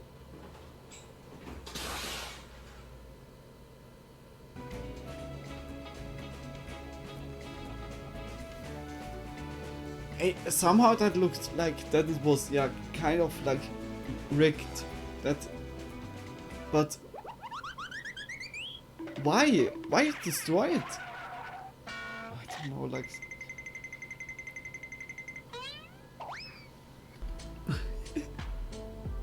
Women don't watch the girl pay. Oh no, it's such low jump. 1 minute you're on the road looking at the Just look scenery. away, babe. Next thing you know, you're in the scenery.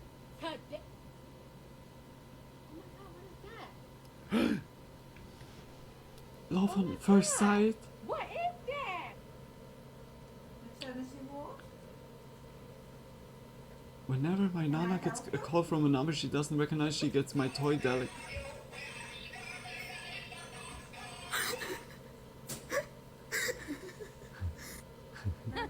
My mom is also like, just saying, nope, turning off.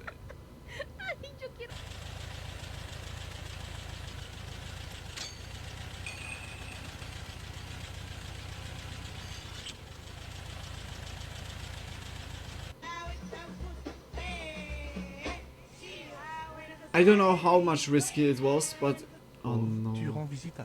But it looked really risky. Найти правильно в сугроб. Тут коммунальные власти что придумали? Пещеру. Вот, и вон там выход.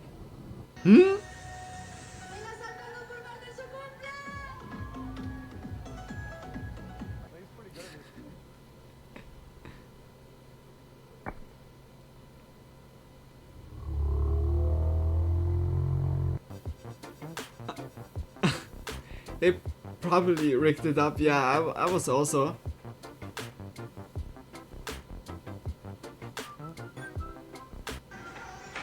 But it was like a computer.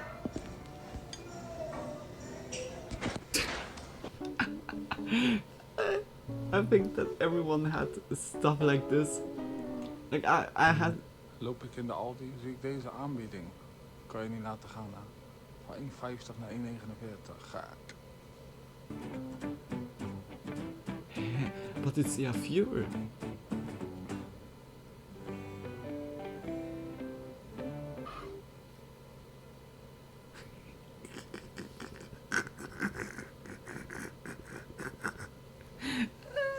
I feel that.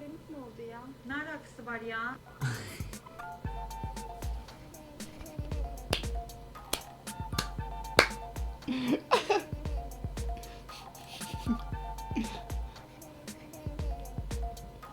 It seems legit. Oh no. Almeida, that was a very good one. Really worse place for moderating.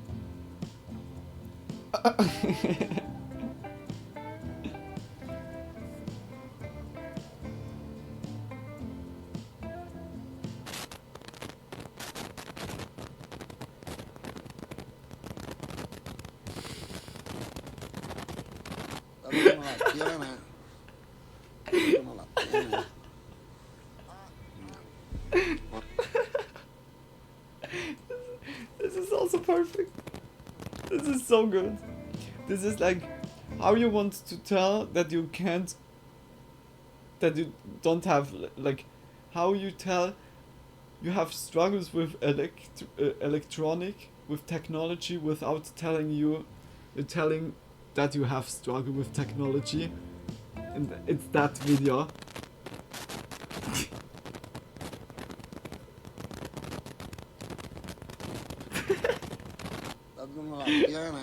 Tream. Tream. I feel that. What? I feel that really, really much. We saw that already. You need to break it out, but how do you drink it then? Eh? How you drink it then? Licking on it? How boring would be the ice cream? Just water ice cream, but without like, it's just purely water. No way. That's sick. Oh no. And here we saw the other scenario.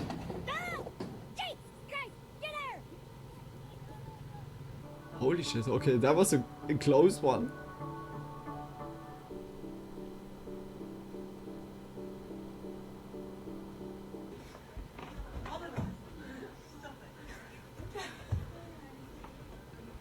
Ollie.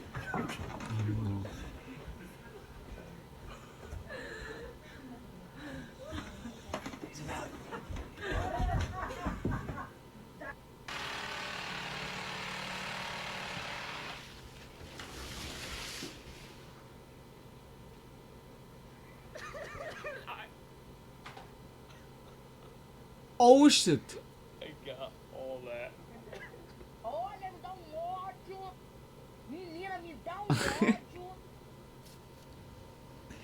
No. I think in the future will be the plastic all like this because we recycled it already so many times. POV her fear of feet. Why she's scared about feet? Does that mean when she wakes up and looks at her feet, is she like instantly ah! Oh, that's mine. That's mine. Or is she always scared? I have so many questions. Oh, that's cool. Kiki. Kiki? Ah, Kiki. Did you wake up, everyone?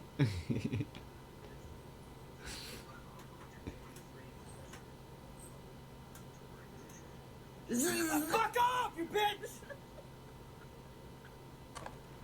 Back off! Like instantly. Bird is jamming me. It was like really cool doing the melody. It's floating. What? It's got a trailer. What? It's got a house. What? It's a houseboat. What? We got a carpet.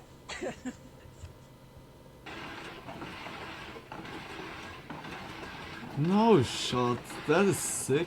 Like it was kind of do it yourself, but at least he got that. Oh my gosh, how wide it got.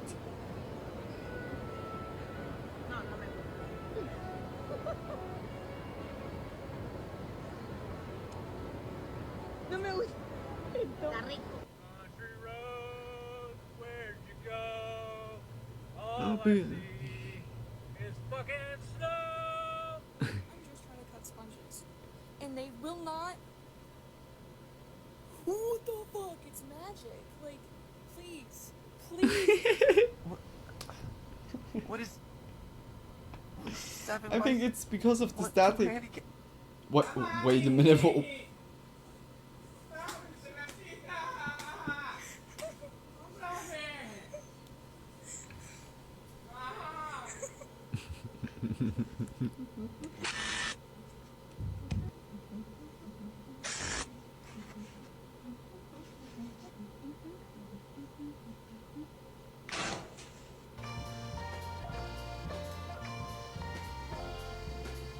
I don't know, I think you would realize it before, because you take the shoe always in your hand. I don't know, that looked also rigged.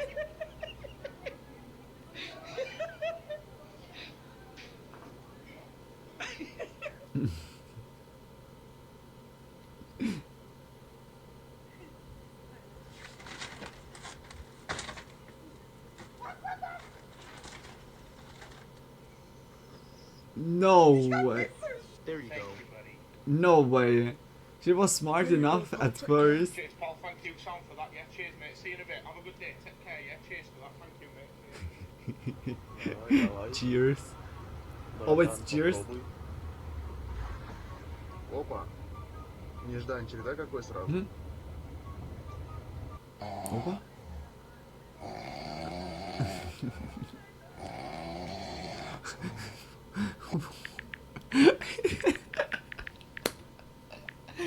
I can't. What is that for a place? Hey, that is too dumb. But it's good. It's perfect. I really like. He's not letting interrupting his like noon nap.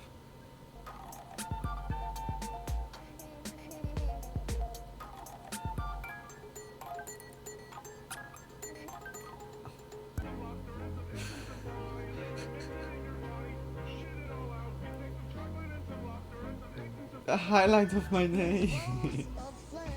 No, such cuties. Купила вчера белые кроссовки. Казались они не просто кроссовки. Those good sleeves, yeah. Они совсем белые.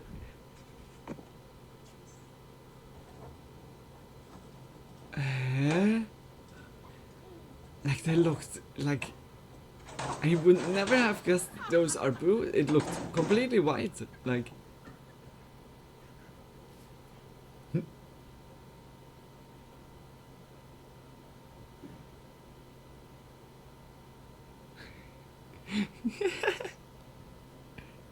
no, where did he went? Oh, that's cute. That was such adorable reaction. No.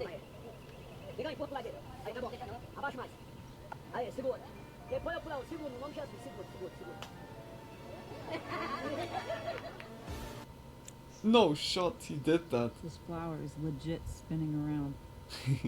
What? You spin me where you...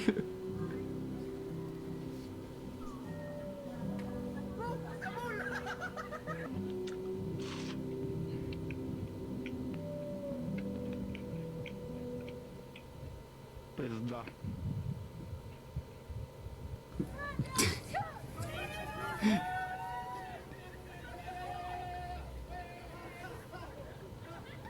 No shot is like even faster.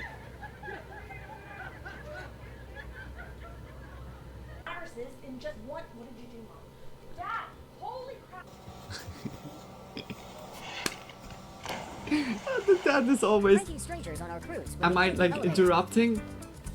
Dad, please.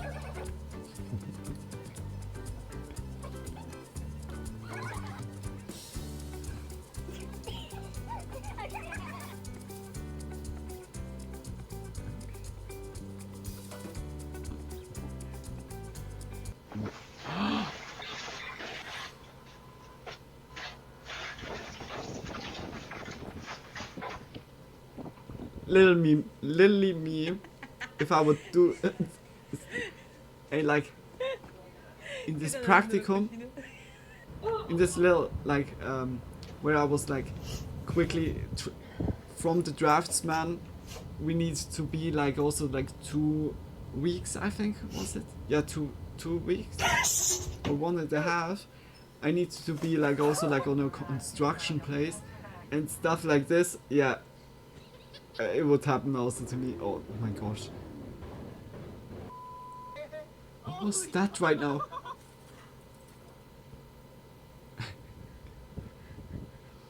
Oh no, what happened? Okay, go ahead.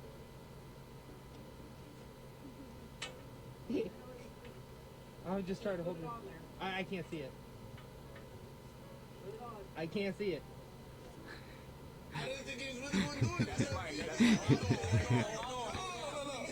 Wait for it, LMFAO.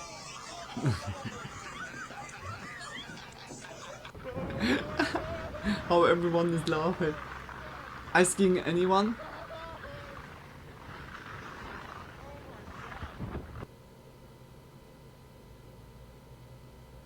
Yep. This looked like a fun ride. Oh my gosh. Like ice skiing is like this can end really well. Yeah, like really well. Start to think, oh my gosh, it looked really terrible. No, but guys, hey, that was it. That was it with everything. I hope you enjoyed it. Like, I'm not like going instantly, no worries. But that was a really awesome spooky Monday. Like a lot of random stuff, but I enjoyed it. Oh, yeah.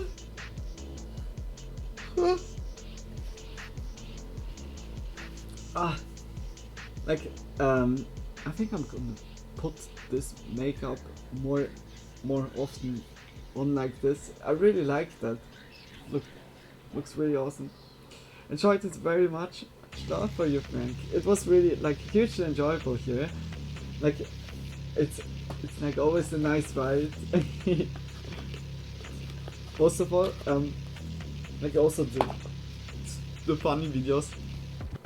The pineapple guy. The pineapple guy is a legend. He's a legend. It's Robbie Rotten's most nearest friend.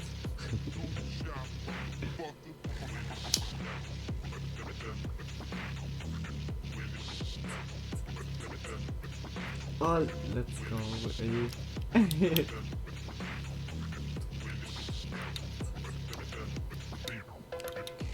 I'm like not sure. Tomorrow we can like continue with Shadow of the Colossus. Oh wait, we made mirror mode. Yeah, like reminiscence stuff. That means we make the 4th run and make also reminiscence mode then instantly. Yeah, I'm looking forward to it. Like, that could be really interesting. Also, we get, yeah, surely something out of it. Or perhaps when we make all the reminiscence stuff, that we get then the overall, like, that the whole game is the reminiscence. Like, that you need to gain it in them, that you just like redoing it. But I'm just confused, like, with the last Colossus. How we could make that, because yeah, like I'm not sure if we can even go there after the game.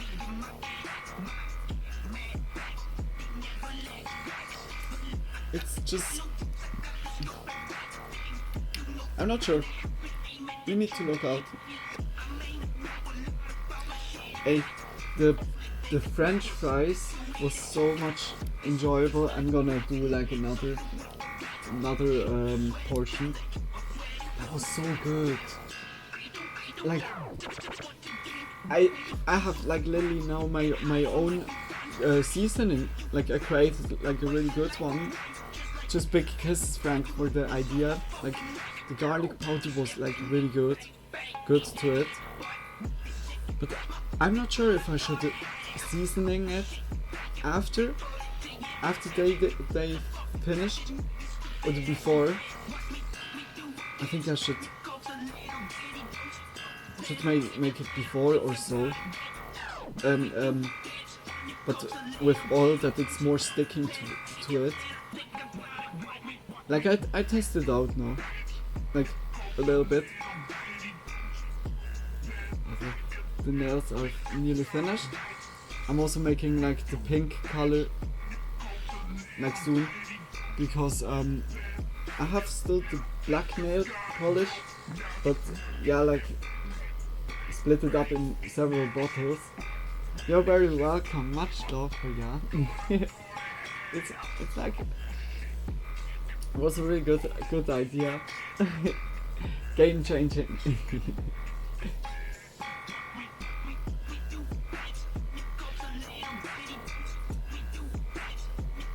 If you're baking them in the oven, you can season before. Yeah, like I was doing it before and it got like the whole taste like was really like good. I was a little bit worried that the seasoning, because it was not spreading around, it was like clumping. I don't know if it made like it stuck to more to each other than to the fries. And I think I need to put a little bit oil, just a little bit oil, and then like yeah, like putting them in a bowl and yeah, like mix them good together. I think that's the right expression.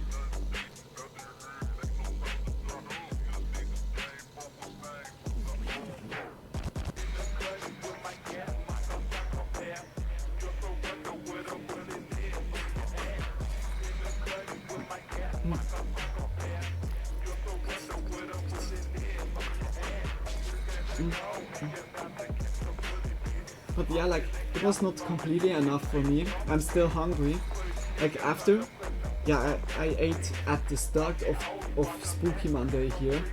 5 hours was now, and I'm again hungry. Like French fries, I don't know. You could certainly do it that way. Yeah, like I think it would give it a little bit of yeah, like stickiness to it.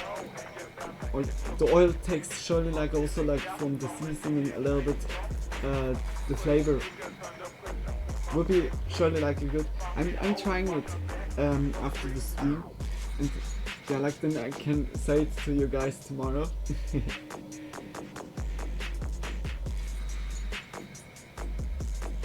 If I could, I'd just make you a whole meal to fill you up.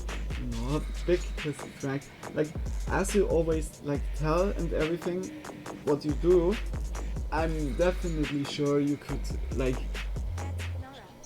how to say that? Put something nicely, like in front of me. Like, it sounds so delicious.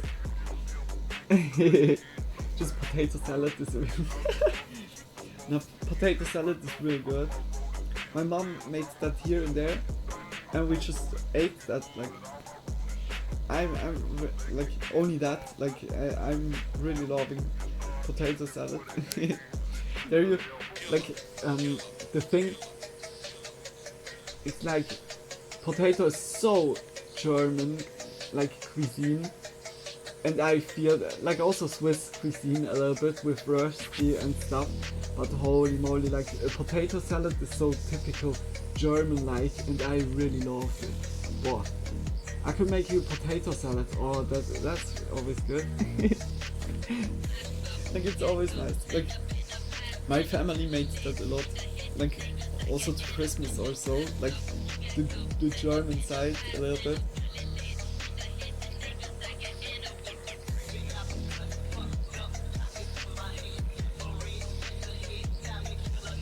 So, yeah guys, I'm finished with smoking. Guys, just big kisses. It was hugely enjoyable. Just thank you so much for everyone that has been here, watching, lurking, chatting, enjoying. Just big smooches for y'all, and also like the people on YouTube, if you watched it until now, I really hope you enjoyed it also, and just big kisses for the support. Like I'm daily online here, always between 8 and 10 PM is the starting time, and then I'm streaming until midnight, around midnight, and +1 UTC is the time zone, just in case that you want to know the exact time. And yeah. Just big smooches. Like Frank, much love for chatting like so much. Also like Tony and Redbeard was here also here. Thanks a lot for Alice. Like just big smooches to you all. Much love. And yeah, like I wish everyone a good night. Sleep well, sweet dreams when you get there, or if you have day at the moment, I wish you a great day. Stay healthy, take care of yourselves, and definitely gonna see each other, yeah, like tomorrow again.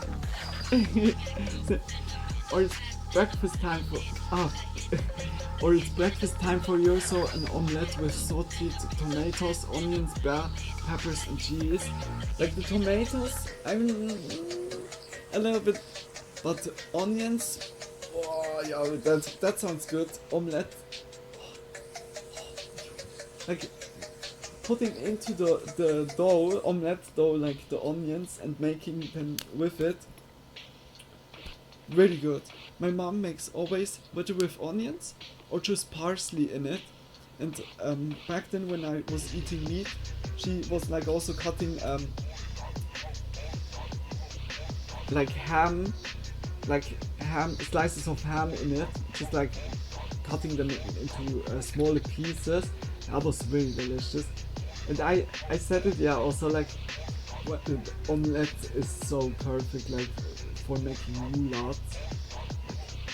Just putting salad in the middle with mozzarella pieces or tofu pieces, and then rolling the omelette around, and also salad sauce inside, and then you can just eat the roulade. Oh, Frank, I would be like really happy about that. Just much love for you. It's just big kisses. I wish you a wonderful night, Frank. Thank you so much for everything, for chatting so much with me, and for the nice chats, of course. I wish you a wonderful night. Sleep well, sweet dreams when you get there. Much love, Frank. Thanks for the stream and hanging out, Luna, and you're welcome, Frank. You know, here is always open door. Enjoy your food and get some much deserved rest. Yeah, I think the rest I had like pretty good, like the last days at least. Luckily, also with the eye was like really not like annoying me. I'm really happy about that. Sleep well, sweet dreams, and have a great day. See you tomorrow. Much love. I appreciate that also, Frank. Thank you so much, and yeah, see you surely, definitely tomorrow. Like, I don't know if you're eating also something. If so, then have also good appetite. French fries, I'm coming. Bye, guys. See you tomorrow. Bye. Oh, it was really awesome. I really liked this Spooky Monday. Thank you. And see you definitely tomorrow. Glad to know you're feeling better, and I cook for you one of these days, and make sure you get some dessert too. Much love for you, Frank. Just big kisses. Bye.